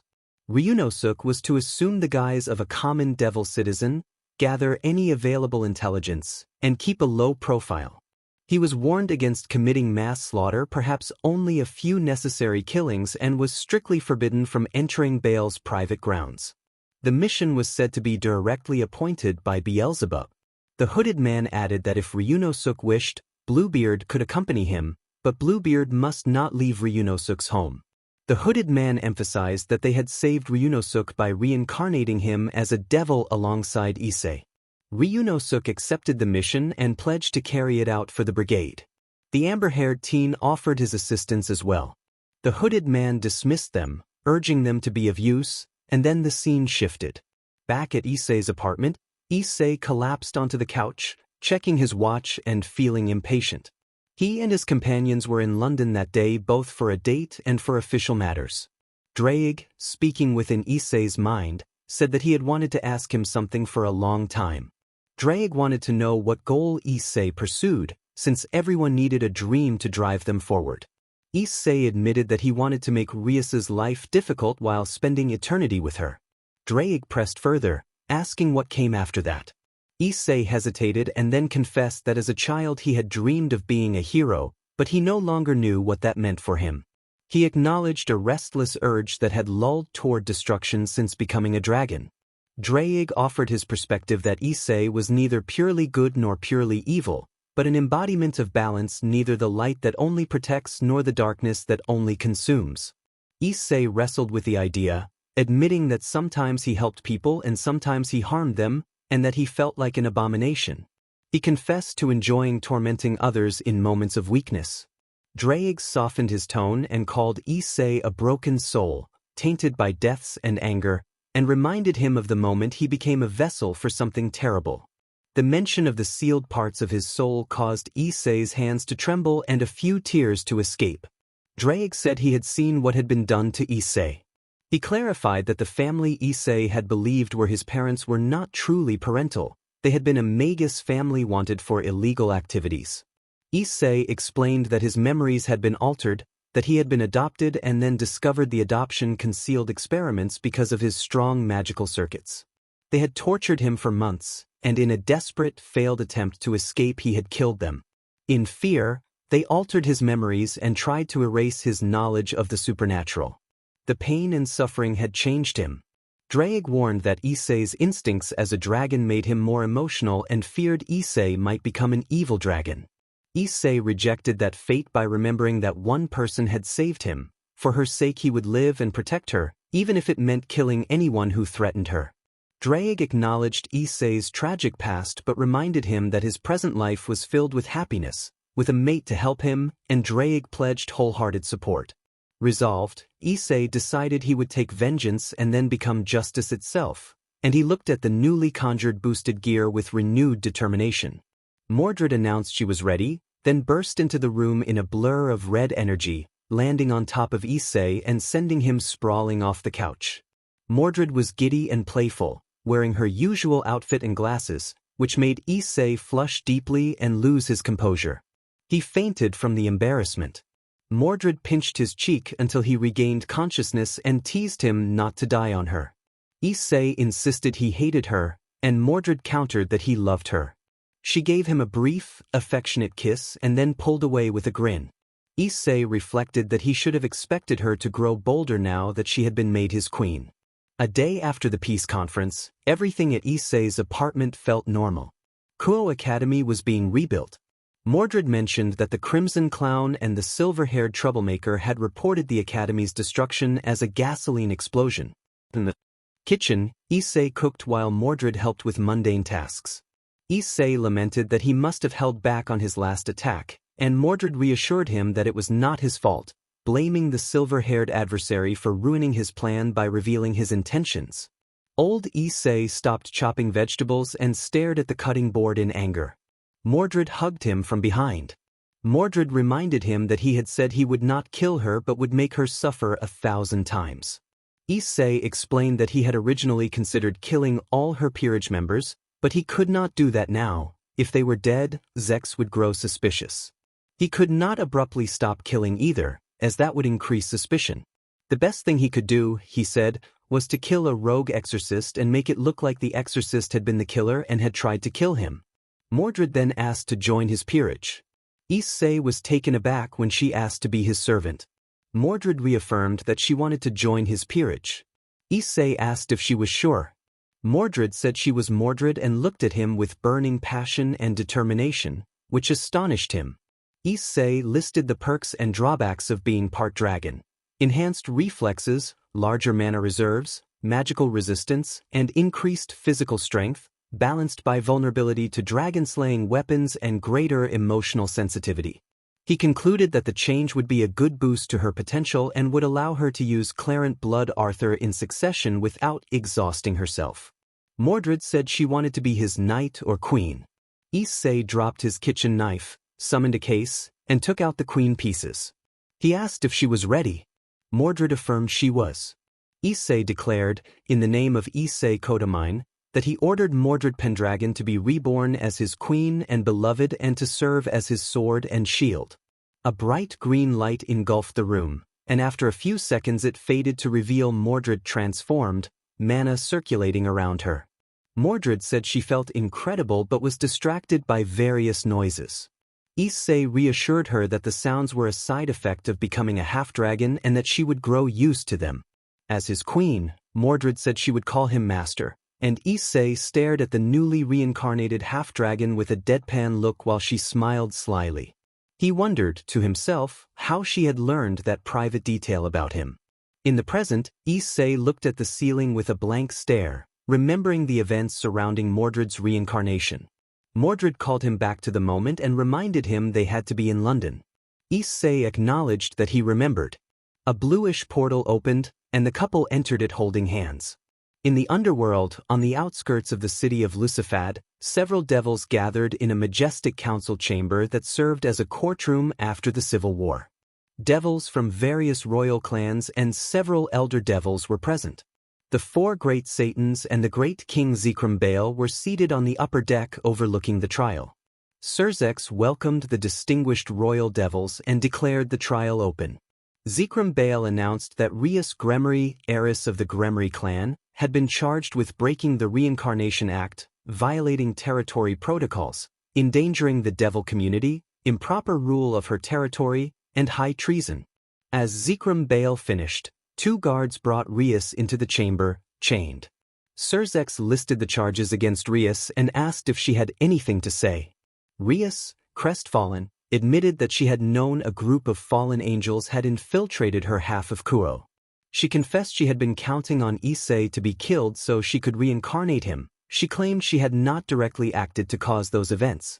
Surzex then clarified that the person Rias had forcefully reincarnated had been the Red Dragon Emperor Issei. Although he had recently been declared dead, they had discovered that he was alive and had expelled his fragments to become a full-fledged dragon once he learned the truth.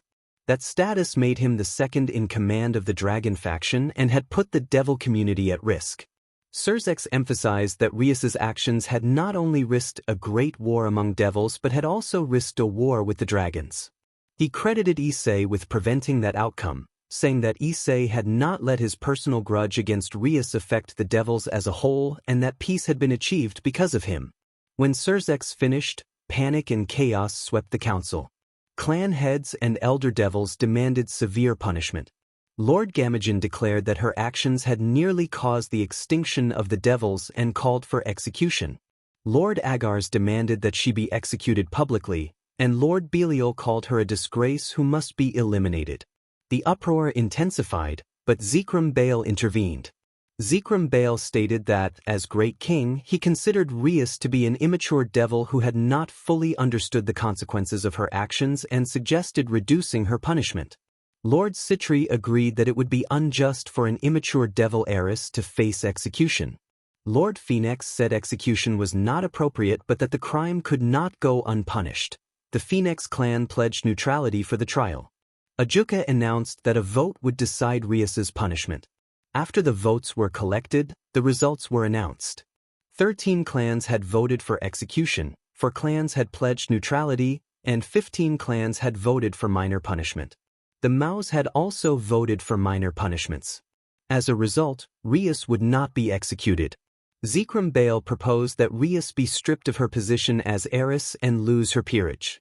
Lord Gremory agreed. Surzex disagreed, arguing that Rias was considered an upcoming devil prodigy by the masses and the clans and would be a valued asset to devil society. He refused to strip her of her peerage. Zekrom Baal countered with concern that if the Red Dragon Emperor returned with an army demanding Rias's head, handing her over might be unavoidable. Surzex maintained that if that ever happened, they would hand her over to the Red Dragon Emperor rather than execute her themselves. After a long, heavy silence, Zekrom Baal frowned and acknowledged Rias's status as a prodigy. He stated that she would not be stripped of her peerage but left the rest unresolved. Lord Gremory warned Lord Zekrom that there were no other heirs to the clan and that if Rias were stripped of the heiress title, the Gremory clan could face extinction. Lord Agar's interrupted to reveal there was, in fact, another heir, Milikas Gremory, the firstborn son of Surzex Lucifer and Graphia Lucifuge. Lord Agar's explained that Milikas had inherited the Baal's power of destruction and the Gremory's long-lost signature ability, the Unholy Chains of Twilight, which allowed the user to conjure and manipulate chains of demonic energy. That power had earned the respect of Lucifer and was the reason the Gremorys held the rank of Duke. The council erupted into chaos, and Lord Zekrom sighed. Lord Phoenix reacted with disbelief, addressing Satan and noting that the last known Gremorys to wield such abilities had been the first Gremory and his son. Lord Baal commented on how terrifying it was that the Gremorys had such a child.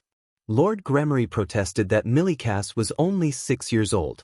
Lord Agar's replied that, despite his age, Milikas already possessed the power level of a low-tier high-class and had not yet trained his abilities, while Rias Gremory, a 19-year-old prodigy who had trained since age 9, was also a low-tier high-class.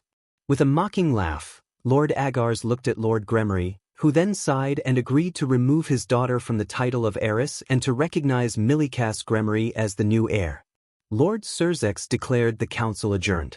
On top of a towering skyscraper, Issei and Mordred stood holding hands and looked out over the city of London. Mordred observed that Britain had changed a lot. Issei asked where she wanted to go, and Mordred said they should go shopping. Issei panicked and waved his hands while Mordred smiled, and then Mordred added that they would start at Hyde Park before spending the rest of their time together. They laughed and headed toward the elevator. The National Portrait Gallery and the National Museum were their first stops.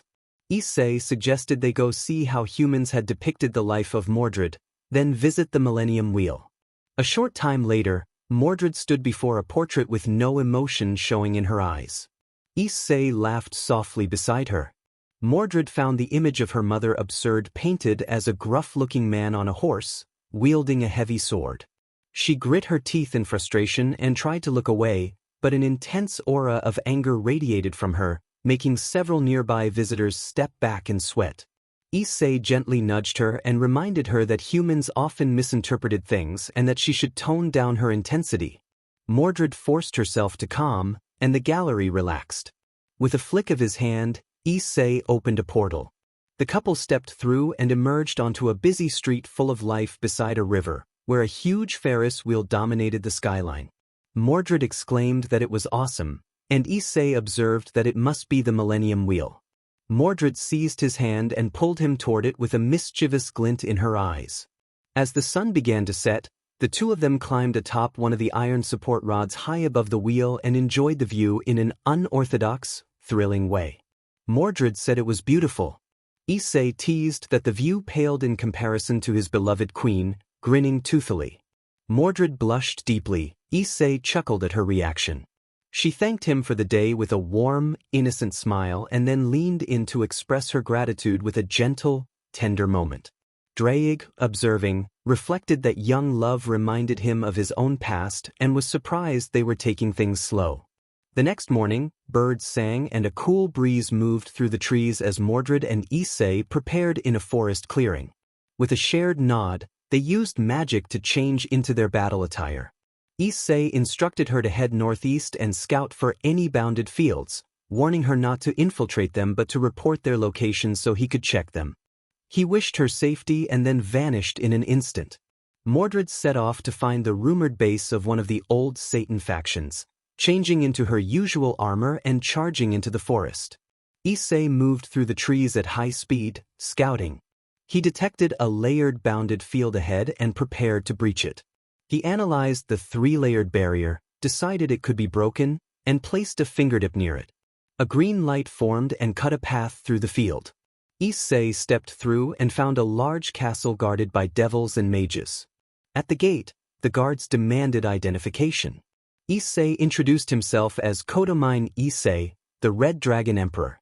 A display of force followed as he engaged the guards. The encounters were swift and stylized, like an intense anime battle. Issei overpowered the devils and mages with precise, relentless attacks that left most of them incapacitated or unconscious. A mage who tried to raise an alarm was seized and silenced. The scene was fierce but not graphic. Drake warned Issei that he was being too violent. Issei admitted that his past had hardened him. Mages and devils had made his childhood a living hell, so he struggled to control his frenzied side. Drake urged restraint.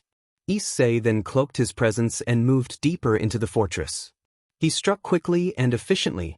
A barrage of mana-formed blades flew out and struck the remaining guards, incapacitating the majority of the defenders in a dramatic flurry. One mid-ranking devil crouched, barely conscious after the onslaught. Issei questioned him, and the wounded devil indicated the basement. Issei subdued him and moved on. Searching the area revealed a poorly hidden elevator. Issei boarded it and descended to the basement, where the doors opened onto a futuristic laboratory. A central computer pulsed with information, and 3 glass tanks filled with a mysterious liquid held figures in stasis: a girl, a small child, and 1 other subject. The sight unsettled Issei. Drake sensed a strong aura with faint traces of a holy energy. The main console displayed project data about a program labeled Project Homunculus, an artificial spiritual fusion experiment. The log indicated that the experiment had succeeded in creating a homunculus. The capsule containing the girl opened. Smoke cleared to reveal a young woman. She had short lilac hair, lavender eyes, and fair skin. She blinked in confusion and, with a hesitant voice, realized she was a homunculus created by the old Satan faction. She asked who they were. Issei introduced himself as Issei Kotamine, the Red Dragon Emperor. The girl, still uncertain and startled, recognized the names Boosted Gear and Longinus when she saw the energy signatures and terminology displayed in the lab. She explained that knowledge about the supernatural had been implanted in her. Issei asked what she wanted to do next. The girl answered that she wanted to live. Issei told her, gently and honestly, that as a manufactured being she might not have long to live. The girl, determined, said she wanted to follow him. Issei stood there, taken aback and processing her request, unsure what to do next. A quiet, tense moment followed as both of them considered the implications. A short, neutral pause bridged the uncertainty and the decisions that lay ahead. Issei looked at the now-boosted summoned gear with confusion. Drake suggested making the girl one of Issei's peerage members so she could live for thousands of years, and noted that she carried the presence of a hero, which could be useful. Issei offered to reincarnate her as a dragon so she would live a long life like other dragons. The girl fixed him with a deadpan stare and, in a monotone, said that only devils and angels could reincarnate. Issei replied that he could make her a dragon using his custom-made evil piece. She agreed. Issei summoned a pawn piece and tried to reincarnate her, but nothing happened. Confused, he summoned 4 pawn pieces. They glowed a dark violet and then dimmed, revealing the girl now radiating a draconic aura. She said she felt better. Issei asked if she had a name. She had been called Subject 43, which Issei dismissed. After a moment he suggested a name. The girl accepted the name MASH 13, telling him she liked MASH. The elevator pinged, and an irritated Mordred emerged, saying she sensed the shield being nearby. Issei reacted with surprise. Issei found himself in an infinite void and desperately looked around. A cold, inhuman voice addressed him. The voice identified him by name, saying it was good to meet him. Issei demanded to know where he was and threatened to disintegrate whoever had brought him there. The voice explained that Issei was inside his soul plane, a place that could not be invaded. When Issei asked what the voice wanted, it asked if he wanted the universe destroyed. Issei answered that he did not. The voice became heavily distorted and fragmented. Despite the distortion, Issei caught scattered phrases. Storm, approaching, free. The landscape shifted into emptiness, and an overwhelming sensation of danger froze him. He could not move as fear gripped him. Amid the void he saw blood-red streaks that resembled the eye of a savage beast, and felt the presence of something chaotic and diabolical. Then the void dissolved and the lake reappeared. Issei fell to the floor, shaken and trembling from an unfamiliar fear. The voice warned in broken fragments for him to beware and spoke of vessels and destruction, its words mangled by interference until it finally devolved into a monstrous screech. The warning left Issei unnerved. Sweat dripping, Issei woke in his bed and turned to find Mordred sleeping peacefully. Drake asked what was wrong. Issei said it had only been a dream, and Drake suggested he go back to sleep since it was past midnight. 1 week later, a sweet aroma lingered through the house as Mordred, Mash, and Sona had breakfast together. It had been a week since Mash had joined Issei's peerage as a pawn. Mordred had revealed that the spirit fused with Mash was an Arthurian spirit, Galahad, whom Mordred disdainfully referred to as the Shield Bsrd. A few days earlier, Sona had requested to live with them temporarily while her mansion was under renovation. Mordred had agreed. Issei asked Mash if she had succeeded in controlling her new draconic aspects. Mash said that her reflexes had improved considerably, but she still could not use draconic magic. She explained she could use human magecraft thanks to her homunculus half. Mordred told Mash she could ask for help if she needed it. Mash thanked them.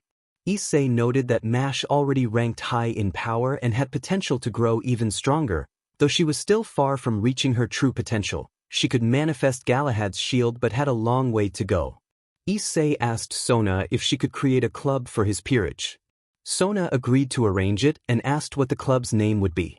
Issei considered a video game club for a moment but decided instead on an archery club. Sona found it unusual for a dragon to be interested in archery. Issei stammered that he was an exception. Sona, speaking in her role as governor of the part of Kuo that had once belonged to Rias, suggested formal cooperation to catch the killer who might be a rogue exorcist. Issei told her to drop the formalities and call him by name. Sona explained that her peerage was already patrolling Kuo and that her familiars were supervising the city for any abnormal activity, but so far they had found nothing. She proposed they work together to secure the city. Issei sensed that Sona suspected him, and he knew his response would be important. A brief pause followed as they prepared to coordinate their efforts. Mordred offered a slightly nervous smile. Issei agreed that they could help each other. Sona, looking uneasy, asked if they could also play another game of chess together if they had the time. Sona remained quiet and picked at her food while Mordred winked at her, prompting Issei to smile. Mash excused herself and left for the underground training facility. With Mash gone, the atmosphere grew awkward. Sona continued to eat in silence and confessed that she still could not believe she had told Mash about the engagement so directly. 2 days earlier, in the Kuo Academy cafeteria, the usual noise of students eating filled the air. Mordred was unusually irritated that Issei had not been able to spend time with her.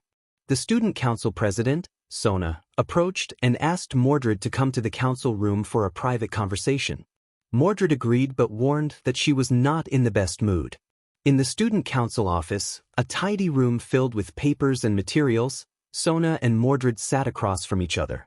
Mordred asked if the matter was about Issei not showing up at the cafeteria. Sona explained that she could help with that, but then revealed the real reason. An official order from higher authorities had arrived, stating that Rias should be relieved of her duties and that the territory under Rias's jurisdiction was to be transferred to Issei. The council had been upset by the controversy surrounding Issei's reincarnation. At one point they had considered severe measures against Rias, but in the end they decided to strip her of her status as an heiress. Mordred reacted with visible anger, calling Rias manipulative. Sona, trying to steady herself, then disclosed that she was engaged to Issei. Mordred's expression twisted with jealousy and agitation. An intense, bright aura flared around her, making Sona visibly nervous. Sona explained the full background. When she was much younger, her family had arranged a marriage contract with the Amon clan. She had resisted being forced into a marriage and had set a challenge. Whoever could beat her at chess first would become her fiancé. Many had tried and failed, until Issei and Mordred won together. Sona confessed that at first it had been a crush, but it had grown into genuine love. Mordred advised Sona to speak to her parents to cancel any remaining obligations, her voice cold. Sona pleaded for understanding and, with eyes earnest and shaking, insisted that she loved Issei and wanted to be with him. Mordred listened and then asked whether Sona would be willing to fight for him if anyone tried to take him away. Sona's response was a fierce promise that she would do whatever it took, her tone dangerously intense. Mordred pressed on, asking what Sona would do if Issei did not reciprocate in the way she feared. Sona froze, unable to answer. Mordred tested her, asking if Sona was afraid. The question landed. Sona's composure cracked and she erupted into a violent outburst, smashing a nearby table in a surge of power that rattled the room and sent papers flying. Her voice trembled with obsession and desperation. The room itself bore the mark of the confrontation. Cracks formed in the ceiling and furniture splintered under the force of the explosion. Mordred regarded the display with a mix of surprise and calculation, noting how intense Sona's resolve had become. After a long silence, Mordred offered an unexpected response. She said she was not frightened by Sona's display and that dragons could have multiple attachments. If Issei loved both of them, she suggested they could share his affection. But she warned that if Sona's obsession ever turned her into a danger to others, Mordred would not hesitate to put an end to that threat. Sona, relieved and grateful, allowed a small smile to appear. Back at the training facility, the sounds of combat echoed. Mash, shield raised, blocked an attack from Issei's sword. A fireball streaked toward her, but she absorbed it with the shield and then retaliated by kicking Issei in the abdomen when he tried to strike from behind. Issei acknowledged that Mash's reflexes were sharp, but noted that her overall physical capacity was still low compared to dragon standards. The training continued as they worked to strengthen her abilities. A voice had judged Mash as strong for a high-tier high-class being, but in dragon standards she was only as strong as a low-class dragon. Mash admitted that she needed to increase her physical capacity and asked how she could do that. She looked confused and stared at the floor. Issei sighed at the reminder that she was still very young. He told her to call it a day. Mash started to protest, stuttering, and Issei watched her with mild amusement at her earnest desire to grow stronger. He acknowledged her great progress with her innate abilities but suggested she should learn about society. When Mash asked what that meant, Issei stopped and looked at her in disbelief before explaining the difference between the worlds she had come from and the human social structure. Issei then remembered the lessons the older devils had taught her about devil society and its targets. He decided it was time to teach her about human society as well. The elevator nearby opened and revealed Mordred with a furious expression.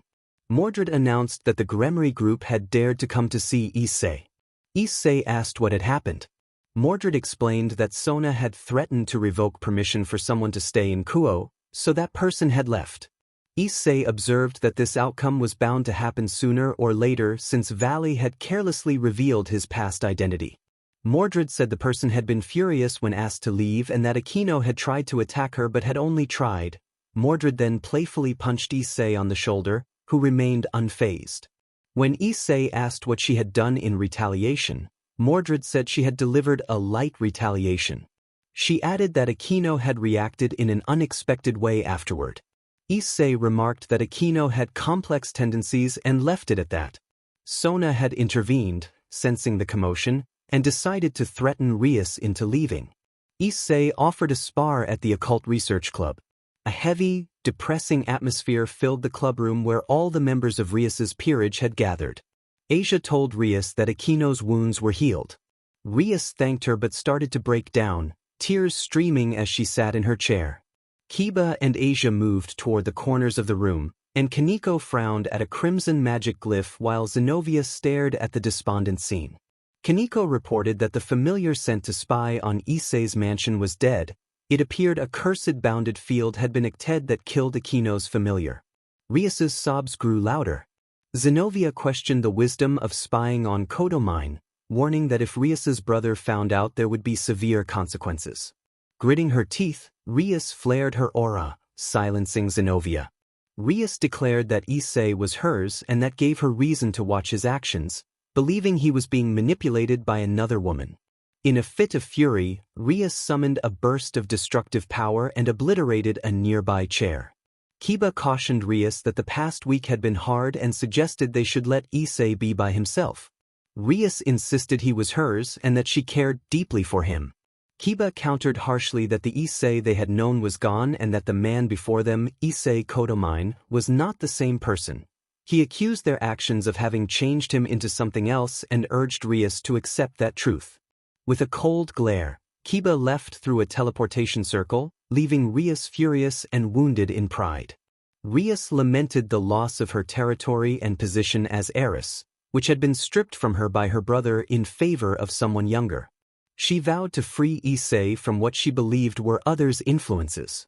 At the Kodomine residence, tension filled Issei's apartment as Issei, Mordred, and Sona faced a figure cloaked in shadows. Issei noted the presence of Azazel. The figure stepped out and revealed himself as Azazel, governor of the fallen angels and a former archangel. Azazel greeted them with a casual tone. Issei asked who he was referring to as a kid. In reaction, Issei impulsively threw a knife at Azazel, who easily dodged. Azazel apologized for Vala's actions and asked to have a small talk. Sona questioned what business Azazel had here and why he would come. Azazel said he had been asked by Zek and Tannen to serve as advisor and to live in Kuo. He proposed staying with them for a while. Sona at first refused, but when Azazel hinted that her sister might be displeased if she rejected him, Sona relented and allowed him to stay. Azazel told them they could call him Sensei or Azazel. Issei accepted the chance for a training opportunity and asked if Azazel would be useful, noting Azazel's reputation as a sacred gear researcher. Azazel agreed and then asked about the other dragon present. Issei introduced Mash as his new ward. Azazel asked how many pieces she had taken. Issei replied that she had taken 4 pieces and that the spirit of Galahad was fused within her. Azazel's casual expression vanished into stunned disbelief, which made Mordred laugh. Issei explained that Mash had been rescued from homunculus experiments carried out by an old Satan faction base near London.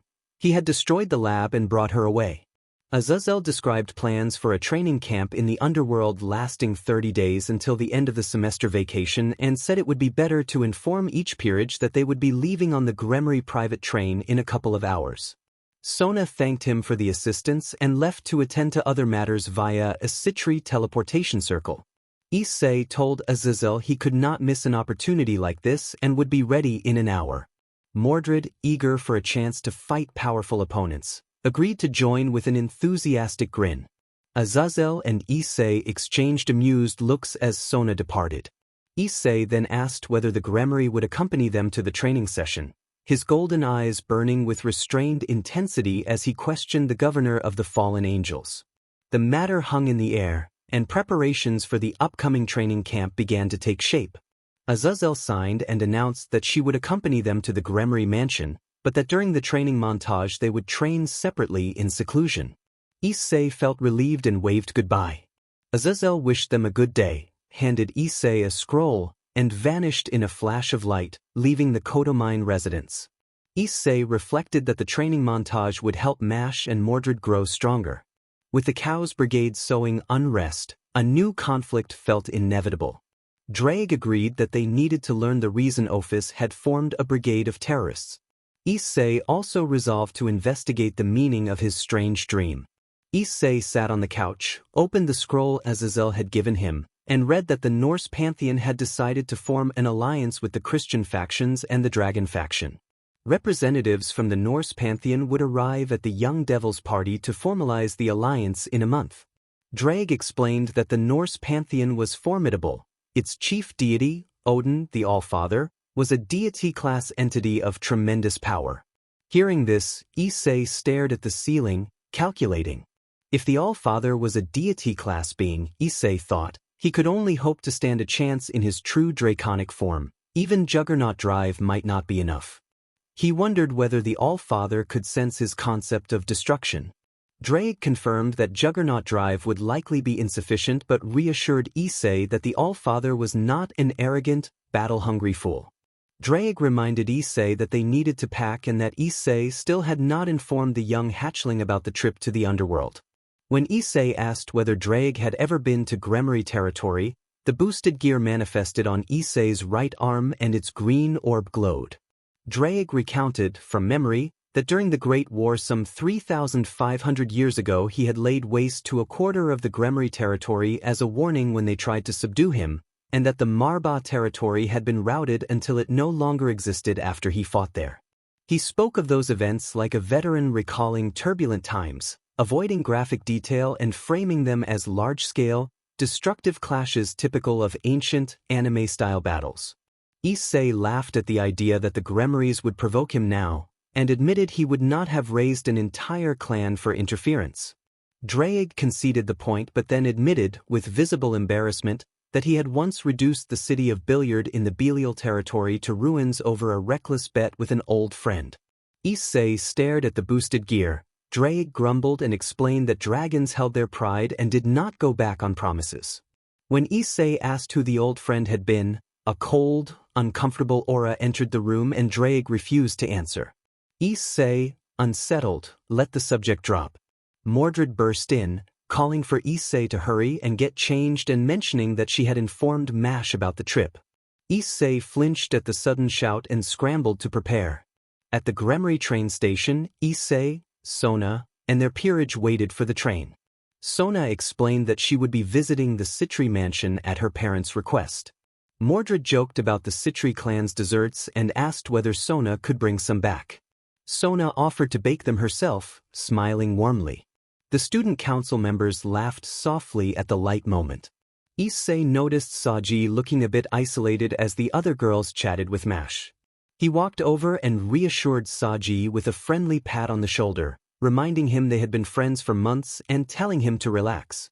Saji admitted he had no girlfriend, scratched the back of his head, and accepted the consolation with easier spirits.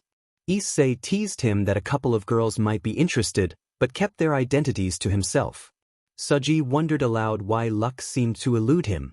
A sleek, futuristic train bearing the Gremory emblem pulled into the station. Drake complimented Issei on befriending a Vritra holder and noted that he had potential to become one of the top beings in the world. More importantly, Issei was his friend.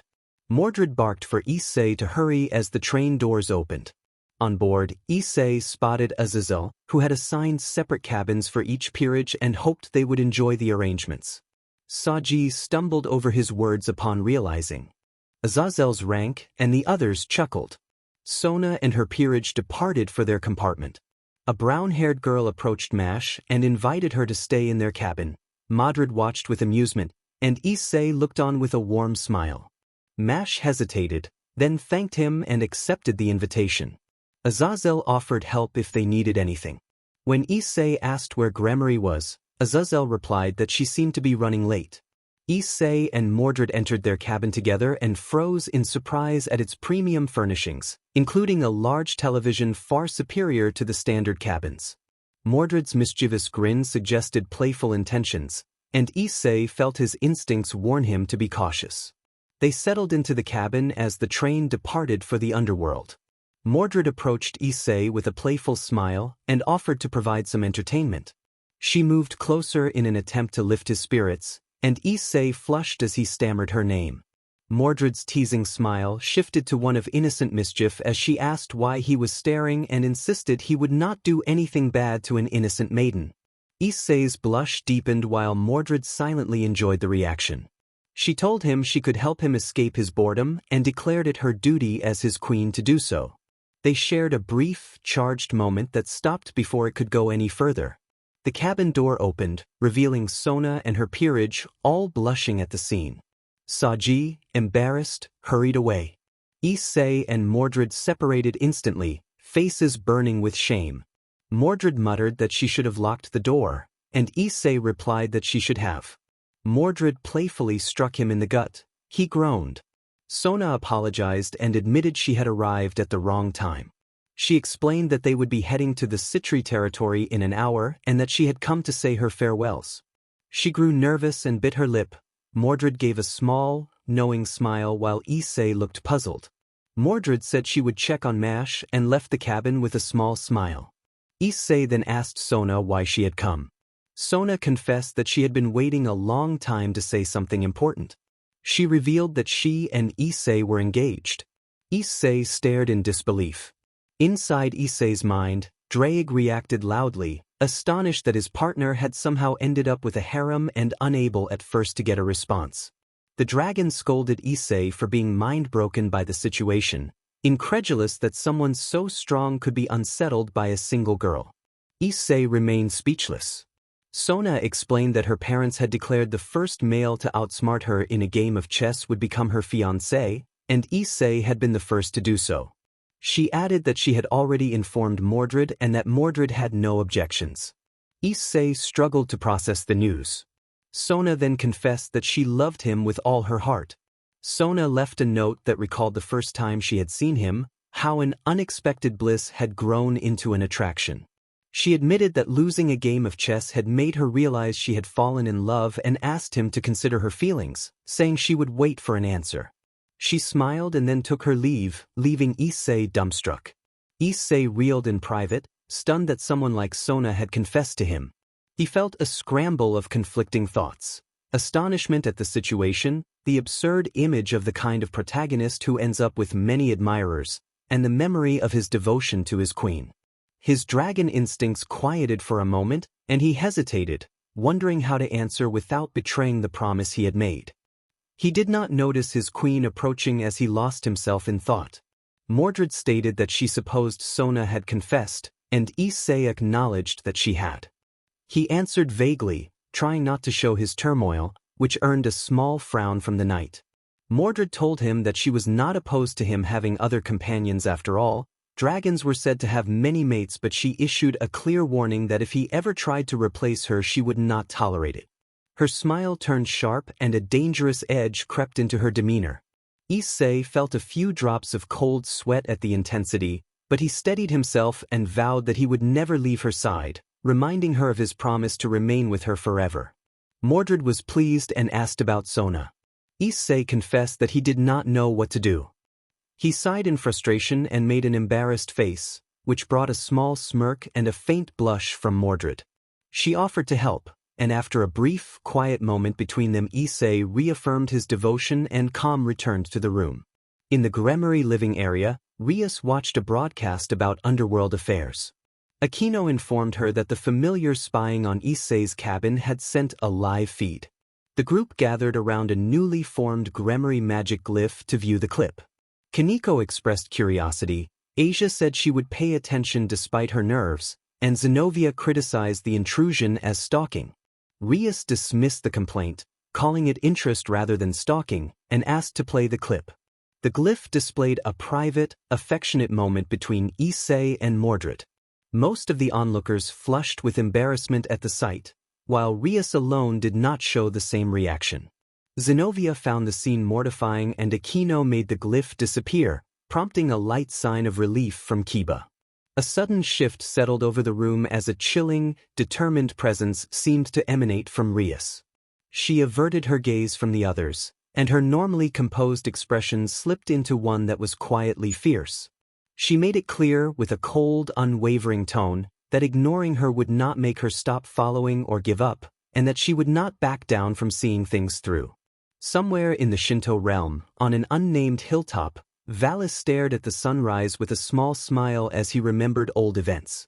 A blue teleportation circle opened and Biko stepped out. Biko greeted Valley casually and Valley observed that Biko had returned earlier than expected. Biko explained that the assignment had been extremely easy, then lay down on the grass and smiled at the scenery, saying the view brought back good memories. Valley asked about the assignment. Biko reported that the Norse gods appeared to be allying with the biblical faction and that there were rumors of a party for the young devils. Valley wondered if Biko would attend. Albion, Valley's manifested divine dividing, warned Valley to focus on getting stronger. Albion emphasized that although Valley stood near the peak of the ultimate class, he was still a hatchling compared to the true gods. Albion estimated that in Valley's balance breaker he would rank between 1500 and 1300, and in the Juggernaut drive between 600, and Valley gritted his teeth in frustration and said that even at his best there were roughly 600 people who could defeat him. Biko mentioned that someone had planned to try to take back her sister at the party. Valley sighed and tried to avoid the topic, looking back toward the sunrise. Space suddenly tore open and a silhouette of a man appeared. Valley asked why he had come. The man explained that his assignment had finished early, so he had arrived ahead of schedule. Valley smiled faintly while Biko snorted. Valley asked what the man would do if he ever crossed paths with the fabled Mordred Pendragon. The air cooled and a strange golden aura radiated from the silhouette as the man declared his intent to execute the impostor who had tainted the Pendragon name. Later, Issei and his partner watched a movie together. They had arrived in the Gremory territory, and Mordred looked out the window at the vast lands below, roughly the size of a nation. At an unknown location, Tokiomi observed an ominous altar that pulsed with a heavy, unsettling aura. Other mages arrived and noted the intense mana surrounding the altar, concluding it must be connected to a powerful supernatural entity. Tokiomi explained that this was not a typical altar but a seal built 2,500 years ago to confine a feared relic, the mystic eyes of petrification, also known as Cybele. A nearby mage gasped as Tokiomi moved without warning. The staff in Tokiomi's hand struck the mage, who was overwhelmed by its power and collapsed. Tokiomi stated that it was never pleasant to kill a fellow mage, but he could not allow the man to leave with that knowledge. A magus should never trust another magus. Tokiomi watched the jewel on his staff glow and considered his plans. He intended to use the mystic eyes to aid his search for the Sephiroth Grail. Once he obtained the Grail, he vowed that those who had betrayed their terms would pay. He recalled that the Hayato family had been wiped out by an unknown assailant and wondered if the child who had been adopted and experimented on the one with the mystic eyes, Issei Hayato, was still alive. At the Gremory mansion, Issei argued that Mash should be trained by Tannen. Azazel confirmed the decision, explaining that keeping a hatchling sheltered for too long would weaken them. Dragons and half-dragons needed hardening. Issei protested that Mash was only a week old, but Azazel insisted the training was necessary. Issei reluctantly agreed to send her to Dragon Valley for a month under Tannen's care, warning Azazel that if Mash returned injured he would make Azazel pay severely. Azazel arranged for Okita Tsuji, Surzek's knight, to help with Blondie's swordsmanship. They discussed Mordred's swordplay, acknowledging that her stance emphasized strength and speed over refined technique. Issei decided he could train in isolation while Mordred underwent instruction. He admitted he would miss her smile. Azazel raised an eyebrow and asked if he was truly all right, and Issei reassured him that he was. The next morning on the mansion courtyard, Issei prepared to depart. He told his peerage to take care of themselves and promised to return in a month. He reassured Mash that Tannen would not harm her and urged her to use the time to improve. Mash, nervous but determined, said she would try her best. Tannen gave a thumbs up and carried Mash away to begin training. Mordred said she would enjoy the training, and Issei told her to stay safe. Mordred gave him a gentle kiss before leaving, which drew a groan from Azazel. Issei said he would miss her. A pair of emerald-colored wings sprouted from his back as the Red Dragon Emperor prepared to depart. The Emperor flew away, taking a last glance at his queen's eyes. Mash barely registered the look before a deafening blast echoed through the valley. She desperately tried to escape the dragon's torrent of flames. Mash stammered that someone had said Tannen would not hurt her. Tannen warned that getting distracted on a battlefield was fatal for the young, then unleashed another torrent of searing fire. Mash narrowly evaded the strike, but a second torrent struck her and she collapsed, exhausted. Tannen observed that her reflexes were good for a hatchling but still dwarfed by an experienced dragon, and noted that she would need hand-to-hand training.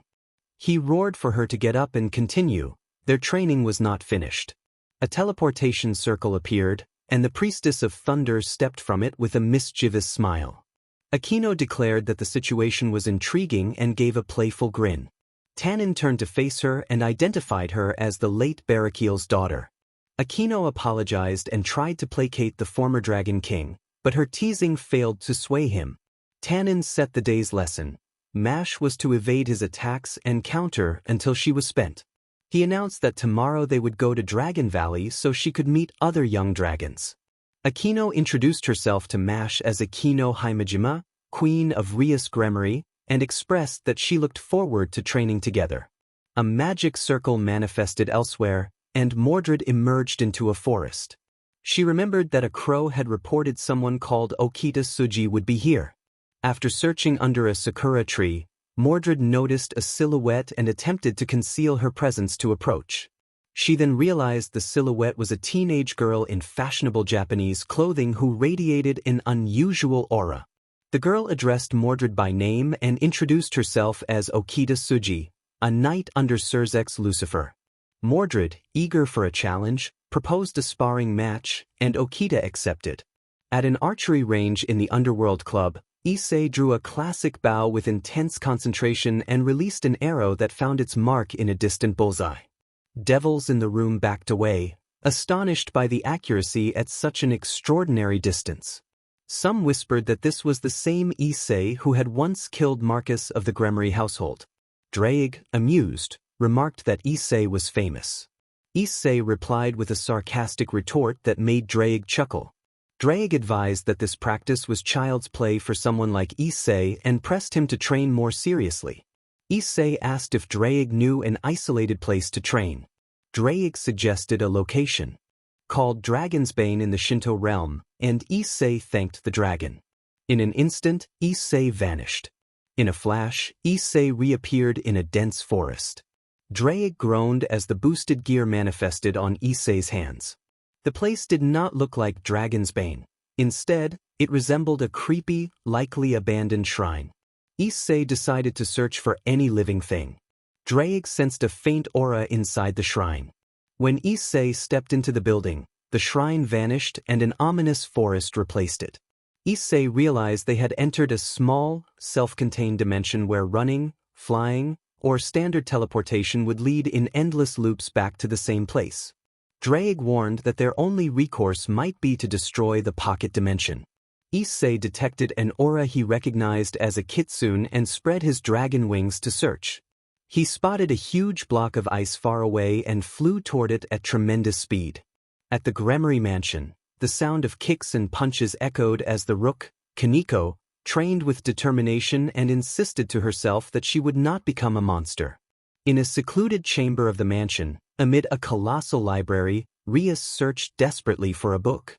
Frustrated, she slammed a shelf and sent a pile tumbling, then found what she sought. She pulled a volume from the heap titled The Dragon Eater and allowed a predatory smile as a cold, negative pressure seemed to gather around her. Back at the strange clearing, Issei watched the hill of ice radiating a faint aura. Drake noted that the formation looked like a seal, a sign that something or someone was trapped inside. Issei admitted he had never seen ice so powerful outside of the Cocytus. Drake compared it to the legendary spells of Albion.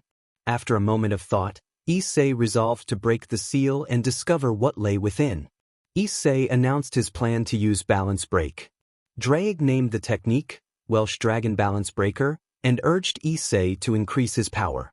Issei drew in a vast amount of mana until it swelled in his chest, then released it in a mighty, roaring torrent aimed at the frozen seal. After a few minutes, the fire died down, revealing most of the ice vaporized. Issei smirked and moved to inspect the remains of the seal. As he drew closer, his expression shifted into pure shock. Drake observed that the figure in the center of the shattered ice was a female kitsune. In the middle of the remains lay a beautiful girl with long pink hair and fox-like ears and tails. She wore an elegant blue kimono and appeared unconscious, a peaceful smile on her face. Issei noted that he had not expected a kitsune to be the one sealed. Drake explained that she was no ordinary kitsune. An aura of divinity clung to her and she was a nine-tailed kitsune. Issei concluded that she seemed to be in a coma from extended imprisonment. He gently checked her pulse, and with a snap of his fingers the unconscious girl levitated as the dimension around them crumbled in a burst of light. When the light faded, Issei found himself on a strange, eerie shrine with the mysterious kitsune beside him. Drake began to ask how many nine-tailed kitsune had been recorded in history and explained that only a handful had ever existed, naming Yasaka, leader of the Kyoto yokai faction, and her daughter Kunu as two known living nine-tails. Drake clarified that the woman before them was not Yasaka. The kitsune blinked and slowly regained consciousness. She looked around, bewildered, and immediately cried out about the yokai who had taken everything from her.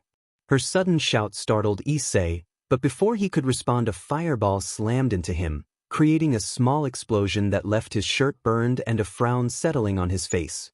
Issei grimly noted that he had helped her and yet had been hit with a fireball, questioning if this was how she greeted people. The kitsune snapped that he was a vile creature and that he had come to make her life miserable, her voice laced with anger as she prepared another spell. Issei signed and declared that he was a dragon, not a yokai, and that he had freed her from her prison. The kitsune asked if it was the Kamakura PRD and then, when Issei confirmed, demanded to know when she had been imprisoned. Issei answered that it had been the year Drake, Issei, and the kitsune absorbed the weight of that number. Issei whispered that she had been sealed for 828 years. The kitsune asked what year it was now, and when Issei said 2021 she reacted with disbelief. Issei asked for her name.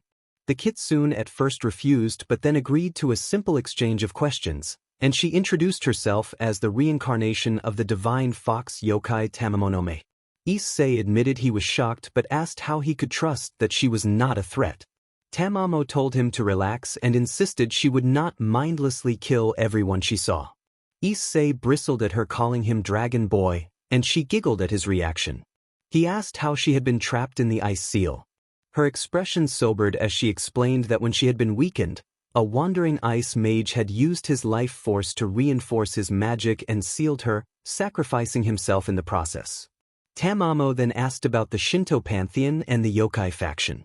Issei explained that the Shinto pantheon had lost some territory to the devils but nothing monumental, while the yokai faction's authority had declined until their only remaining territories were Kyoto, Takatsuki, and Hirakata. He added that Yasaka, a nine-tailed fox and the ruler of the yokai faction, was doing a good job of restoring their former glory. Tamamo burst into laughter at the thought of their plight and said those fools deserved worse. Issei asked what she planned to do next. Tamamo replied nonchalantly that she might kill a bunch of yokai and wander the realms. Issei offered an isolated place to train and welcomed her to follow him. Tamamo dismissed the idea of training with lizards weaker than her. Issei warned her that the last person who had said the same thing to him had fared poorly. Tamamo challenged him to prove it. Time passed. Tamamo, battered and exhausted, lay on the ground while Issei stood nearby with only minor bruises and burns. She stammered that she would follow him. 2 weeks later, Mordred struggled in a sparring match. Mordred desperately tried to land a hit, while Okita skillfully dodged and countered. Okita complimented Mordred on her improvement, noting that despite great physical strength and reflexes, she still lacked technique. With precise moves, Okita blocked and disarmed Mordred. Mordred complained that it was unfair, and Okita praised the steady progress she had made. Mordred accepted the remark with a resigned thanks. Meanwhile, Mash fled as Tannen unleashed a barrage of fireballs that allowed no rest, and far away Akino repeatedly tried to break rocks with thunder and failed. Akino lamented that for 2 weeks she had used electricity to try to shatter rocks and that it did not feel like training anymore. Tannen urged Mash to keep dodging and respect her elders. Suddenly a huge firestorm surrounded Mash, trapping her and threatening to scorch her pseudo-dragon scales within a minute. Mash begged for it to stop, but Tannen refused, insisting Mash save herself. Inside the firestorm, Mash felt the heat closing in and a strange sensation she had never experienced before: fear. She thought that she had been created without negative emotions and wondered why she now felt afraid. Images swarmed her mind: Mordred patting her head, Issei teaching her, Mordred beating her in a spar, and Issei saving her from their adversaries. As those images overlapped, her vision reddened and she thought that she was not worthy of their friendship. Her consciousness faded to black. Tannen grew worried as the firestorm drew closer, concerned about Mash's condition. Mash screamed as her shield transformed into a green magical barrier that easily dispersed the swirling torrent of magical fire. She then fell to the ground unconscious. Tannen observed that this was unexpected. In an exquisite hidden lair covered in ice, Issei sat meditating beneath a giant ice dragon statue. Tamamo tried to meditate beside him but was failing miserably. Tamamo complained that this was awful, and Issei explained that meditation helped with better health and control of their aura. Tamamo whined like a child, and Issei reacted with an awkward expression. He told Tamamo that he was trying to enter the subconscious of the boosted gear and asked not to be disturbed. Tamamo accepted and left to find something to eat. Inside the subconscious of the boosted gear, Issei found himself floating in a void until a strange force pulled him away. He opened his eyes in confusion, and Tamamo raised an eyebrow at his expression. Issei told Drake that something had blocked him from entering the boosted gear's subconscious. Drake replied that the boosted gear appeared to be responding to Issei's draconic nature and was changing itself. Hearing this, Issei's confusion turned to worry. He asked if it was a subspecies. Drake denied that and explained that the boosted gear was undergoing an evolution. In other words, Issei might gain access to a power similar to the Juggernaut Drive. Issei noted that this was good news, and Drake agreed. Issei then told Drake that he had been thinking about something and trailed off. Issei felt a knot of anxiety as he wondered what to do about her. Drake asked whether Issei had any romantic feelings for her. Issei admitted that he did not know. Drake teased that Issei was being dense and urged him to follow his heart's desire. Issei pushed back, explaining that he liked her but could not betray Mordred. Drake reminded him that, by their customs, Issei could have multiple mates if he wished, but Issei said that part of him was gone. He did not want to be someone who betrayed his commitments. He wanted to be loyal to his princess just as she had been loyal to him. Issei snapped at Drake, earning a heavy sigh from the dragon. Drake urged him to act more maturely, pointing out that his partner had already understood their culture and had given her permission for Sona to be his mate. Issei suppressed the urge to yell, frustrated by what he heard. He told Drake that the dragon did not know what it felt like to be betrayed and left alone, and that he feared his only hope would cast him aside.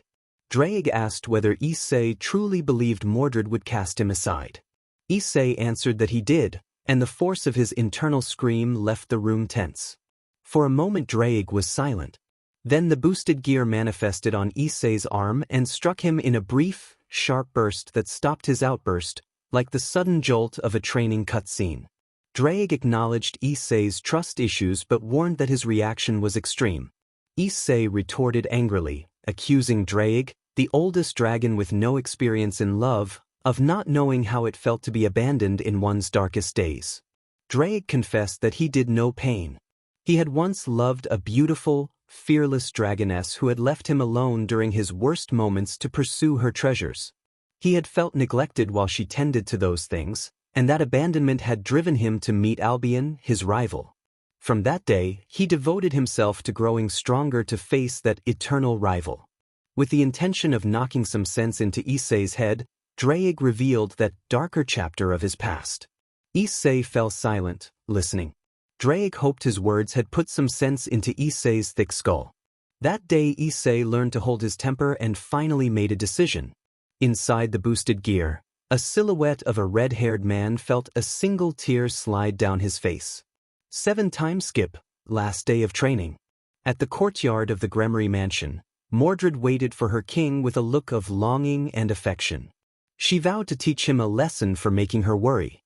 When she sensed a presence behind her and turned with her guard up, she found Issei standing there with Tamamo at his side and a small smile on his face.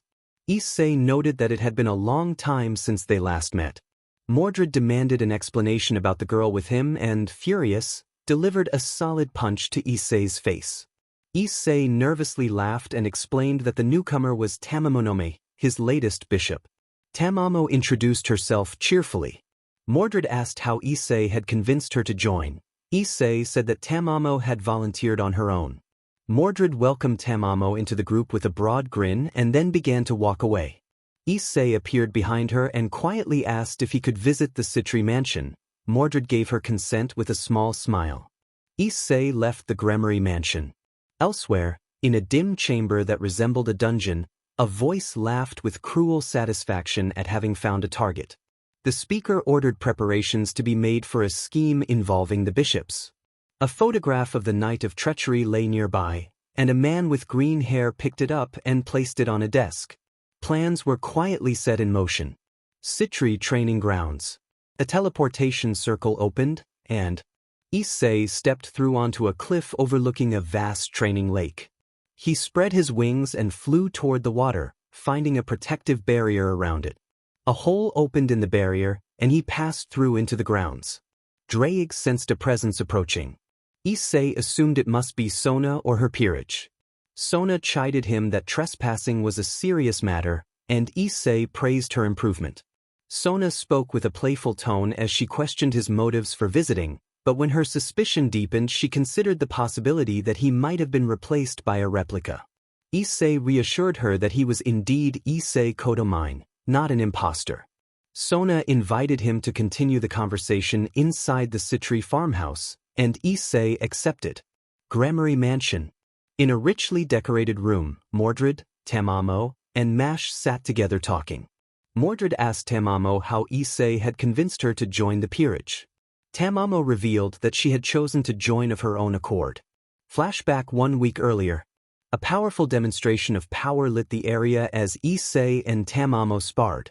Tamamo teased him with a predatory smirk, and Issei responded with a grin.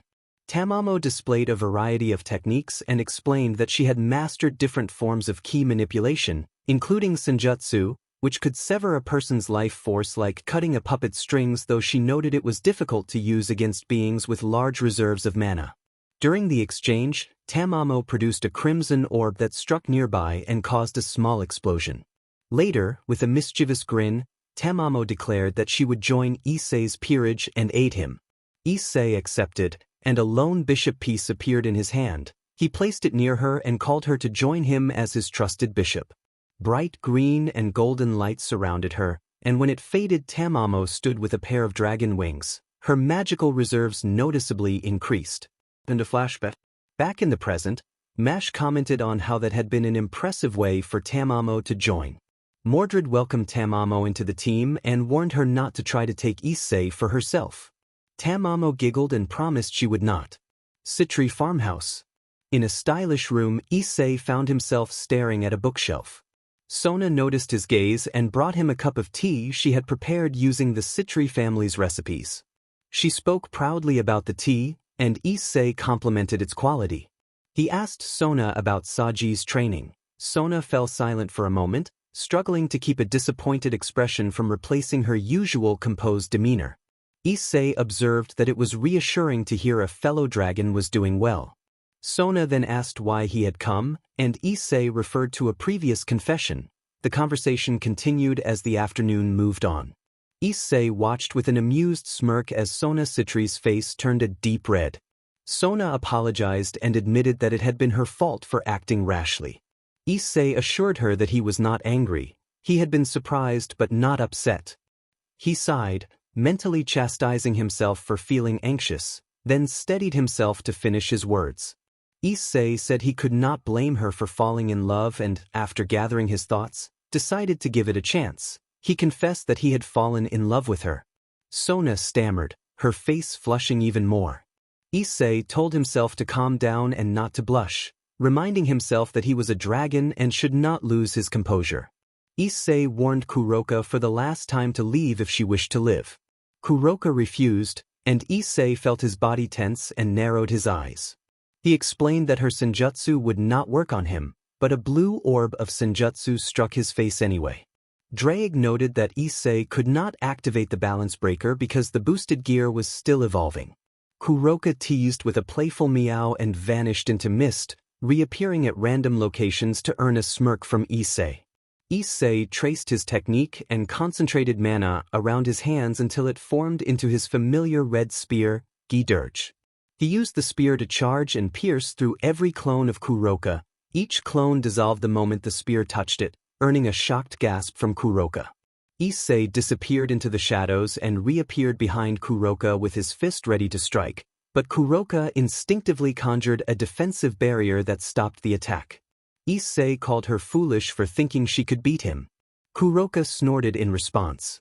As Issei and Kuroka clashed, the white-haired Nikomata tried to escape. Kuroka called out not to leave her sister alone, and strange obsidian runic texts appeared as she raised her hands. A mist formed and the white-haired Nikomata collapsed to the ground, unable to withstand the fog's effects. Kuroka revealed that the mist was her own spell, poisonous to beings inside it though ineffective against dragons. Drake reminded Issei not to lose focus during a battle. Kaneko urged Issei to run, warning he would die if he stayed.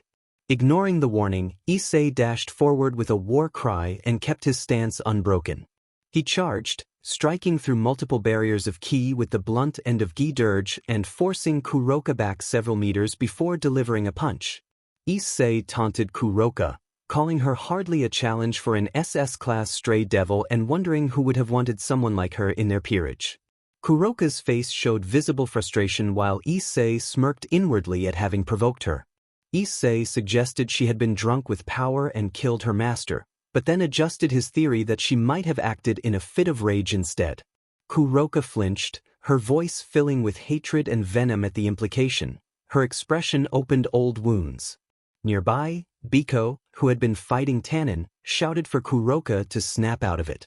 Tannen fired a huge torrent of fire that engulfed Biko, and Biko called Tannen impressive as he rushed forward on his cloud with his staff ready. Tannen evaded, using his tail to slam Biko into the ground and leave a huge crater while calling Biko far too young to face him. Issei gracefully dodged multiple blue projectiles with ease, which further frustrated Kuroka. He accused her of being a disgrace for abandoning her own sibling, something he said he would never do even in his darkest nightmares. Kuroka cursed, then formed a purple magical circle behind her and created 3 orbs of pure Yujitsu. Issei used his spear to deflect the first 2 orbs toward the third, making them explode midair. The crimson rose of exorcism dissipated into thin air as several throwing knives charged toward Kuroka. She used her senjutsu to halt them, then slammed a dozen Yujitsu spheres into Issei at point-blank range, sending him flying about 50 meters away. When the smoke cleared, Issei stood with his right eye bleeding but wearing an uncanny smile. Drake noted that someone had managed to penetrate his pseudo-dragon skin, implying the attacker was a high-tier ultimate class with mastery in long-range combat. Drake continued, reminding Issei that in his base form he was only a high-tier, high-class warrior and that without releasing seals, using the boosted gear, or suppressing limiters in his reality marble, he could not win. Issei acknowledged that he could not release the limiters on his reality marble because it would reveal too much and that many of his ace weapons required releasing those limiters. With an angry snarl, he charged again. Kuroka retaliated with a huge orb of concentrated ki to his midsection that made him grunt in pain. She taunted him to activate his sacred gear if he wanted to win. Issei told her to get lost. Kuroka considered taming the dragon in a teasing tone and summoned a dozen orbs of Yujitsu that merged into a circle of pure ki, which she called the Orb of Calamity. Drake frantically urged Issei to dodge, but the attack hit. A massive explosion sent a shockwave that blew away a dozen trees and drew the attention of the former Dragon King. The former Dragon King summoned a huge fireball that struck Biko, severely wounding him. When the smoke cleared, Issei's combat outfit had been reduced to cinders. He had sustained severe burns across his body and a broken finger, but he remained standing. He cried out that this was Dragon Slayer magic. Kuroka acknowledged that he must be strong to withstand her strongest Dragon Slayer attack in that form. Issei realized he could not survive another Dragon Slayer assault in his current state and that he would have to release a seal or die. He lamented that he did not have the boosted gear available. Drake berated him for refusing to use his full powers and nearly getting himself killed, reminding Issei of his past victories and the pride he should have as the Red Dragon Emperor. Issei hesitated as Drake's roar filled his mind, and Kuroka watched with a smug grin. Drake demanded that Issei teach this opponent the true power of a dragon and show her the might of the Red Dragon Emperor. The primal, unshackled fury began to stir within Issei as he prepared to answer. A tool forged by lesser creatures who had tarnished his name filled Issei's mind, and his battle instincts took over. Drake urged him to kill her. Issei activated Seal Release 1, the partial limiter release reality marble. Kuroka only heard an indistinct whisper, and before she could fully register what was happening she saw a predator fixate on its prey. Information flooded Issei's mind as he traced and selected the weapon he needed. A lone, gigantic axe formed in his thoughts, and a massive burst of mana erupted from his body, drawing shocked looks from everyone present, even the former Dragon King and Biko. Biko reacted in alarm while Tannen realized Issei had given in to his instincts. Issei invoked his technique, 9 Lives Blade Works shooting the 100 heads. Dread and despair hung in the air as the enormous axe materialized in his hands. Kuroka felt as if she were staring at death itself. Issei dashed toward her at unbelievable speed, causing a thunderous sonic boom. Biko warned Kuroka to watch out, but time seemed to slow as an explosion erupted. When the smoke cleared, Issei's giant axe was clashing with the sword of a stranger who had stepped forward to protect the older Nikomata. The stranger was a blond man in his mid-20s wearing a tuxedo, and his sword radiated a strong holy aura. He declared that he could not allow Issei to kill her. Issei answered with a curt refusal and attacked, striking at vital points with speed greater than sound. The stranger blocked every blow and then countered, moving into offense and attempting precise slashes. Issei used his axe to parry, kicked the man in the gut, slammed him to the ground, and used the momentum to strike the stranger's blade. The stranger identified the sword as a fragment of the greatest blade, Excalibur ruler. He staggered back and altered his stance only to discover a large portion of his sword broken. Kuroka thought it felt like staring at death. In that brief moment of distraction, Issei vanished and reappeared behind her. Issei delivered a rapid, precise sequence of strikes to multiple vital points. The assault was executed with ruthless efficiency but remained non-graphic in nature. Within an instant Kuroka was rendered incapacitated and collapsed, unconscious. Biko cursed and surged forward with his staff extended, but Issei used his axe to deflect it. The stranger, now solemn, admitted he should not have underestimated Issei. The stranger drew a sword brimming with divine aura, and Issei recognized it as Caliban. The stranger slashed the air, opening a rift in space. Biko carried the unconscious Kuroka through the tear while the stranger followed. The stranger addressed Issei as the Red Dragon Emperor, promising to remember this encounter and vowing to hunt down the one he called the fake Pendragon for her misdeeds. Issei warned that anyone who wished to harm her would have to go through him. The stranger bade farewell, and the rift vanished without a trace. Issei then turned his attention to Kaneko, snapped his fingers, and Kaneko fell to the ground, unconscious. A short time later, the gathering dispersed. Time passed. After the confrontation with Kuroka, Issei found himself in the banquet hall for the young devils' gathering. Surzex Lucifer, the Demon King, announced that 16 devils had reached the required age to participate in the raiding games and that 7 among them were members of the 72 Pillars: Serorg Baal, Sikveria Agars, Diodora Astaroth, Sona Citri, Rias Gremory, Grag Fornius, and Zephyrdor Labilus. To celebrate, they would host a raiding game tournament between these young devils, and Lord Issei Kodomine, the honorary champion of dragons, would compete as a guest to help improve relations with the dragon faction. The crowd cheered while the pillar heads engaged in quiet conversation. Mordred asked excitedly if they were really going to participate in a raiding game. Surzex firmly stated that killing was prohibited. Tamamo remarked that the tournament would be a good way to spend time, and Mash nervously asked if they really had to fight. Surzex unveiled the first round schedule on a holographic display. Match 1 would be Serorg Baal versus Zephyrdor Labilus.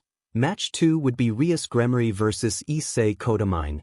Match 3 would be Sona Citri versus Grag Fornius. Match 4 would be Diodora Astaroth versus Sikveria Agars. The hall erupted in cheers and smiles at the lineup. Issei noticed Rias watching the hologram with an uncanny smile, and he raised an eyebrow. Rias silently planned to defeat the blonde swordsman decisively with Ascalon, confident that the tournament's rules would limit outside interference. She already possessed Ascalon thanks to a previous gift from Michael. Surzex announced that the tournament would begin in 1 week and wished everyone good luck. Sona vowed that she would win. Later, on a cold night atop a mountain cliff, a split in space opened and the blonde swordsman arrived with Biko, carrying the unconscious Kuroka through the tear. Vala looked at her and wondered if she was all right. Biko said she was not dead and warned that if they did not help her, she would be.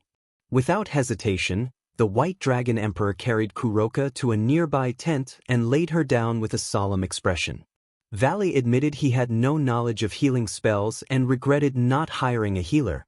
An unknown swordsman offered to patch up her fatal wounds and contact his sister, who might know basic spells, but Valley shook his head and sighed.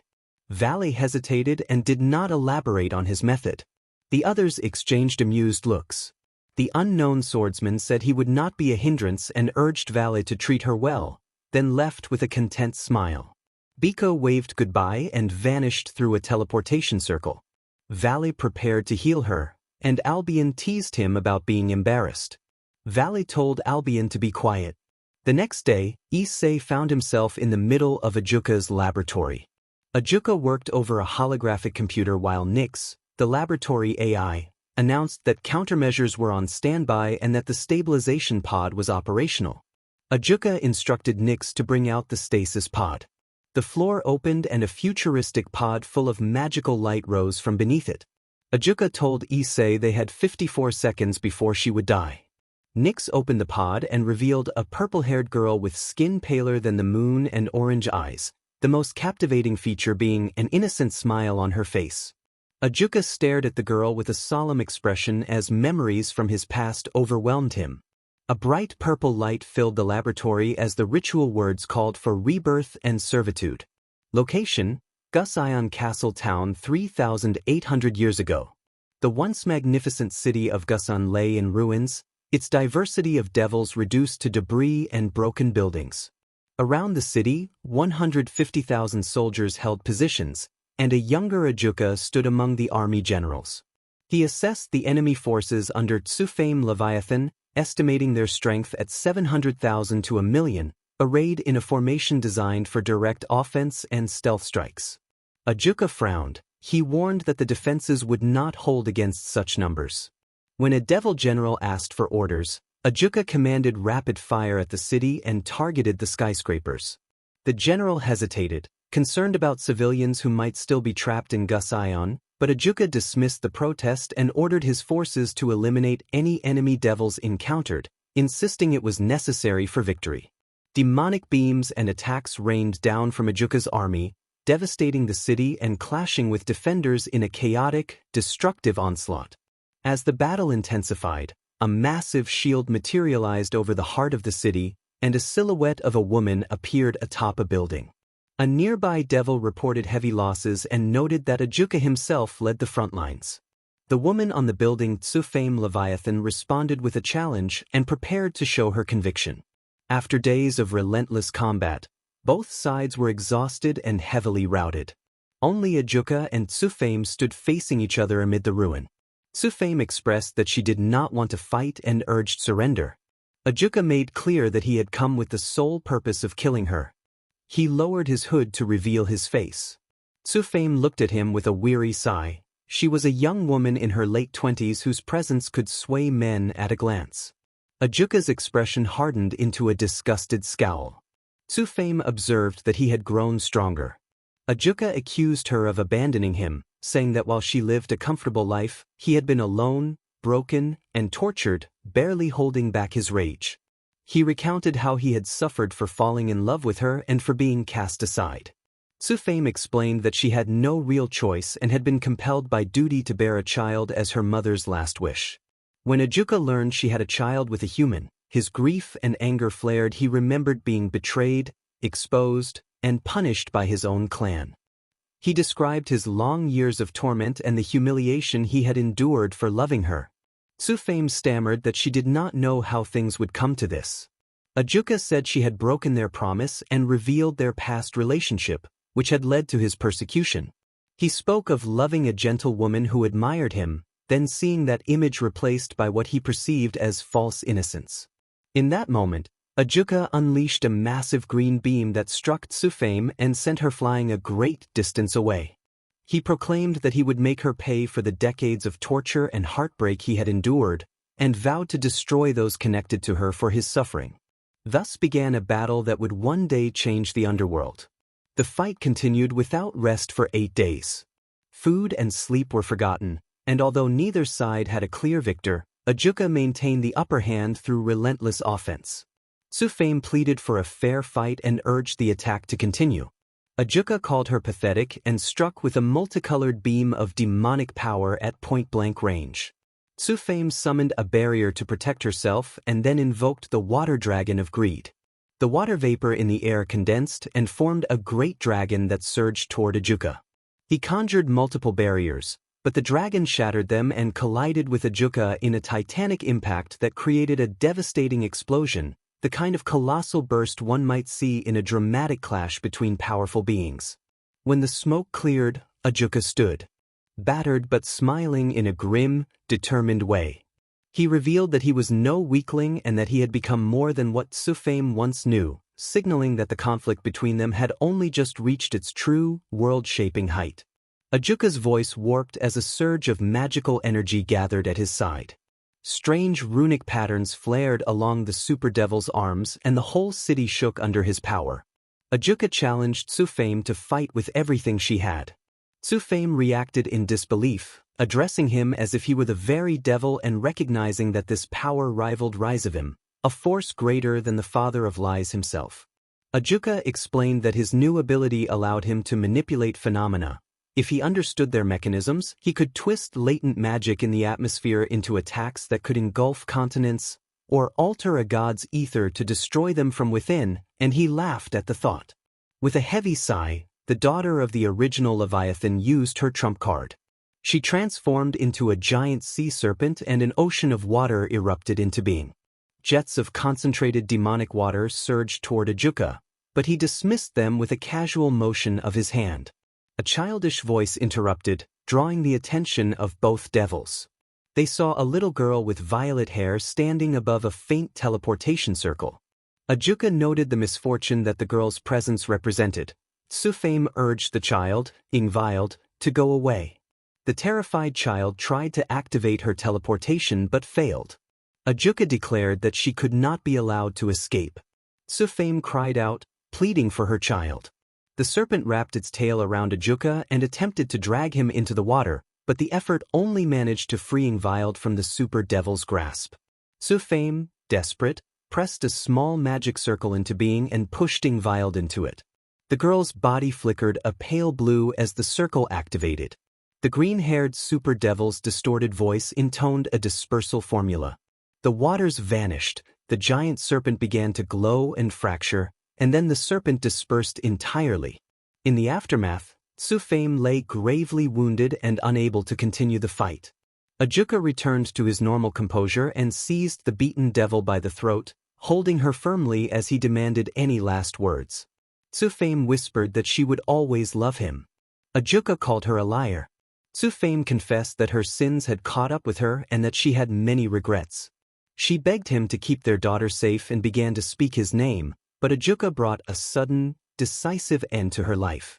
Her voice stopped, and the battlefield fell quiet. A short neutral pause followed as the scene settled. Ajuka accused her of never truly loving him and declared that he was the one who had loved her. Tears streamed down his face as he gently lifted her body and laid it on the ground beside him. He stared up at the night sky with a heartbreaking smile that held both grief and a strange, sad contentment. Ajuka's lab. The bright light faded instantly. Ajuka hurried to a nearby hologram and began working on it. Nyx informed Ajuka that the patent's aura signature had been altered successfully. Ajuka asked about the aura deficiency. Nyx explained that the sacred gear inside the girl had strengthened her draconic aura and thus cured the malfunction. With a huge sigh, Ajuka walked toward the pod and unlocked it. Issei asked if Ajuka was going to take her out of stasis. Ajuka confirmed that he was. The pod opened, revealing the girl to the outside air for the first time. The girl blinked, looked around, and asked where she was. She then asked who Ajuka and Issei were, her expression full of confusion. Issei thought to himself that it was going to be a long day. A few hours later in a hospital room, Issei and Ajuka sat beside the Leviathan descendant, who was peeking out at the world with a small smile. The girl said she had been asleep for 3,800 years. Ajuka explained that she had been kept in stasis since she was 6 years old because of an aura malfunction. The girl asked if her mother was dead. She said she had seen her mother in a giant snake form fighting a man with green hair, which matched Ajuka. Ajuka confirmed that her mother had not survived that fight. The girl remarked that her homeland had changed a lot. Issei observed that she seemed unusually mature for someone believed to be 6 years old. The girl insisted that she was not a 6-year-old child. Ajuka said he would order the maids to bring her books about the changes in the underworld over the past 3,000 years, then left the room in a blink. Before Ajuka left, the girl asked Issei if she could be his pawn. Issei agreed. The girl said she would follow him and called him Big Brother. Drake, watching nearby, expressed his approval of the girl and patted her head absent-mindedly. The girl introduced herself as Ingvild Leviathan, daughter of Tsufame Leviathan, and asked to join Issei's peerage, promising not to be a burden. Issei said he would inform the others. Ingvild cheered at the idea of having many big sisters. Issei smiled to himself at being called Big Brother and then teleported away. 2 days later at Kodomine Manor in Kuo City, a stranger stood on Issei's doorstep and pressed the doorbell with a confident smile. Tamamo answered and asked how she could help. The man said he had come to see Issei, the Red Dragon Emperor. Tamamo raised an eyebrow but led him inside. The stranger followed Tamamo into the lounge, where Mordred, Sona, and Mash were conversing. Mordred asked who the visitor was. Tamamo said he wanted to meet the Red Dragon Emperor. Mordred hissed in displeasure at the man's curt response, but Sona stepped in to calm things before they escalated. The man insisted his business was classified. Mordred offered to bring Issei. She went to the basement, where she found Issei and Ingvild sparring in friendly practice. Issei noted that Ingvild had improved a lot in controlling her draconic aura. Ingvild playfully warned she was going to hit him hard. A series of spectacular explosions rippled through the practice area in anime-style flashes, and a few dramatic shockwaves shook the nearby walls. Issei told Ingvild to control herself, reminding her that the manor could not withstand ultimate-class attacks. Ingvild apologized lightly. Mordred returned and, in a brief affectionate gesture toward Issei, teased him before urging him to deal with the stranger. Ingvild joked about them needing a room to themselves. Issei composed his expression into a stoic face and headed to the lounge. Mordred warned that the visitor was unusual. Issei declared himself confident, and Mordred playfully elbowed him. Drake remarked that the aura present was unmistakably draconic. When they entered the lounge, the mysterious man stood with a toothy grin. He revealed himself as Bova.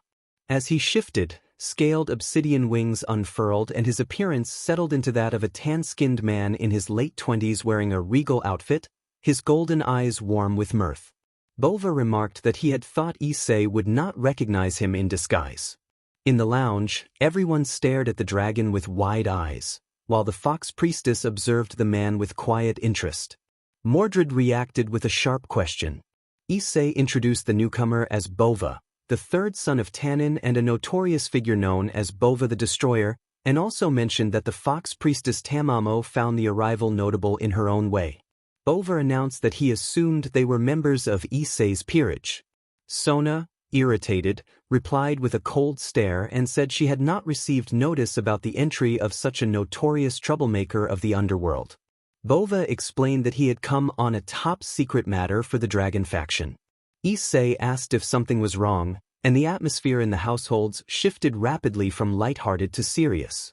Bova reported that the Cows Brigade had attacked a nesting in the eastern sector of the dragon faction. 15 guardian dragons had been slain and a dozen more hatchlings were wiped out by dragon-slaying magic. Rage surged through Issei at the thought of hatchlings being killed, which amounted to a provocation of the dragon faction. Drake's presence filled the room with thunderous fury, and a red aura enveloped the space, compelling everyone except Sona, Mordred, and Bova to go to their knees. Issei stepped forward to calm the red dragon's anger, telling Drake to save his wrath for those who deserved it.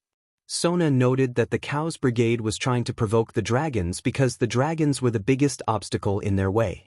After a few seconds, the dominating aura faded, prompting many to sigh. Mash expressed sorrow at the slaughter of innocent hatchlings. Bova reported that the High Council had decided to assign the task of avenging the dead to his eldest brother. The son of Tanin spoke with stinging anger and disappointment. Issei criticized the council's choice, calling them fools for not sending Bova himself. Bova explained that the council considered him irrational and unfit to help with the issue, and that they had instead assigned him to guard Issei so that Issei might help control his behavior. Bova then asked to join Issei's peerage. Issei sat in silence, taken aback. Underworld, a dark room. A lone voice carried across the space as two silhouettes spoke in low tones. One voice reported that they had done as requested. The other voice demanded a snake weapon. The first voice said they could not give it, lamenting that the dragon-slaying artifact provided had been too weak and had failed to eliminate all the dragons in the village. A cold aura crept through the place as the other voice agreed, and then offered a single snake weapon for use. A sinister smile crossed the first silhouette's face as he vowed that he would use it wisely and soon free someone held captive by a dragon. Their business concluded, the other silhouette, identified as Astaroth, said they would see them later. Kuo Academy. A day later. Issei found himself in class with Mordred beside him as the teacher prepared for a new arrival. The teacher announced that they would be receiving a new student.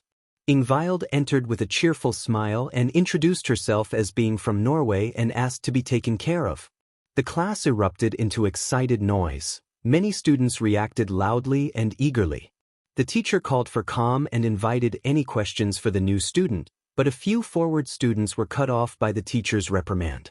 The teacher then seated Ingvild next to Kiryu, and the lesson resumed. Time passed.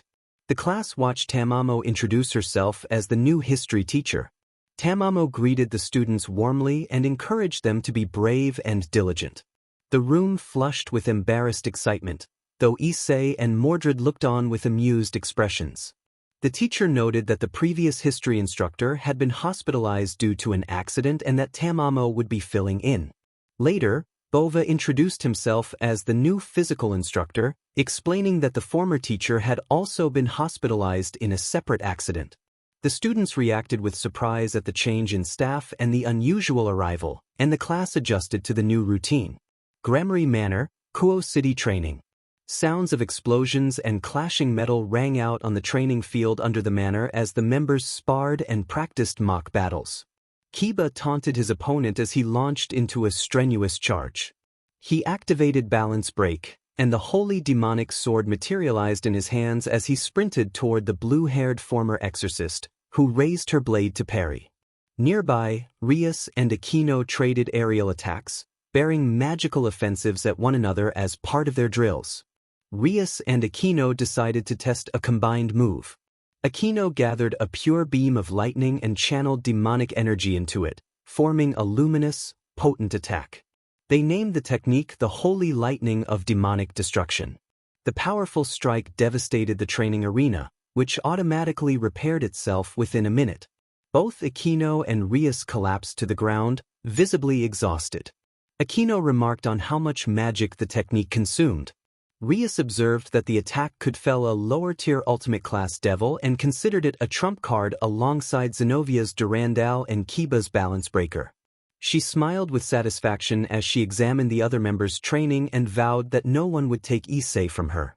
Rias expressed regret that Gasper was absent. She acknowledged that others might believe a Chaos Brigade terrorist had infiltrated their manor and killed him for his sacred gear speculation linked to the Leviathan descendant and hidden Magi research, but she would not accept that explanation outright. She believed the situation required closer scrutiny. Malbolge, the eighth circle of hell. The distant echoes of countless tormented voices could be heard as the scene continued. Kateria Leviathan was tied up in a cage and screaming. Serfel leaned close and coaxed her in a sickly sweet tone, promising that the pain would stop if Kateria revealed her plans and everything she knew. Serafal reminded her that she had been held for about 3 weeks and that none of her allies had come to rescue her, insisting Kateria was a pawn with no value to them but offering, falsely, to free her in exchange for information. Kateria, trembling and wounded, begged for the pain to stop and then, between gasps, confessed. Kateria revealed that Shalba and Cruzuri were the leading members, and that Ophis was the leader of the brigade who aided them by giving them a part of her powers. She said there were several spies inside the Devil faction, and that a group of rogue magi led by Tokiomi Tosaka, the madman magi, had been their ally but had betrayed them. When Serafal asked how Kateria had obtained the Baylor view, Kateria answered that Ophis had given it to her and that she did not know how Ophis had gotten it. Serafal smiled and said that Kateria's information was appreciated but that she had no choice but to execute her. In a sudden, decisive motion, Seraphal struck Kateria with a massive ice blade. Kateria fell silent and the cage fell still. Sixth Heaven, the residence of the Archangels. A meeting was held among the Archangels. Michael opened the council by asking for developments on heaven. An Archangel reported that the rebuilding process in the first heaven was complete. Uriel, now known as the Archangel Uriel, then presented a troubling finding. Uriel explained that when the hunter of the Red Plains assaulted the first heaven, the investigators had found a faint trace of magical energy with a draconic aura. Curiously, a very similar energy had been detected in the forest of the city Billiard in the underworld during the Young Devils gathering, though that instance lacked the draconic aura. Uriel reported that the energies matched at roughly 84%, which plunged the chamber into an unnerving silence. Raphael reacted with fury at the implication that the devils had aided a monster and betrayed their treaty. A stern female archangel with blonde hair seated near Uriel urged calm and reminded them that wrath was a deadly sin. Michael agreed that while their losses were great, revenge was not their goal. Reluctantly, Raphael yielded. Suddenly a six-winged angel burst into the room with a terrified expression and announced that an intense holy aura had shrouded the seventh heaven. All the archangels felt their bodies tighten with worry and fear. Michael decided he would inspect it himself. Inside a huge flying castle, Michael sat on his golden throne, radiating an intense holy aura. Holographic screens displayed system readouts. Michael confirmed that Eden was stable, belief systems were operating, defenses were active, and the third heaven was stable, but he found that the sacred gear locating and transplant systems were unstable. A mechanical voice from the throne announced an automated self-correction procedure and reported multiple errors. The system identified an error in the Longinus section and detected third-party interference. It reported that self-defense systems were unstable and that there were signs of tampering with suppression seals on the boosted gear. The interface flagged the boosted gear as offline with a critical error and attempted backup data recovery of the sacred gear, but the recovery failed. The system then executed a last resort sequence. It cut all connections to the boosted gear, deactivated the limiter on the boosted gear, and removed the boosted gear from the sacred gear system. The safety protocol reported success, the reboot completed, and the system operations came back online. The sacred gear locating and transplant system stabilized, suppression seals on the boosted gear were removed, and the system reported that the number of Longinus had been reduced to 12. As this sequence concluded, the golden throne briefly flared red and a surge of energy passed through Michael, leaving him visibly shaken despite his composed features. At the Kodomine residence in Kuo City, Issei was reading in his personal library when his sacred gear began to flare. Draig warned that something was wrong with the gear. Issei suddenly felt a burning, painful sensation as his body reacted. He clutched at the pain and attempted to stand, struggling to breathe normally. Draig explained that the sacred gear was becoming unstable and that it was attempting to obliterate Issei's soul. Draig moved to pull him inside the gear for protection. Issei lost consciousness and collapsed as his sacred gear manifested in a corrupted state, its green gems dimmed. Inside the boosted gear, Issei found himself facing the mighty red dragon of domination, Drake. Flames and draconic power filled the inner realm, and images of past hosts in balance breaker forms surged around them. The past hosts were hurled back by waves of draconic energy as Draig moved through the chaos with overwhelming force. Draig explained that the boosted gear had been unable to evolve to match Issei's powers because suppression seals had been placed on it, and that Issei's power had partially broken a seal. As a result, the sacred gear system had identified Issei as a third-party tampering with the gear and had launched several offensive countermeasures to subdue Draig and eliminate the perceived threat to the system. Draig sent several past hosts flying with a sweep of his power to emphasize how the system's countermeasures were manifesting as hostile forces. Issei asked whether the sacred gear system could influence the inner mechanics of the gear. Draig answered that the ancient architects of the system had anticipated the dangers of imprisoning beings more powerful than themselves and had built multiple safety measures to respond if a third party tried to tamper with the gear. Issei, barely hiding his shock, realized there was a suppression seal on Draig. Draig confirmed that most of his abilities had indeed been sealed by that old fool. The dragon's words trailed off as the inner realm continued to churn with unstable power. Only the boost ability could be accessed by users of the boosted gear, and only 3 exceptional users had ever managed to use the other ability, transfer. A couple of abilities remained sealed within the gear, unknown to anyone. Issei wondered whether the Juggernaut drive would release all of Draig's limiters. Draig replied that Issei was mistaken about the nature of the forbidden drive. The drive did not remove every limitation, it only released a quarter of his bound restrictions. That explained why the drive granted Dragon King class power when Draig himself was a heavenly dragon. As Draig finished explaining, a red beam of draconic energy struck Issei's face. Voices from past hosts urged Issei to use the Juggernaut drive and finish the white one. Issei summoned a bow and released a volley of arrows at the past hosts. They vanished the moment the arrows touched them. Issei questioned why the old hosts were attacking. Draig explained that the system had full control of the past hosts and was using them to attack. Draig let out a fierce cry and charged, dispatching many past hosts with swift, overwhelming strikes. A new voice echoed across the area, amused that a host had momentarily overwhelmed Draig's suppression seals. A man in his early 30s emerged and crushed a past host with effortless force. He explained that Issei had absorbed his soul while merging a jewel of Albion with the boosted gear, and that he had come to help end the rivalry of the twin sky dragons and restore the old glory of the heavenly dragons. Together, Issei, Draig, and the man fought through the controlled past hosts. Their confrontation unfolded like an intense, stylized battle, and over the next few hours they subdued every last one of the old hosts. A few hours later, inside the gear, Issei and the man sat on the ground, exhausted after the fight. The man complimented Issei's power but warned that the current White Dragon Emperor had the highest potential among his predecessors and would soon gain access to a power stronger than the drive. He asked Issei to help make his dream a reality. Issei promised to do what he could, but vowed he would still oppose the White Dragon Emperor the next time they met. The man laughed at the nature of dragon emperors and, after a final chuckle, disappeared. Draig observed that the system had cut all connections with the gear, as if it had abandoned any attempt to retrieve it.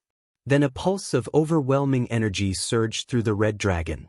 Draig exclaimed that he had been freed of his shackles and that the suppression seals were gone. His powers had returned toward their peak and the boosted gear was no longer under the system's control. He told Issei that they had attained a new power and that they would use it to defeat their enemies.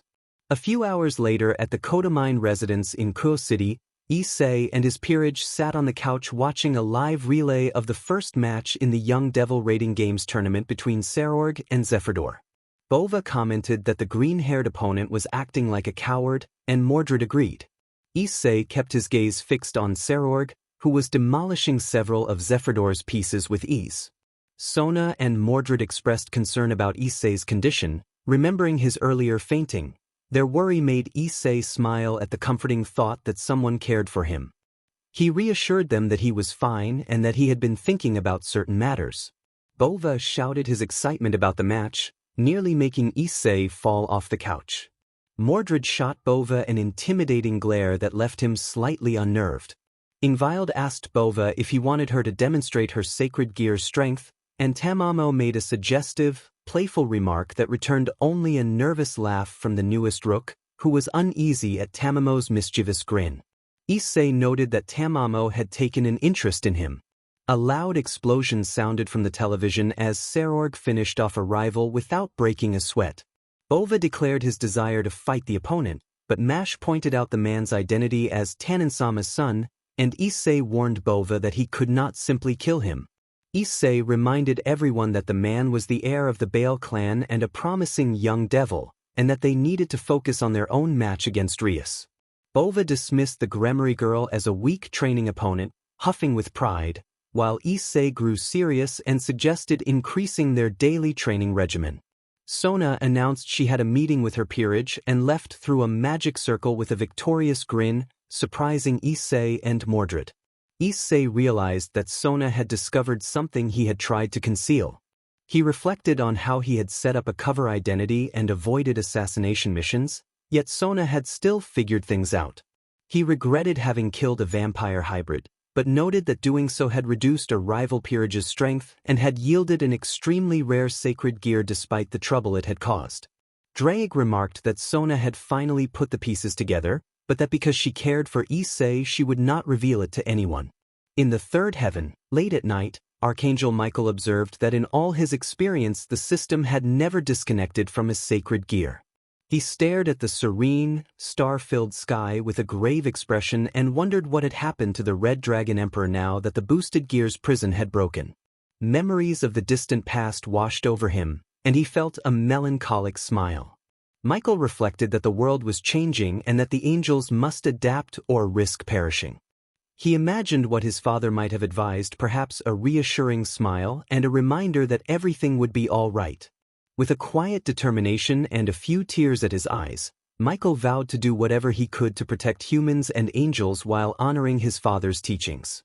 4 days later, the Kodomine residents experienced a typical morning. Ingvild and Mash engaged in a long conversation while the Fox Priestess and Sona had their own chat. Unexpectedly, Archangel Michael was present. Michael sat across from Issei, noting that the system had acted strangely for a moment before severing its connection with the boosted gear. He did not know why, but suggested that Drake might know something about it. Drake answered that he had been shackled for thousands of years by the gods, so it was natural that his prison would eventually be broken. The Red Dragon of Domination gave the Archangel a blunt retort, which caused Michael to sigh. Issei explained that the Longinus and the Balance Breaker themselves were anomalies in the system, so the severing might have happened naturally. Michael pointed out that this was the first time a sacred gear had been severed from the system, and no one wanted an uncontrollable Red Dragon Emperor. He asked whether Drake had ever tried to take Issei's body. Michael fixed Issei with a sharp look, and Issei returned an emotionless stare that concealed intense anger at the thought of his partner betraying him. Issei insisted that he was fine and that his partner would do no such thing. Michael declared his business concluded and ordered that the information remain a secret from everyone, including the other faction leaders and Issei's peerage. Michael then disappeared in a flash of light with a faint smile. Issei sat in silence, reflecting on the day's events. The Red Dragon Emperor announced that the day of the battle with Rias had arrived and that he intended to humiliate her before every devil. He set his gaze on the bustling city with an unusual determination. Location, unknown. Once again in a familiar place, a silhouette appeared. A deep, primal voice, oddly familiar, came from the figure. The figure observed that this moment held countless possibilities and questioned whether its vessel would succeed in the future or lose everything and become a broken soul. The figure warned that the vessel stood on the threshold of destiny, with 2 prominent paths. In one, the vessel would succeed and become the true watcher. The surrounding space distorted into an image of Issei wearing a red scarf, his eyes shining with conviction. In the other, the vessel would fail and lose everything, left amid a wretched landscape of infinite swords and bound to an eternity of pain, a broken soul seeking a salvation it would never find. The space shifted again into a blurred image of a man on his knees among countless blades. The figure concluded that a storm was approaching, a very large one. Third-person POV Kodomine residents, Ko City, midnight. Issei announced that today was the day and vowed to humiliate Mordred and shatter her ambitions and dreams. Mordred responded that she was ready. Her voice carried a melodic note as she moved toward Issei. Issei noted that she looked beautiful in the dress, and Mordred admitted that his compliment made her blush. A small pink hue appeared on her face, and Issei smirked. Issei asked if the others were prepared, and Mordred confirmed that they were. Drake wondered aloud how long Issei could keep suppressing his bloodlust and that unpredictable side of himself, but Issei ignored the question. At the slide of midnight, a teleportation circle appeared beneath them, and Issei declared that it was time. In the capital castle, Lucifad of the underworld, the Crimson Satan, stood with his queen in a room where numerous devils were hard at work. Surzex asked whether the preparations were complete. An older devil nervously reported that preparations for broadcasting the raiding game were finished. Surzex ordered that every devil, commoner or noble, should be able to witness the game. Grafia noted that it appeared the game was about to begin. At the Gremery mansion in Kuo City, the members of Rias's peerage gathered in the lounge. Aquino reported that preparations were complete. Rias instructed everyone to give their best in the coming match, and the group responded in unison. Rias reminded Kaneko about the technique she had planned with her, and Kaneko, the white-haired member of the group, replied in her usual stoic tone that she remembered. Rias vowed that this time they would defeat every opponent and rescue Issei. Asia affirmed her support. Rias promised Issei that she would save him in a few hours, though a shadow of determination and a hard edge flickered across her expression. Kiba admitted unease, worrying the game might go terribly wrong and that Rias might be at the center of it. He grimly noted that he did not want to die at the hands of someone unstable. He shuddered at the memory of a previous tense incident at the academy. Elsewhere at the encampment, the tents and fires fell into uneasy stillness while the participants prepared in their own ways. A short distance from Kuo Academy, Issei and his peerage flashed into a luxurious replica of the principal's office through a pocket dimension. Graphia's commanding voice echoed across the space, announcing the start of the second match of the Young Devil tournament and stating that she, Graphia Lucifuge, Queen of Lord Lucifer, would oversee the game between Lady Rias Gremery and Lord Issei Kodomine. She explained the bases of operations. Issei's base would be the principal's office in the main building of Kuo Academy, and Rias's base would be the Occult Research Club. Lethal holy weapons and dragon-slaying weapons were prohibited. Pawns could be promoted in enemy territory, and the use of familiars was allowed. Graphia wished them luck. Issei observed that they were in the principal's office and declared that it was time to devise a plan. Back in the Occult Research Club office within the Replica Academy, Rias and her peerage prepared for Issei's likely moves. Rias assessed that the opponents had likely begun plotting and outlined their strategy. She identified 3 obvious approaches the enemy might take: across the playground, through the gym, or by air, the last of which she considered unlikely. She concluded that the gym held the high ground, being near the main building and the Occult Research Club, and assigned Kiba and Aquino to that area. Issei, meanwhile, analyzed the gym as a critical area the enemy might use. He predicted that Rias would commit a rook or a knight in that direction and decided to send Tamamo and Mash. He instructed Mash to focus on defending Tamamo while Tamamo would cause maximum disruption without killing opponents. Tamamo agreed to the plan. Rias continued assigning roles. She told Asia that, as their only dedicated support, she would stay in the Occult Research Club. Asia was expected to be a target, so she should remain near Rias for protection. Rias instructed Aquino that if she ever felt she was losing, she should use her holy lightning, and if the situation became untenable, she should withdraw to receive healing from Asia. Aquino bowed in respect and acknowledged the order, though a slight twitch at the corner of her mouth betrayed her inner tension. Rias directed Zenobia and Kaneko to form the offensive team, instructing them to infiltrate the opponent's base by crossing the playground, find their enemies there, and engage. Rias emphasized that they must protect Kaneko at all costs while striking decisively, even if Zenobia had to use Durandal. In the principal's office, Issei laid out his priorities. They would ruthlessly neutralize the members of Rias's peerage, and Issei intended to personally eliminate Asia, believing she would likely be with Rias in the club. After dealing with the healer, he planned to duel Rias, but he emphasized that every member of her peerage had to be taken out first.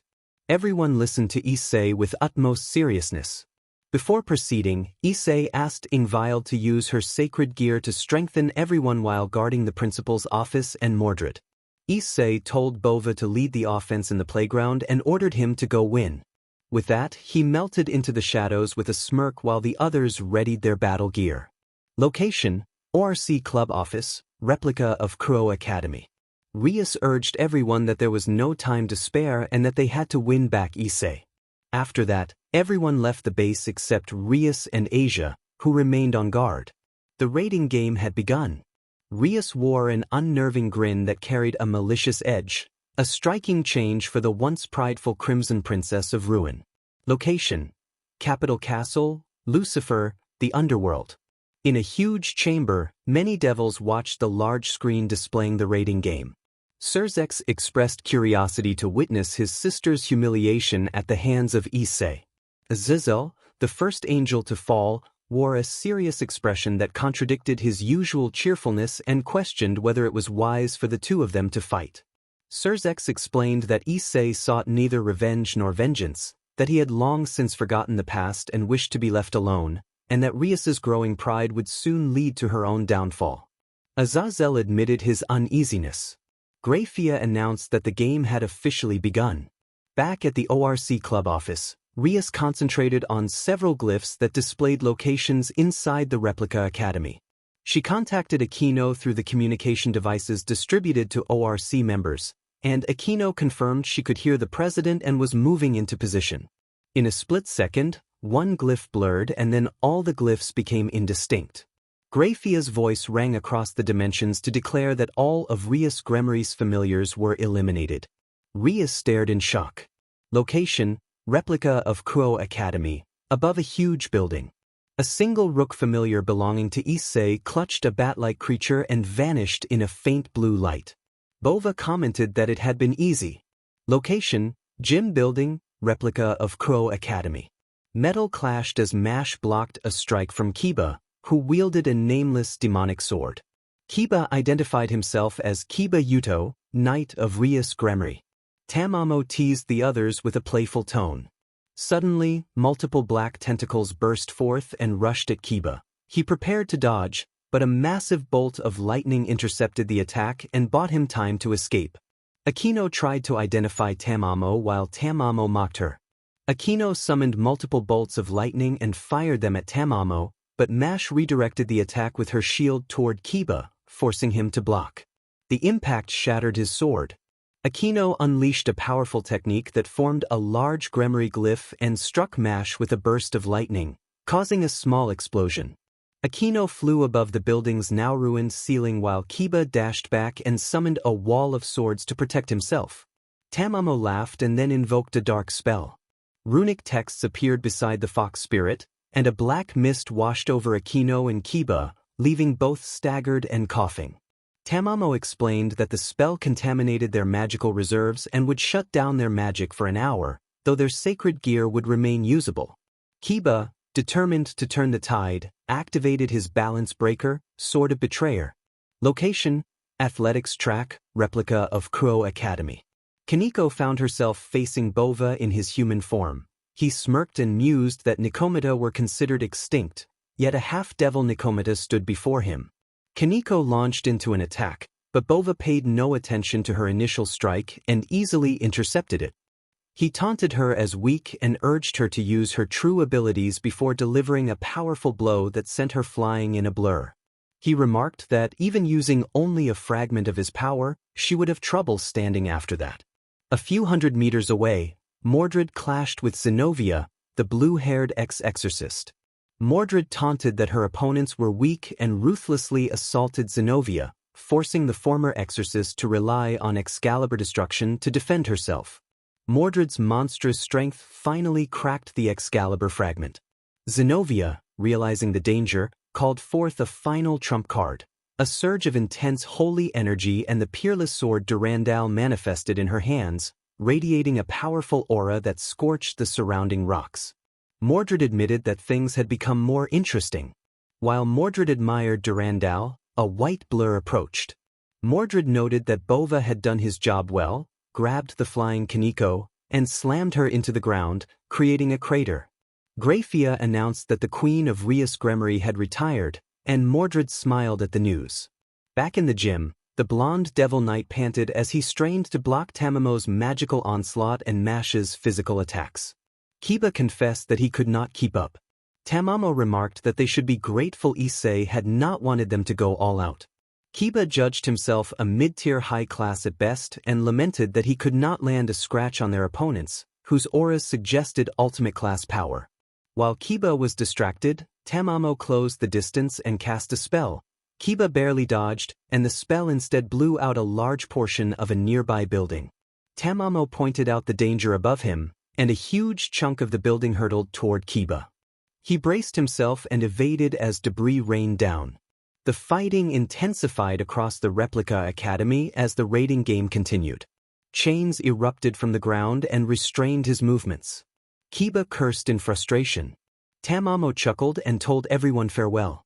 A huge chunk of the building crashed onto the devil swordsman, who groaned in pain before vanishing in a flash of light.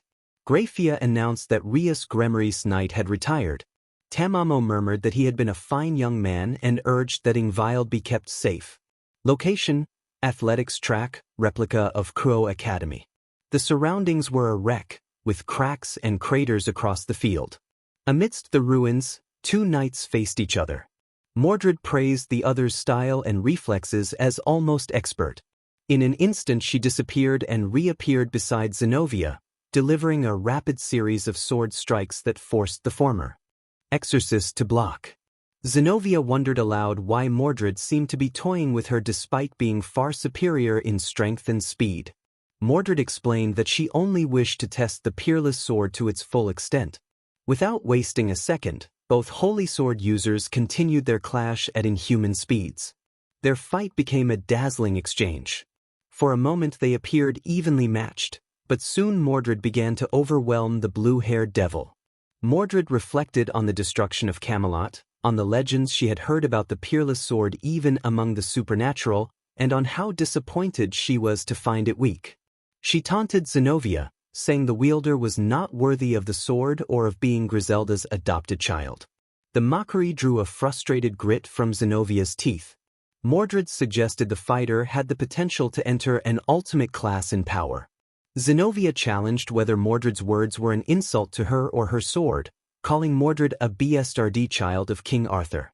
The wielder of Durandal eyed Mordred blankly, unnerving even veteran fighters. Zenovia's thoughts turned inward. The sword she had bled and trained for was being mocked, and all her years of hardship suddenly felt worthless. For a brief moment her eyes went void of emotion, a look of fury that seemed to have been pushed beyond its limit. Mordred began to speak, but Zenobia erupted. A vast aura burst forth from her, throwing Mordred back 100 meters and cracking the ground into fragments. Nearby fighters tensed. Mordred signaled for one of them to stay out of it, but Kaneko, the white-haired Nicomeda, clearly trembled and called out to Zenobia with concern. Zenobia addressed Mordred in a calm, foreign tone, invoking the child of the King of Knights to think before speaking. Mordred removed her helmet and smirked, acknowledging Durandal by name. Zenobia then admitted she had taken control of her wielder for a short PRD to teach the child of Artoria a lesson. Mordred noted that even if Zenobia had taken control, the body had limits. Zenobia responded that it would suffice. She could not tolerate someone tarnishing her glory, and she admitted that the host's potential was impressive. The possessed Zenobia raised her sword in a stance radiating power. Mordred challenged her to show what she had. Zenobia commanded the peerless sword to unleash. Durandal glowed as if responding. Bova's skin took on a scale-like sheen in reaction while Kaneko fled for safety. With a mighty swing, Zenobia sent a golden beam of intense divine energy surging toward Mordred. The knight stared at the beam with wide eyes, struck by a nostalgic memory. Mordred murmured that it felt like Excalibur and called for Clarent, invoking a blood-red beam of intense energy. The red beam doubled the size of the original and met the golden beam head-on.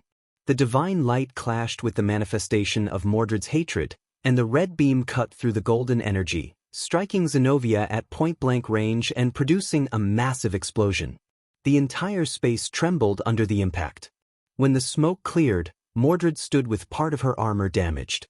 Zenobia was on her knees, her arm broken and her body bearing severe injuries. Zenobia asked if she had lost. Mordred admitted the fight had not been bad, noting that Zenovia's hatred for Arthur was stronger than expected and that her attack rivaled high-tier power. Zenobia conceded that the body remained intact only by sheer luck. Before the possessed Zenobia could finish speaking, she vanished in a blue light. Grafia repeated that Rias Gremmery's knight had retired. Bova appeared beside Mordred, grinning and calling the encounter cool. Location: ORC Club Office, replica of Kuo Academy, 15 minutes earlier. Lucifer's sister stared at the nearby glyphs with a frustrated sigh while Asia stood close by. Rias lamented that Aquino had been eliminated before they could use their combo. Graphia's declaration about Rias's knight retiring drew Rias's concentration to identify who had been eliminated. She suspected Kiba had been outnumbered. The blonde ex-nun glanced back and noticed a shadow behind her move, which startled Asia. A choking sound drew everyone's attention. Issei, empowered by the Welsh dragon's anger, had a dominating presence and brought his fist down on Rias's gut, forcing her to her knees. Issei told Asia that it was nice to see her and then cut her off harshly, calling her a traitor. Asia cried, hurt by his words. Rias searched for an opening to execute her plan despite the chaos. Issei demanded that Rias retire herself from the game. Asia insisted she could not, but then fell to her knees when Issei delivered a brutal roundhouse kick. Drake urged a boost. Issei told Asia that he had once trusted her and had made sacrifices to save her, only to discover betrayal. He confessed that his life had felt like a lie and that he had fought to become strong enough to challenge gods. He said he had only wanted to be loved, but everything had been taken from him, and given the betrayal, he had become hardened. Issei appeared beside Asia and moved with brutal speed, seizing her and sending her crashing into the floor. The impact shattered the ground and Asia vanished instantly. Issei announced that Rias would be next. Rias began to plead for him to listen, but she and the dragon both turned their attention to a massive aura flare, one on the level of a top-tier ultimate-class presence. Issei observed that the aura was unlike any they had encountered before. Drake told his partner Issei that, if he was correct, that flare had been the raw aura of Durandal. But the current wielder could not use the sword in her state, so it looked as if the blade had taken control. Another, painfully familiar aura swept the area, stronger than anything Issei had ever felt. Issei recognized the aura of Clarent Blood Arthur and wondered whether it was amplified by her transformation as a dragon. Rias reacted in shock. Issei snapped an insult in frustration. Graphia, a retired knight of Rias Gremory, listened tensely. Rias moved first, summoning the Gremory family glyph. The fabled power of destruction rushed toward Issei, and he calmly formed a red sphere to counter it. The two forces collided and cancelled one another. Issei noted that the ability was terrifying in its molecular destructive potential, and scorned that the wielder did not have the skill to use it properly. Rias, speaking in a sickly sweet tone, insisted that someone else was manipulating him and vowed to prove her love and save. Issei visibly paled at her words. Drake urged him to boost repeatedly, and Issei muttered that she had gone insane. Rias made a telepathic order to Kaneko through their transmitter, instructing her to execute their plan. Issei told Rias to get lost. Before he could react, two silhouettes appeared between them. Issei recognized Matsuda and Motohama and asked what they were doing there. Rias ordered them to do their job and activated castling. When Issei let his guard down, Rias vanished in a blue light and a terrified Kaneko appeared in her place. Matsuda told Issei that he could not let him pass and claimed Rias had promised him a reward in exchange for helping. Motohama activated his sacred gear, Innovate Clear, and with it created a pocket dimension. The world around Issei dissolved, and he found himself on a grassy plain with the two of them. Drake warned that Innovate Clear was a high-tier Longinus capable of creating pocket dimensions and summoning monsters within them. Motohama explained that the balance breaker required a heavy price, that he had sacrificed his arms to use it and now wielded a demonic replacement given by Rias. Issei refused to be stopped. Motohama admitted he could not stop Issei alone, but that they could. A bright light surrounded Matsuda as Motohama activated a rare sacred gear, Freezing Archaeopteryx. A short while earlier, on the athletics track at the Kuo Academy replica, the Knight of Treachery had been in the middle of a crater, exhausted after a long duel. A trembling Kaneko stood before her while Bova watched from the sky. Mordred, the knight, told Kaneko that she would not stop her if she wanted to leave the fight. Kaneko steeled herself and rushed toward Mordred. At the last moment, a bluish light enveloped Kaneko and Rias appeared in her place, charging at Mordred, who was caught off guard by her exhaustion. Rias drew the strongest dragon-slaying sword and struck. Mordred narrowly avoided a fatal blow but was struck and fell, clearly hurt. Bova, who had been flying toward them, landed with an angry snarl and rushed to Mordred's side. Rias taunted that this was the consequence of trying to take what was hers. Bova called her mad and knelt to check Mordred for signs of life and consciousness, urging her to stay awake. A short time later, everyone at the capital castle in Lucifad watched the confrontation on a transmission with stunned silence. Surzex ordered Grafia to retire Rias's knight immediately. Grafia moved to obey. Lord Agars and other nobles reacted in shock at the sight of a devil wielding such a holy aura. Azazel found the situation intriguing. The feed also showed Issei overwhelming Asia in a brutal display, which unsettled some of the viewers. After minutes of tense viewing, Motohama's activation of Innovate Clear filled the screen and the image grew blurry. Azazel reacted with outrage. Surzex realized that Innovate Clear and Freezing Archaeopteryx were both in play and that this would cause an uproar across the Devil faction and beyond. The feed shifted back to Mordred, who had been struck by Ascalon after Rias had performed castling to swap places with Kaneko.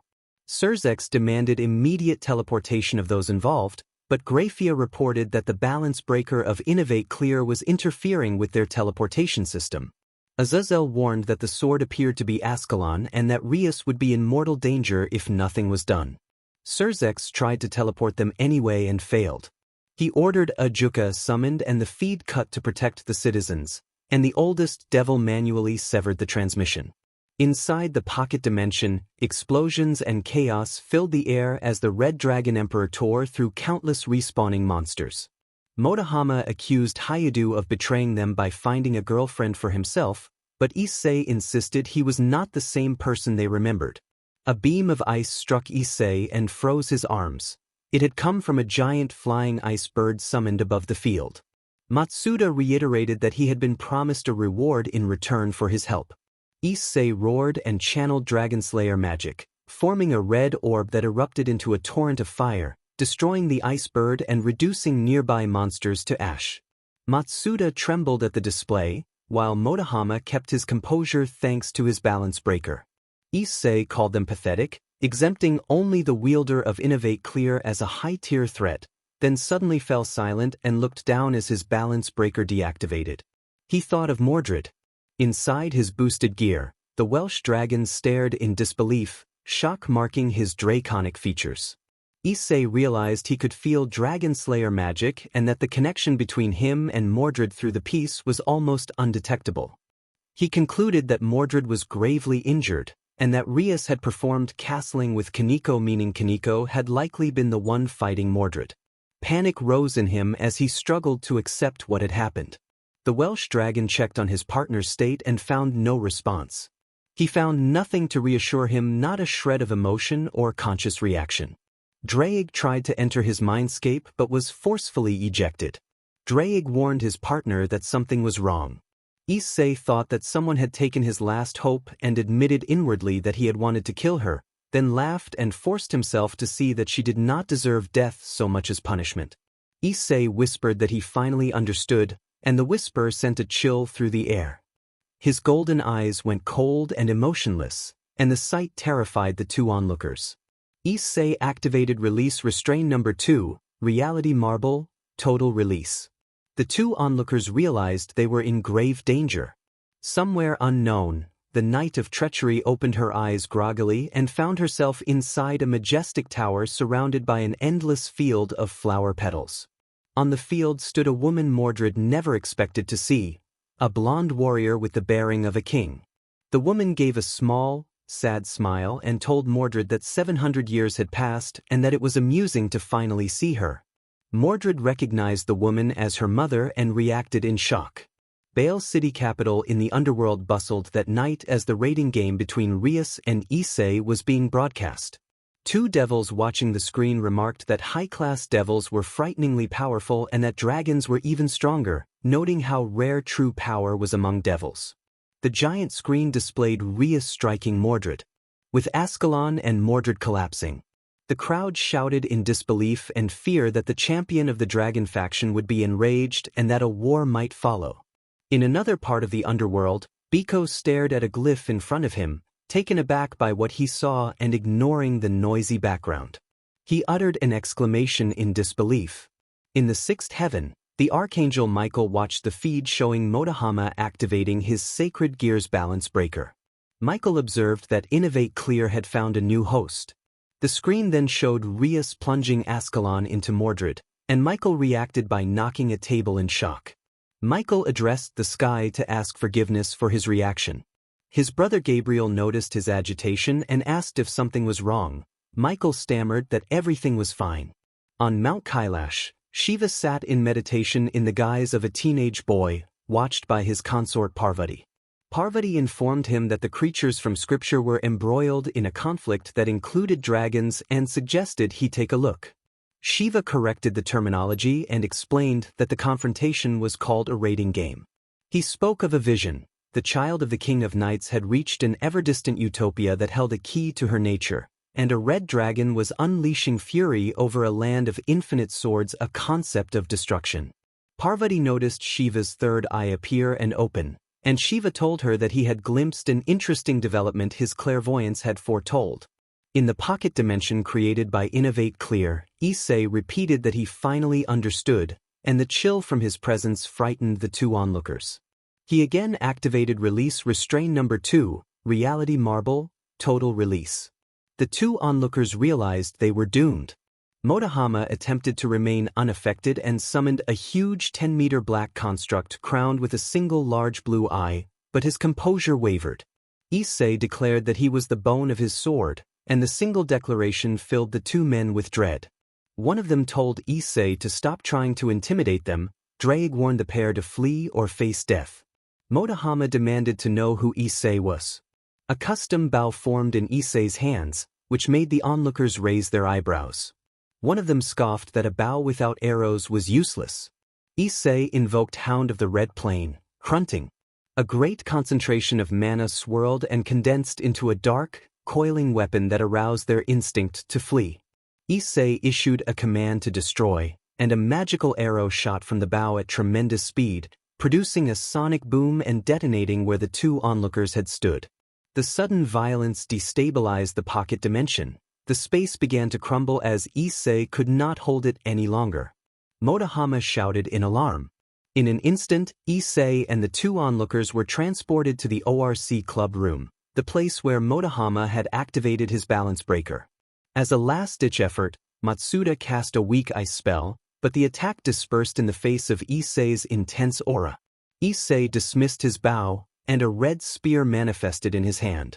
A figure moved with overwhelming force toward Mordred, the shockwave bending the air. In Avalon, the so-called Knight of Treachery stared at a blonde woman, mouth agape, while the blonde smiled calmly. Mordred thought aloud that she had been sure she was dead. The woman revealed that Mordred was not dead yet and insisted she was not an illusion. Mordred snapped that she was not to be toyed with, flashing a threatening glare that the woman met with steady eye contact. The woman identified the place as Avalon, the distant utopia, a tower at the center of the universe and the former home of Vivian, mother of all fairies, and the current refuge of Merlin, the flower mage. Mordred suspected the woman was Merlin. The woman corrected her and said Merlin was being held captive to prevent interruption. Mordred sighed at that answer. Mordred demanded proof that the woman was King Arthur. The blonde flinched slightly at Mordred's venomous tone and then, with a solemn smile, revealed that history had been altered. Morgan had been the one to bring Lancelot and Guinevere's affair to light. Mordred took a step back in shock and stammered the word mother. The blonde woman was now clearly identified as Mordred's mother, Artoria Pendragon, the King of Knights. Artoria said she was proud that Mordred had lived a life filled with happiness, even if Mordred herself denied it. Mordred accused her mother of lying and recalled that the last time they met Artoria had stabbed her with Rongaminiad. Artoria lowered her gaze and admitted she had been burdened by the duty of a king and had seen Mordred as a threat. She claimed she had had no choice. Mordred let out a bitter laugh and accused King Arthur of not understanding feelings. Artoria responded with a sad smile, calling Mordred truly the Knight of Treachery and Rebellion. Mordred accused Artoria of pushing her to extremes and of not wanting Camelot to be reduced to ruins. Artoria countered that Mordred had not been meant to wield Caliban and added that Caliban had chosen another wielder. Mordred's glare hardened. Mordred said she had no desire for Caliban, and Artoria's eyes widened before a visible smile appeared. Mordred demanded answers. At a replica of Kuo Academy, a blur moved across the grounds in search of Mordred. Issei found Mordred collapsed and unconscious, struck by Ascalon and in urgent need of help. Issei hurried to her, insisting it was him and that she would be fine, trying to rouse her. The red dragon's roar turned into a cry of pain, and Issei broke down. The rest of his peerage arrived, faces full of shock and sorrow. Issei instructed Ingvild to use her sacred gear to strengthen Mordred's draconic aura. The added power might repel Ascalon's magic. Ingvild, trembling, agreed to help. Bova, furious, vowed to hunt down and make whoever was responsible pay, but Issei ignored the outburst and promised he would return. Tamamo offered to try to heal Mordred, and Issei thanked her. The hunter of the Red Plains extended his aura and quickly located Rias, then sprinted away at speed surpassing even the fastest beings. In the underworld at Lucifad's capital castle, the atmosphere was thick with rage. In the observation room, several devil nobles hurled insults at Rias and the Gremry clan. Lord Agar said they should have executed that vermin when they had the chance. Lord Bale called the young woman foolish and insisted he would hire mercenaries to eliminate her and the Gremry clan. Surzek stepped forward and warned that anyone who touched his mother would feel true pain. His aura flared and the nearby furnishings were swept away, silencing Lord Bale. Other nobles reacted with growing alarm. Lord Phoenix warned that the Gremry clan had risked a war with the dragon faction and that their clan could no longer remain allies. Ajuka, irritated but worried, urged the lords to stop yelling. Surzex demanded to know how long it would take. Ajuka estimated roughly 55 minutes, give or take. Azazel declared that she would be dead before then. Surzex stamped his foot in frustration, causing the castle to rumble. Ajuka said his adopted daughter, Ingvild Leviathan, could use her sacred gear to strengthen the knight's aura and buy them a few minutes. The revelation that Ajuka had a daughter shocked everyone except Surzex. Ajuka explained that Ingvild was adopted and a descendant of the Leviathan clan. Zekrom reported that citizens in Billiard and Oros cities were undertaking protests. Surzex swore under his breath. Back at the Tower of Avalon, Mordred demanded answers again. Artoria turned her gaze toward the endless skies and began to explain. During the Battle of Camelot, they had fought and Mordred had disarmed Artoria and thrown away Caliban. In that moment, Artoria had used the Holy Lance and believed she had pierced Mordred, assuming Mordred had died. In truth, Mordred had survived because Avalon's scabbard had been implanted inside her by Morgan. Caught off guard, Artoria had been forced to use Excalibur, but Mordred had used a dark thing to fight on equal terms. Artoria admitted that she lost the final clash because her light was not pure enough. Excalibur's strength depended on the wielder's intentions, and her thoughts had faltered, weakening the sword. Mordred's darkness had overpowered Excalibur, and Artoria's body had been reduced to ashes. Desperate, Artoria removed her soul and placed it inside her scabbard, which had been inside Mordred's soul. For 700 years she had watched Mordred's life without being able to communicate. Artoria, overcome with emotion, lost her composure and released feelings she had restrained for nearly her entire life. Mordred reacted with confusion. Artoria asked if Mordred knew what that dark thing was. Mordred said she knew a little. Artoria accused Mordred of craving power so much that she became the sword's wielder, exactly what Artoria had feared. She revealed that the sword was the manifestation of primordial darkness and expressed deep disappointment. Artoria said Mordred had sealed her fate by taking the sword and demanded to know where it was now. Mordred sighed and said the sword was locked inside a pocket dimension and that she had not used it since the fall of Camelot. When Artoria questioned why she should care for Mordred, the Knight of Rebellion yelled that she did not need Arthur's pity and asked since when Artoria truly cared for her. Artoria reminded Mordred that she was her mother and that she had raised her after Morgan left. Mordred replied that she had been treated like a BSRD, that when she had wanted to stand by Artoria's side she had been betrayed and left gravely wounded by a sword. Mordred glared with unfiltered fury, and the perfect facade of the king blurred for a moment. Artoria paused and admitted that she almost did not recognize the stirrings of sadness after so long. Ingvild observed the scene from the replica of Kuo Academy. Mordred lay fatally wounded by a dragon-slaying sword, and Issei was consumed with the need for revenge against the Gremry. Bova offered to pull the sword from her body. Ingvild warned that removing the sword would kill her almost instantly. Tamamo countered that the sword's dragon-slaying property was draining her slowly, and Ingvild explained that removing it would allow her life force to escape.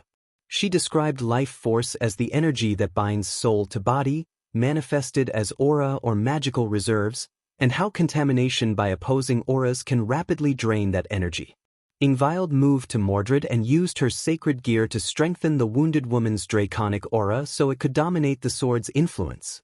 She placed her hands near the injury and activated the gear, stabilizing Mordred as best she could. Tamamo then invoked a healing flame, calling upon a godly sunspell that formed a small, warm flame around Mordred and accelerated her recovery. Bova expressed hope that Mordred would recover. Elsewhere within the same replica, Rias, an ex-heiress of the Gremry family, hid inside a building with a satisfied, dangerous smile. She believed she had killed Mordred with the stab from Ascalon and silently credited Michael for having given Ascalon to her. Issei appeared behind her and his presence froze her. He confronted Rias with a fierce glare and demanded why she had done it. Rias tried to feign innocence and then claimed that she cared for him, using that care as justification for meddling in his life. Issei recounted, in a controlled voice, how his life had been full of lies and manipulation, by his so-called parents, by friends and lovers, by people who used sweet words to control him and then discarded him when he was no longer useful. He said that Mordred had been his saving grace, the one who kept him sane, and that Rias had taken her from him. Although he restrained the impulse to tear Rias apart, his expression betrayed deep pain. He explained that his sanity was stretched thin. Memories of Mordred's gentle smile flooded his thoughts, and a single tear slipped down his face. The atmosphere around Issei shifted.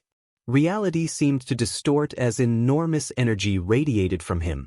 Cracks appeared in the isolated dimension, and a deep, primal authority rose in his voice as he invoked a chant that made Rias recoil in terror. Draig warned Issei that if he fully unleashed his power, his so-called reality marble, the dimension, could collapse into a gap and dissipate. Issei's inner voice raged with a single, brutal imperative. On Earth, in Hawaii, the clock ticked past 4 in the afternoon near a rare traditional Japanese building by the shore.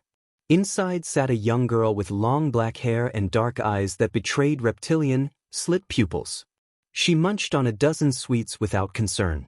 When swords disturbed her silence, her innocent presence shifted into a terrifying aura that removed things from existence rather than simply destroying them. She addressed Issei Kodomine directly and told him that he would help her achieve the silence she sought, but before that she demanded a large supply of sweets.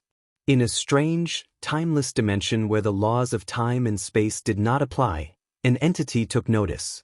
The space shimmered with multicolored ripples, and an invisible voice lamented the annoyance of intrusion. It considered that the presence felt was strong enough to attract attention and suspected that Ouroboros might have already noticed. The voice reflected that it was a concept related to destruction, one of only a few such concepts, and that this new presence did not belong to the Crimson Devil or the God of Destruction, but was a similar manifestation of a force. Back at the replica, the dimension around Issei was being torn by an unknown aura. Draig urgently advised the Gremry Devil to run or face death. Rias questioned whether the presence was the Welsh dragon. Issei, his aura condensing and the dimension trembling under the weight of his authority, intoned the words of a blade that severs bonds and certainty. Red sparks flowed through the air and the space shuddered under the terrible sensation of those words. Draig pleaded with Issei not to do this, but Issei did not answer. He stood with his gaze fixed on Rias, his expression cold and distant. He spoke in measured, almost ritual phrases about freeing fate and forging countless blades, each line carrying a weight that made the air itself tremble. Rias, terrified and confused, managed to stammer that he was not her Issei. She tried to move, but an oppressive force drove her to her knees and filled her with despair. Issei watched her with an empty, satisfied smile. A widening tear opened in space beneath him, A pitch-black rift that threatened to unmake the fabric of reality. The universe itself strained to correct the disruption, attempting to weave space-time back together as it always did when balance was threatened. Only a few beings could affect the metaphysical weave so directly. Issei intoned phrases about converging paths, enduring desires, and the gathering of unjust deaths as the pressure around them increased. Rias tried desperately to flee, but fear froze her in place at the monstrous power she had helped unleash. Drake warned that nothing could falter his spirit now and urged Rias to accept her fate. Issei called upon a technique named Tsumkari Muramesa, an originless creation of swords, a weapon said to sever karma and destiny itself, a demonic blade modeled after legendary divine weapons. A large Japanese katana materialized in his hands. He took one last look at Rias before vanishing in a flash. Rias let out a confused, shocked sound that cut off as a sudden phantom pain and numbness washed over her right arm. She discovered to her horror that the arm no longer responded. She could not feel or move it. Panic rose in her throat as Issei's smile lingered like a ghost. His laughter echoed over the scorched field. 5 minutes later, the terrible aura had faded. The land around the rupture was heavily cratered and scorched. The heavy presence that had shaken the dimension was gone. Where Issei had stood, there was now a silence that felt like a held breath. At the center of the crater, Rias lay broken and gravely wounded. She was conscious but clearly in severe condition, with injuries that left her weak and partially immobile. Her face bore a severe wound and she was struggling to stay aware. The sight of her in that state was harrowing. Ajuka announced that he had gained access to the necessary systems. Surzex immediately ordered Graphia to evacuate them. 10 minutes earlier, in the capital castle of Lucifad in the underworld, a tense meeting was underway. Multiple runic symbols hovered over the green-haired superdevil as council members exchanged urgent reports. Zekrom reported widespread riots and armed protests across the underworld. The eldest devil present glared at the crimson devil, who paid little heed to the look. Lord Phoenix reported that he had gathered all the Phoenix tears the clan could spare and that there were 14 in total ready for immediate use. Surzex thanked him. Zekrom warned that the situation was dire. The dragon faction might break the alliance and declare war, which could pull in fallen angels and other factions by treaty. The Cows Brigade and the Old Satan faction might also take advantage of the chaos, risking a full-scale Second Great War. A cold aura from the old devil made nearby glass and furniture tremble with the threat. Surzex said he had received an official statement from the Elder Dragons. The United Devil faction had been found guilty of attempted murder against the Champion of Dragons and unofficial ambassador to the Dragon faction and his peerage. Mordred Pendragon, a half-dragon and mate to that champion, had been grievously wounded by a powerful dragon-slaying artifact. The Proud Dragon faction declared that they would not tolerate offenses against one of their highest-ranking members and presented 15 demands to be met, on pain of war. Surzex read the demands aloud to the council. The Dragon faction's demands were listed as follows. If the devil responsible Rias Gremory is alive, she must be stripped of her title and exiled from the underworld to the human realm for 300 years along with her peerage. The clan of Gremory must cede half of its territories in the underworld to the Dragon faction. Sharp Fong Valley, the modern Devil Gate, the Anima Mountain Ranges, and the Forest of Zion must be ceded to the dragons for 5,000 years. 15,000 Phoenix tears are to be paid per year for the span of 135 years. 1/4 of the familiar forest must be handed over to the Dragon King Tiamat. The clan of Gremory must surrender all books in the Imperial Library of the Gremory to the Dragon King Yulong. The northeast sector under the Bale clan is to be lent to the dragons for 4,000 years. The eastern lands under the Astaroth clan must be ceded to the dragons. Any Dragonslayer artifacts under devil control must be handed over immediately. 15,000 megatons of demonite per year are to be supplied to the Dragon faction for 100 years. The Crystal Lake must be given to Issei Kodo Mine as restitution. No devil serving the clan of Gremory may enter the city of Kuo. If Mordred Pendragon is alive, all medical expenses must be covered by the devil faction and she must receive the highest level of care. The number of dragon soldiers under devil control, as outlined by treaty, must be reduced by half. Mount Hellblaze, under the Phoenix clan, must be lent to the dragons for 50 years. The dragons warned that failure to meet these demands would result in the annihilation of every devil in existence. The prideful dragon faction made clear that it would not back down from war. The council fell into an unnatural silence after Surzex finished reading. Lord Bale angrily demanded why he should cede his lands.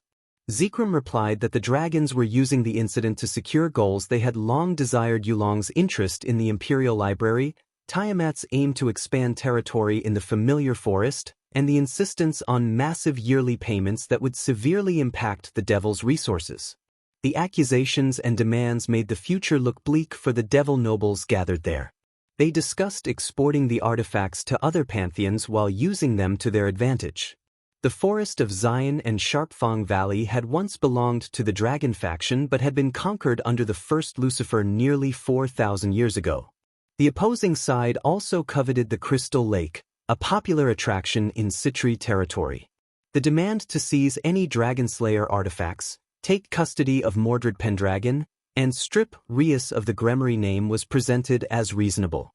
The proposed tribute of 15,000 megatons of demonite ore per year for 100 years would devastate a quarter of the Belial clan's profits, since they were the leading producers of demonite.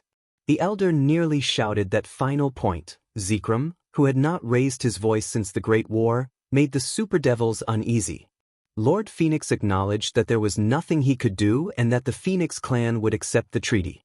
Lord Bale refused to cede any land for what he called a pompous Gremorys mistake.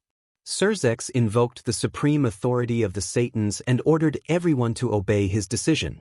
The Crimson Satan's voice carried such authority that the assembly fell silent and nodded without argument. Zekrom pointed out that Surzex was not a Satan. Surzex replied that he was a super devil with power enough to threaten the entire underworld. A tense stare-down between the wisest devil and the Crimson Superdevil ended with Zekrom sighing in defeat and announcing he would no longer remain. Ajuka reported that he had gained access, and Surzex commanded Graphia to pull them out. Tower of Avalon, unknown time. Laughter filled the air. The source was Mordred and the King of Knights. Mordred laughed at her childhood likeness as she flipped through an old book labeled Memories to Remember. The Knight of Treachery studied a picture of child Mordred sitting on her mother's lap with a horse nearby, a warm scene that eased even Artoria's usually stoic expression.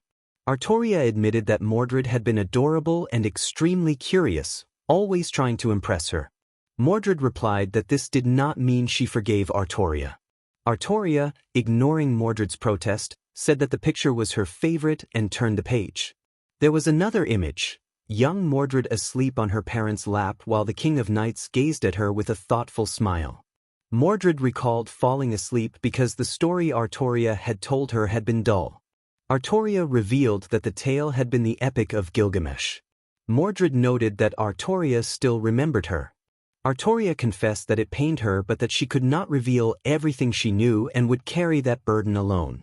She expressed surprise that Mordred had become the wielder of the forbidden sword. Artoria also knew that Mordred had found a new king and a husband, which left Mordred blushing while Artoria looked on faintly amused.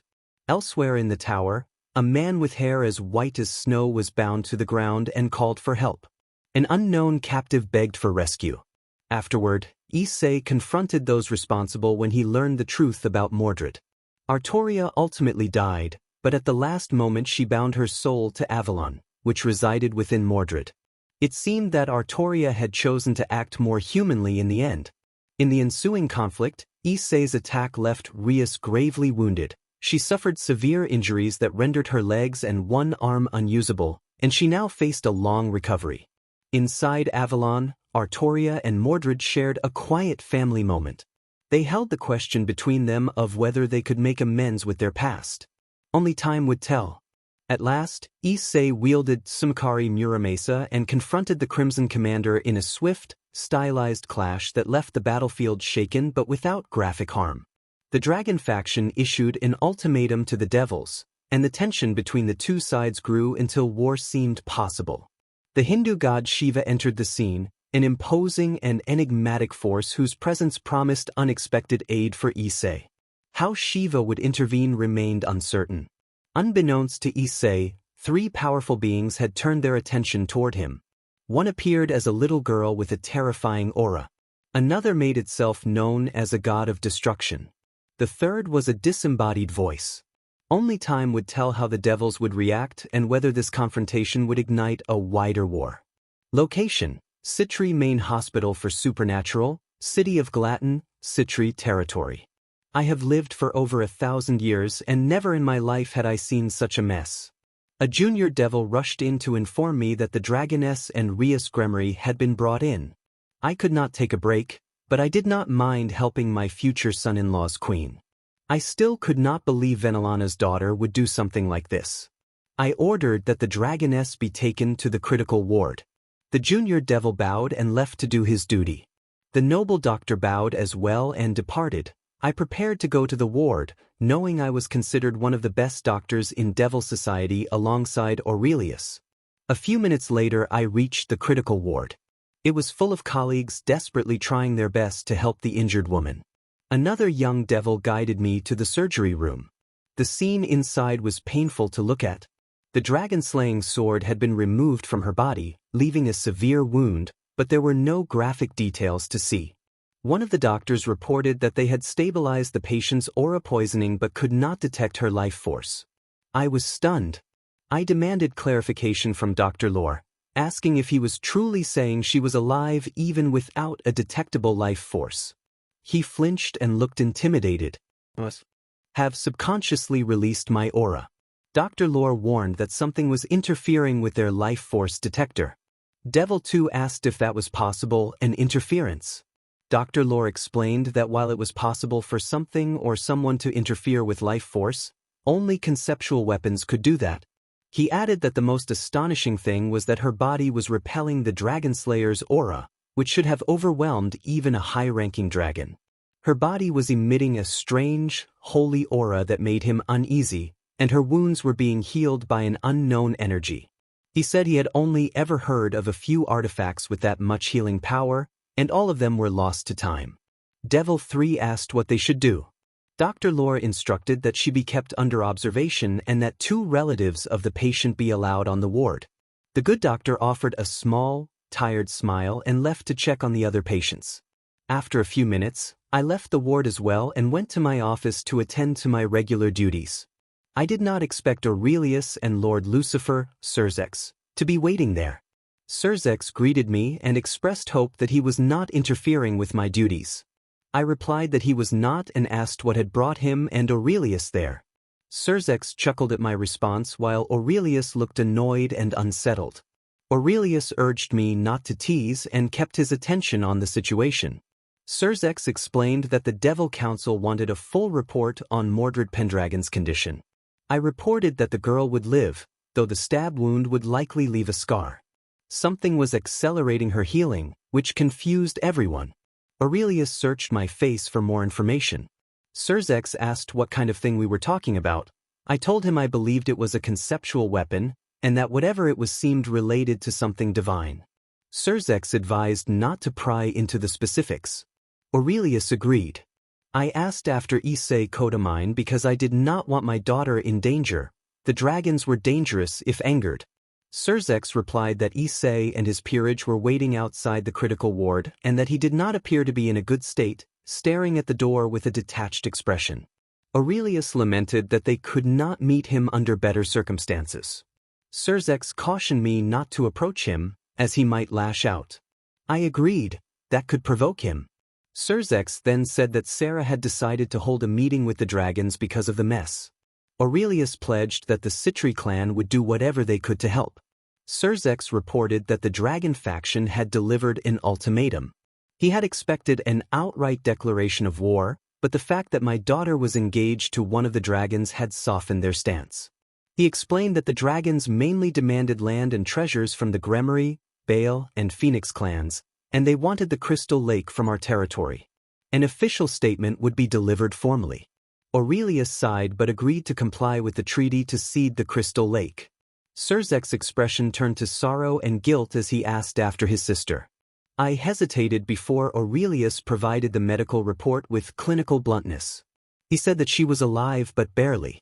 Her legs and one arm had been severely injured and could not be reattached despite using Phoenix tears. A curse was preventing recovery. She had lost an eye and sustained a permanent facial scar. Other wounds were less severe, though she had a large abdominal injury that would take months to recover from. Aurelius concluded that she could not be fully treated and would likely be permanently impaired. Surzex absorbed the news and said he would take his leave. He departed soon after, heavy with sorrow. Issei's point of view. Citri Main Hospital for the Supernatural, City of Glaton, Citri Territory.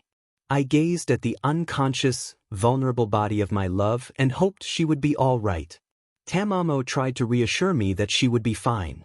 Bova, furious, threatened the perpetrator in a heated outburst. He clenched his fists and vowed that whoever had done this would answer for it. I felt the same rage, but my priority was Mordred's safety. Mash hurriedly reminded Bova that they were in a hospital and urged him to calm down. I was still staring at Mordred when Dr. Lore stammered that Lord Bale was here to meet with me. I told the doctor to leave. I was in no mood for visitors, and the doctor hurried away, sweating. Tamamo urged me to stop frightening those who wished to help. I was consumed by thoughts of vengeance, declaring in my mind that I wanted to punish those responsible, but I forced myself to restrain that impulse when Sona intervened. She moved forward, placed her hand on my chin, and compelled me to look at her. She was on the verge of tears, and that sight softened my anger enough to make me hold back. Tamamo suggested they give the others some space and left the room with the others, leaving Sona and me alone on a couch. Sona sat close and gently placed her cold hands on my hair, stroking it. I flinched and pushed her hand away, snapping that I wanted to be left alone. She told me that I needed to be strong for both of us. I tried to explain that, despite having seen this coming, it still hurt. Sona wrapped her arms around me and pulled me into a hug. She told me that sometimes no words could explain what we felt and that silence could be the only response. Her quiet comfort was exactly what I needed in that moment. Sona told me that I would feel alone when I was there. I broke down at her comforting words. Tears of pain and sadness that had been bottled up until then poured down like a storm. Sona hesitated and reached out in concern, but I could not stop crying. "We will always be there for you." I buried my face in the crook of her neck and cried without a sound. I would never admit it, but I wanted that closeness. Drake muttered that he would go back to sleep. Issei steadied himself and held her close for a moment. Issei thanked Sona Citri for everything. Mordred stammered that it was a nice view. Third-person perspective location. Tower of Avalon, unknown, 5 minutes earlier. A gentle breeze brushed past Mordred, the knight of treachery, whose gaze was fixed on the seemingly endless field of flowers. Mordred thought it was beautiful. Artoria, the stoic former king, observed that for her the scene was a painful reminder of the past, and she spoke to Mordred with a solemn voice. Mordred challenged the King of Knights to a battle, and Artoria accepted the challenge. Before they could continue, a strange tugging sensation moved through Mordred. Artoria noticed that his body was drawing his consciousness back. Avalon had healed his wounds. She remarked that it was unfortunate, because she had wanted to spend time with him. Mordred whispered a longing for Issei. Artoria urged him to go and live a great life with his beloved, saying she could see both love and loneliness in his eyes and teasingly asking for a grandchild someday. Her words brought a deep blush to Mordred as the mental image of a blonde-haired, golden-eyed girl made him flustered. Mordred said he would see her later. Say POV. Location: Citri Main Hospital for the Supernatural, City of Glaton, Citri Territory. Issei rushed to Mordred's side and gently grasped her hands, relief and a small spark of happiness rising inside him. He noted that she was awake. Mordred whispered that she was. Sona gasped in surprise and hurried over. Sona explained that Mordred had been injured by Ascalon and warned her not to overexert herself. Mordred insisted she was fine. A lone tear slid down the face of the usually composed girl, and she quickly wiped it away, forcing a weak chuckle. Issei urged her to rest. Mordred protested that none of this was Issei's fault.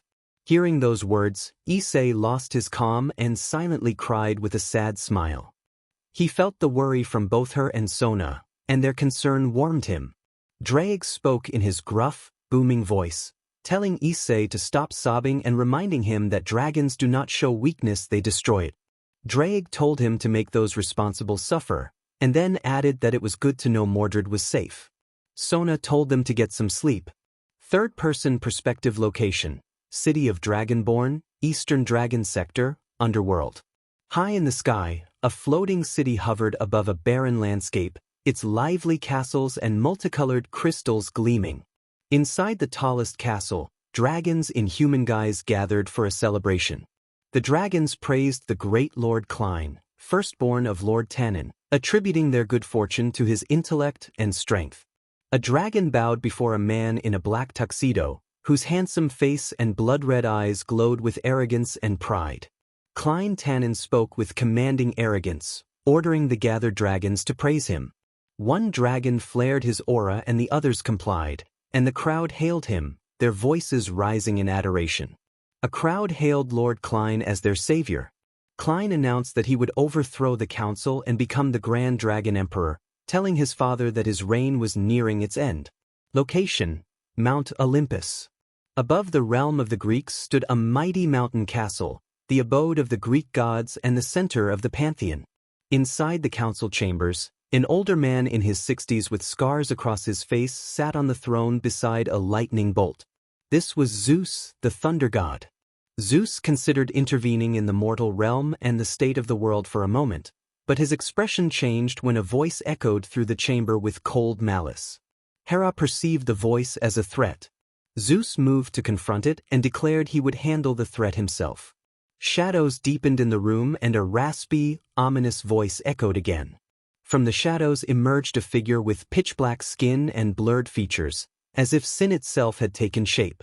The figure chuckled at Hera's shocked expression and announced that he wanted something Zeus possessed.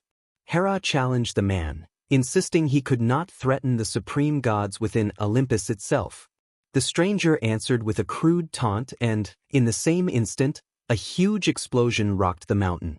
Below Mount Olympus, a demigod camp was engulfed in flames as an enormous army numbering in the hundreds of thousands and composed mostly of lower and mid-tier soldiers with a few powerful beings among them descended on the lands. Zeus reacted with fury and declared that war had been forced upon them. The chamber filled with a titanic release of energy, the room trembled violently, but the gods themselves remained uninjured. Location: an abandoned house on the outskirts of Baal territory. The place reeked of violence and neglect. Two notorious criminals, Ryunosuke Uryu and a man called Bluebeard, were cleaning up after a violent attack. They spoke about their dark motivations in clipped, bitter tones. Bluebeard launched into a tirade about loss and his desire to prove his beliefs, but his rant was interrupted when a television flashed a news image showing Mordred apparently stabbed by Rias. Bluebeard froze, then moved to the screen and laughed in a wild, unhinged way, convinced the image meant something important. Ryunosuke asked what he was laughing about. Bluebeard, obsessed with the woman in the image, declared that she was the one he longed for and that they had orders to deliver her to a green-haired acquaintance. They resolved to take her from her captors and hand her over, with Bluebeard insisting he would ensure she remained in their custody until the transfer. They prepared to leave. Location: Citri Main Hospital for Supernatural, City of Glaton, Citri Territory. 3 days later, a plain white room held familiar medical equipment and a red-haired woman lying on a bed, severely wounded around her face. Surzex sat beside her with Venelana Gremory standing nearby.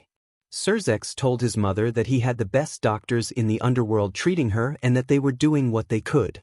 Venelana replied coldly that Surzex was not being honest, and Surzex admitted that the damage was extensive and that she might never fully recover the use of her limbs. He placed a hand on his mother's shoulder, and she responded that the woman had fallen very far from grace and would face consequences once healed.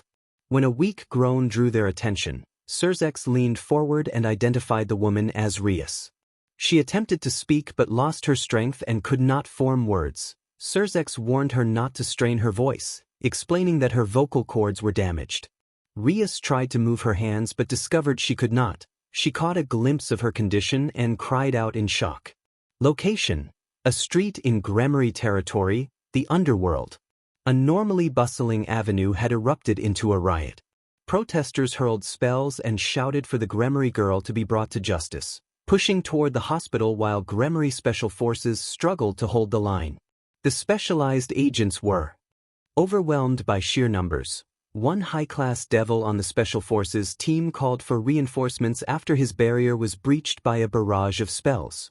At that moment Lord Gremory ordered the forces to stand down and restore order.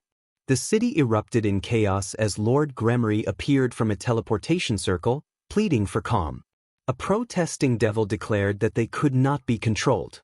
Lord Gremory attempted to reason with the crowd, asking what they hoped to accomplish and warning that Rias would be punished and cast out to the human realm, maimed and forever separated from the family. A protester answered that they were fighting for their future, blaming Gremory's daughter for provoking the dragons. The patriarch sighed at the roaring crowd and declared a state of emergency, announcing that the riot threatened thousands of civilians and that the protesters would be treated as rogue devils to be captured or neutralized. The air around him flared, and the street was bathed in a fierce red aura. The feeling in the crowd shifted as if a battle was about to begin that would shake every low-class devil to the core.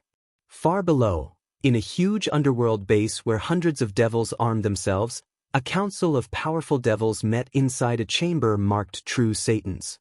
An old general reported that preparations were nearly complete. From the shadows, two figures with overwhelming presences listened in silence. One of the shadowed voices acknowledged the progress and expressed regret at a betrayal by Tokiomi. The other voice dismissed humanity as short-sighted, railing against their hopes and illusions. A young lieutenant, trembling, conveyed that the elder Gremory had personally decided to eliminate the rioters in the imperial city. The shadowed duo exchanged cold remarks. Beelzebub confirmed that he had dispatched Ryunosuke and Gillis de Rias to abduct the girl Mordred and deliver her to an allied master. The general warned that a dragon might complicate matters, but Beelzebub planned to use any such chaos to justify a full-scale assault. The ancient devils approved. The next day, at Citri Main Hospital for the Supernatural in the city of Glatton, a crowd of protesters gathered outside demanding Rias's execution. Inside, a hooded stranger moved toward the reception desk where devils were helping patients. The receptionist greeted the stranger politely, but the hood came down to reveal Ryunosuke, flanked by Bluebeard. The receptionist froze in shock. Before she could react further, she was struck down and collapsed, leaving the reception area in stunned silence. Bluebeard announced the arrival of his summons, and unnerving figures materialized from the shadows. Guards rushed forward and attempted to respond, but the summoned figures provoked terror rather than clarity. Unsettling noises and cries echoed through the lobby as the situation spiraled into a violent siege. Hospital staff and visitors fled or sheltered as security tried to contain the intruders. Upstairs in room 777, Mordred was speaking with Tamamo while resting on a hospital bed. Tamamo explained that the artifact embedded in Mordred could accelerate healing and speculated about other possible abilities, naming a few legendary artifacts that could produce similar effects. Their conversation was interrupted by a distant, high-pitched scream and the sound of commotion from below. Tamamo moved to Mordred and, alarmed, handed her a golden pendant that served as a ward against dark arts. Tamamo explained that Mordred was not in condition to fight and said she would inform allies about the breach and go find who had started the attack. Tamamo left the room with Mordred still stunned but protected by the pendant. Back in the lobby, Bluebeard told Ryunosuke to secure the target and deliver her to the rendezvous point designated by their employers. Bluebeard provided a device to help subdue the captive if necessary. He then cast a barrier around the hospital to isolate the scene and took several surviving devils on the first floor as hostages to control access. Tamamo arrived on the second floor and confronted the intruders. She identified the main attacker as a user of dark arts with exceptional mana control and demanded to know why they had come. Bluebeard taunted her, and Tamamo launched a concentrated beam of golden light. The dark magician raised a black shield that absorbed the attack, and Bluebeard ordered his summons to strike. A fierce, anime-like clash erupted in the hospital corridor, with flashes of light and rippling energy as defenders and attackers collided. Tamamo braced to protect the injured and to stop the abduction while chaos continued to spread through the building. Assailants attacked Tamamo, but she used sage techniques to defeat them effortlessly. Tamamo accused Bluebeard of using innocent children for his own gain. Bluebeard laughed and boasted that he enjoyed breaking women like her. Tamamo answered with a punch infused with aura that sent him flying. Tamamo asserted that she was a spellcaster who could also fight with her fists. The crazed dark magician laughed maniacally and sent dozens of shadowy tendrils toward her. Tamamo raised a shimmering magical shield to protect herself. Tamamo warned that reinforcements were on the way. Bluebeard replied that his friend would help him escape. Mordred, the knight of treachery, stood ready with Clarent in hand. Even at her weakest, she refused to fall without a fight. Mordred called for Issei. For a moment she lowered her guard and was struck in the face. Ryunosuke observed that the plan might work, then decided to act his own way. The killer knocked Mordred down with a precise kick and formed a glowing teleportation circle. At that moment the windows shattered as Issei descended with dragon wings, racing toward Mordred. Issei shouted for them to let her go, but the killer said he could not comply. He stepped into the circle with Mordred and vanished a heartbeat before Issei could reach them. A chilling dragon cry echoed across the city. The prelude to war had begun. Location: City of Glaton, Citri territory. The prelude to war had begun. The dragon's roar subsided and the city's residents were stricken with terror. Some fainted, others teleported away, and several were killed by the force of the sound. The hospital began to crumble until a pillar of blue demonic energy held it aloft. Lord Citri had raised it with a grim effort. Lord Citri cursed and demanded to know what had happened in the name of Satan. Bova, the mischievous dragon, peered at the sky with wide, disbelieving eyes and admitted that they had failed. Before Lord Citri could press further, a massive surge of aura rolled over the city, the ominous presence of the Red Dragon Emperor. Lord Citri swore again. Bova swore and said he needed to find Tamamo, but a loud shockwave struck them, fracturing the floor and throwing them back several meters. Bova looked upward with alarm and warned himself not to approach on instinct. In a flash of crimson light, Issei vanished, leaving the city in panic. Lord Citri tried to rush after him, but Bova held him back and told him that there was nothing they could do now, urging the Lord of Citri to steady his heart and vow that the underworld would feel a dragon's wrath. Location: Underworld. An abandoned castle stood between the realms of the underworld and earth. Strange noises echoed through its corridors. In the throne room, a cruel attack had taken place and a young woman now lay unconscious and injured. Diodora Astaroth stood a few meters away with an unnerving smile. He made a low, satisfied sound and taunted the scene, mocking the victim and commanding the creatures nearby until they retreated. The woman collapsed to the floor. Diodora approached and continued his taunting before turning away. 1 hour later, Diodora sat panting on his throne while the woman with golden hair remained unconscious on the ground, her face turned toward the floor. Location: Outskirts of the unknown. Far from supernatural civilization, a lone figure stood and surveyed the dark sky with a valiant posture. His hair was white as snow and his skin pale. He murmured that things were spiraling toward the prophesied disaster, glanced upward as if at someone or something, laughed softly to himself, and vanished in a wisp of smoke. Location: Cow's Brigade Outpost No. 7. The outpost appeared calm on the surface. Issei knelt in the shadows with a wicked grin. He taunted a struggling man and then seized him, delivering a brutal killing strike that ended the man's life. Drake reported that they had not found anything about her. Issei replied that they should ask someone else and suggested that at least others would cooperate. Drake noted that Issei did not seem afraid, frustrated, or anxious despite having his mate kidnapped. The comment sent a chill of mixed rage and excitement through the Red Dragon Emperor. Issei explained that he had anticipated trouble and placed numerous tracking magics and a protective curse upon Mordred when she had been about to teleport. He said the enchantment would activate upon contact with malicious intent and was powerful enough to kill a Dragon King class being instantly. Issei's smile turned cruel as Drake recoiled in shock.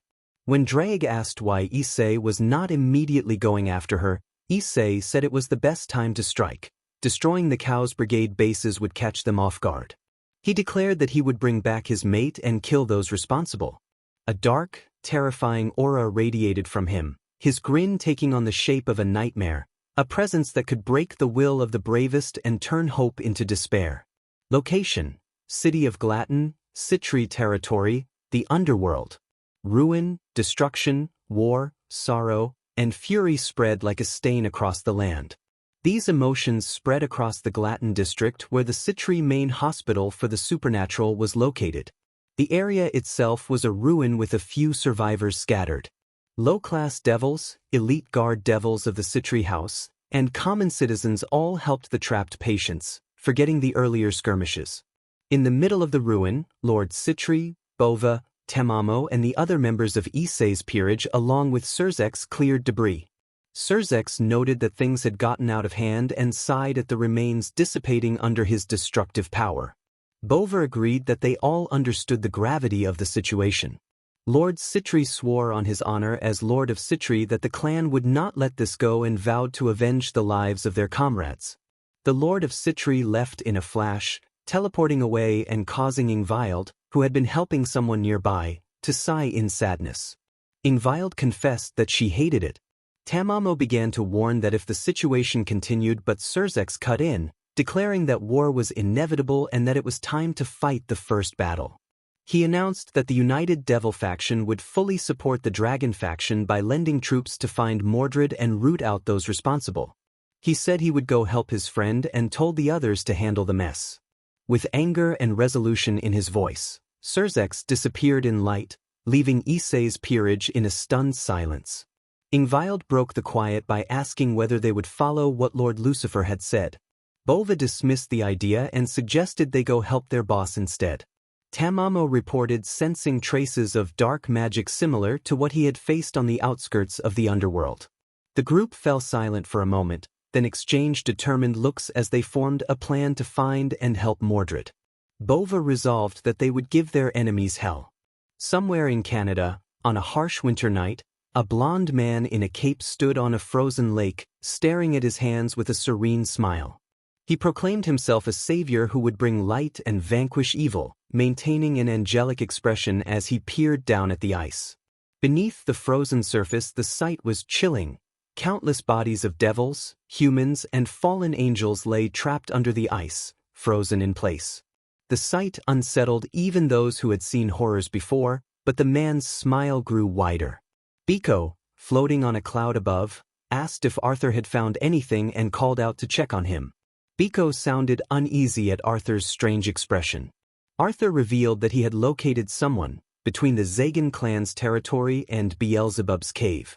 He declared that the person in question would be his to slay. Biko reacted with disbelief at Arthur's obsession, noting that Valley wanted to help her while Arthur seemed intent on killing her. In the underworld, inside the familiar castle of the Astaroth devil Diodora, the cruel lord sat on his throne in frustration. He looked at bloodstains on the floor and at the body of a young blonde girl nearby.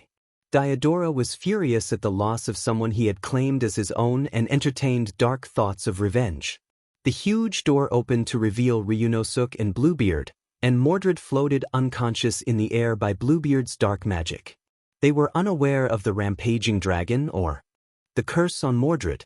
Bluebeard announced that old Master Beelzebub had sent a vast force of devils loyal to the true Satan faction. Ryunosuke added that they were here to guard and carry out their plans. Diodora ordered that Mordred be brought closer and secured so that the red dragon would witness whatever he intended. Bluebeard protested, insisting on his own claim to her, and Ryunosuke joined the argument. The three of them traded cruel words and schemed over how to exploit their captive. After a tense and vile debate, they agreed on a plan to ensure she could not be rescued easily. A brief bridge of tense silence followed as they prepared to enact their plan. The others stared at the cheerful Ryunosuke for a moment before laughing. Diodora then changed the subject and the mood shifted. Somewhere in the underworld, in the halls of a cold, empty mansion, Beelzebub, now known as Shalba, stood before a glowing magic circle and conversed with a voice that spoke from within it. The voice asked whether Shalba would be able to take them on. The question from the circle made Shalba, the devil, grow slightly nervous. Shalba insisted that they would be able to handle the threat and that he did not need reinforcements, adding that Cruisery would stand by him and they had Ophus's aid. The voice on the magic circle warned that such advantages would be useless against the Crimson Satan. Shalba bristled and declared that he would not be underestimated and invoked the power Ophus had granted them. The voice from the circle admonished him against false hope and arrogance, and Shalba lashed back, calling the speaker a fake lord of Lucifuge. After a tense pause, the voice on the circle told Shalba to test his confidence in battle and wished him luck, recounting that it had once faced the Crimson Satan and had been left with a lingering sense of dread. The man speaking through the circle ended the communication, leaving Shalba alone with his thoughts. Shalba vowed that this would be the day of the fake Lucifer's death and that he would personally avenge his ancestor. Far from the underworld, a man in a white hoodie dismissed a communication circle with a growl. His face was obscured by the hood, leaving only a silhouette. He chuckled to himself, reflecting that once a fool is always a fool, then returned to scheming. He concluded that the outcome of the upcoming battle was decided. Shalba and Cruisery would die, and though that was costly in the short term, it would eliminate a rival power and lull the United Devil faction and Peace Alliance into a false sense of security. That unpreparedness would serve his side in the larger war. A knock at the door interrupted his plans. He snapped his fingers and allowed Tokiomi to enter. Tokiomi bowed and greeted him as Lord Lucifuge.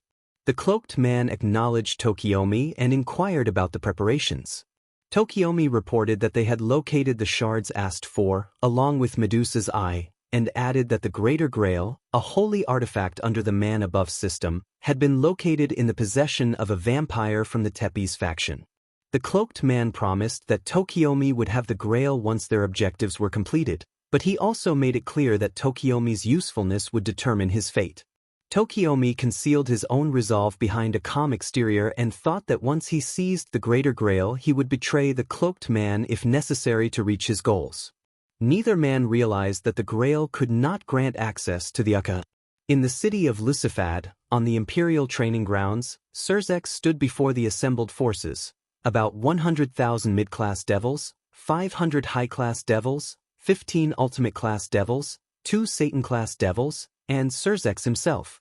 Surzek addressed his comrades, explaining that the main Citri hospital for the supernatural had been attacked by the old Satan faction, resulting in the loss of roughly 500 lives and the kidnapping of Mordred Pendragon, mate of the Red Dragon Emperor. He declared the attack a declaration of war and called for a response. Surzek urged the assembled devils to avenge their fallen comrades and to rescue Lady Pendragon, appealing to their pride and duty. He acknowledged that not everyone might return alive but insisted that they must work with allies, including the angels and Valkyries, despite past enmities. He framed the conflict as necessary to usher in a new era of peace and prosperity for all supernatural species and urged the soldiers to fight for their families and future. The troops responded with cries of resolve and blessings to their ancestors. Surzek allowed himself a small sigh of relief at the rallying response. An hour later, on the outskirts of the underworld, the armies assembled for battle. The old Satan faction had about 1 million devils waiting on the front lines to guard Diodora's distant castle. Soon numerous portals opened in the sky, and devils, angels, and Valkyries poured onto the battlefield. They clashed with the old Satan army in fast-paced, stylized combat, the scene moving like an intense anime sequence with dramatic maneuvers and flashes of light rather than graphic detail. The first casualty fell amid the clash, marking the start of the larger conflict. Although the old Satan army outnumbered the United Alliance 2-1, the Alliance held advantages in strength, tactics, and the Angels' light magic, which was deadly to devils. The Valkyries played a crucial role as well, their superior power lifting the Alliance's morale. The once peaceful sky filled with magic attacks, traps, and boundary fields. The horizon flushed crimson as if reflecting the chaos and loss. The battlefield became a place of betrayal, sorrow, and furious struggle, and the air rang with the screams and cries of combatants on both sides. The fighting grew more intense with each passing second. In 15 minutes 2,000 soldiers of the old Satan faction were routed, and roughly 300 devils, 100 angels, and a dozen valkyries had already fallen. Those losses only hardened both sides, driving them to greater aggression. This was only the beginning. The battle abruptly halted when a teleportation circle split the sky. A deep, primal roar echoed across the land, the roar of a dragon. The circle flared and brought forth Issei, the Red Dragon Emperor. His golden eyes swept the field and a cruel smirk crossed his face as he searched for his mate.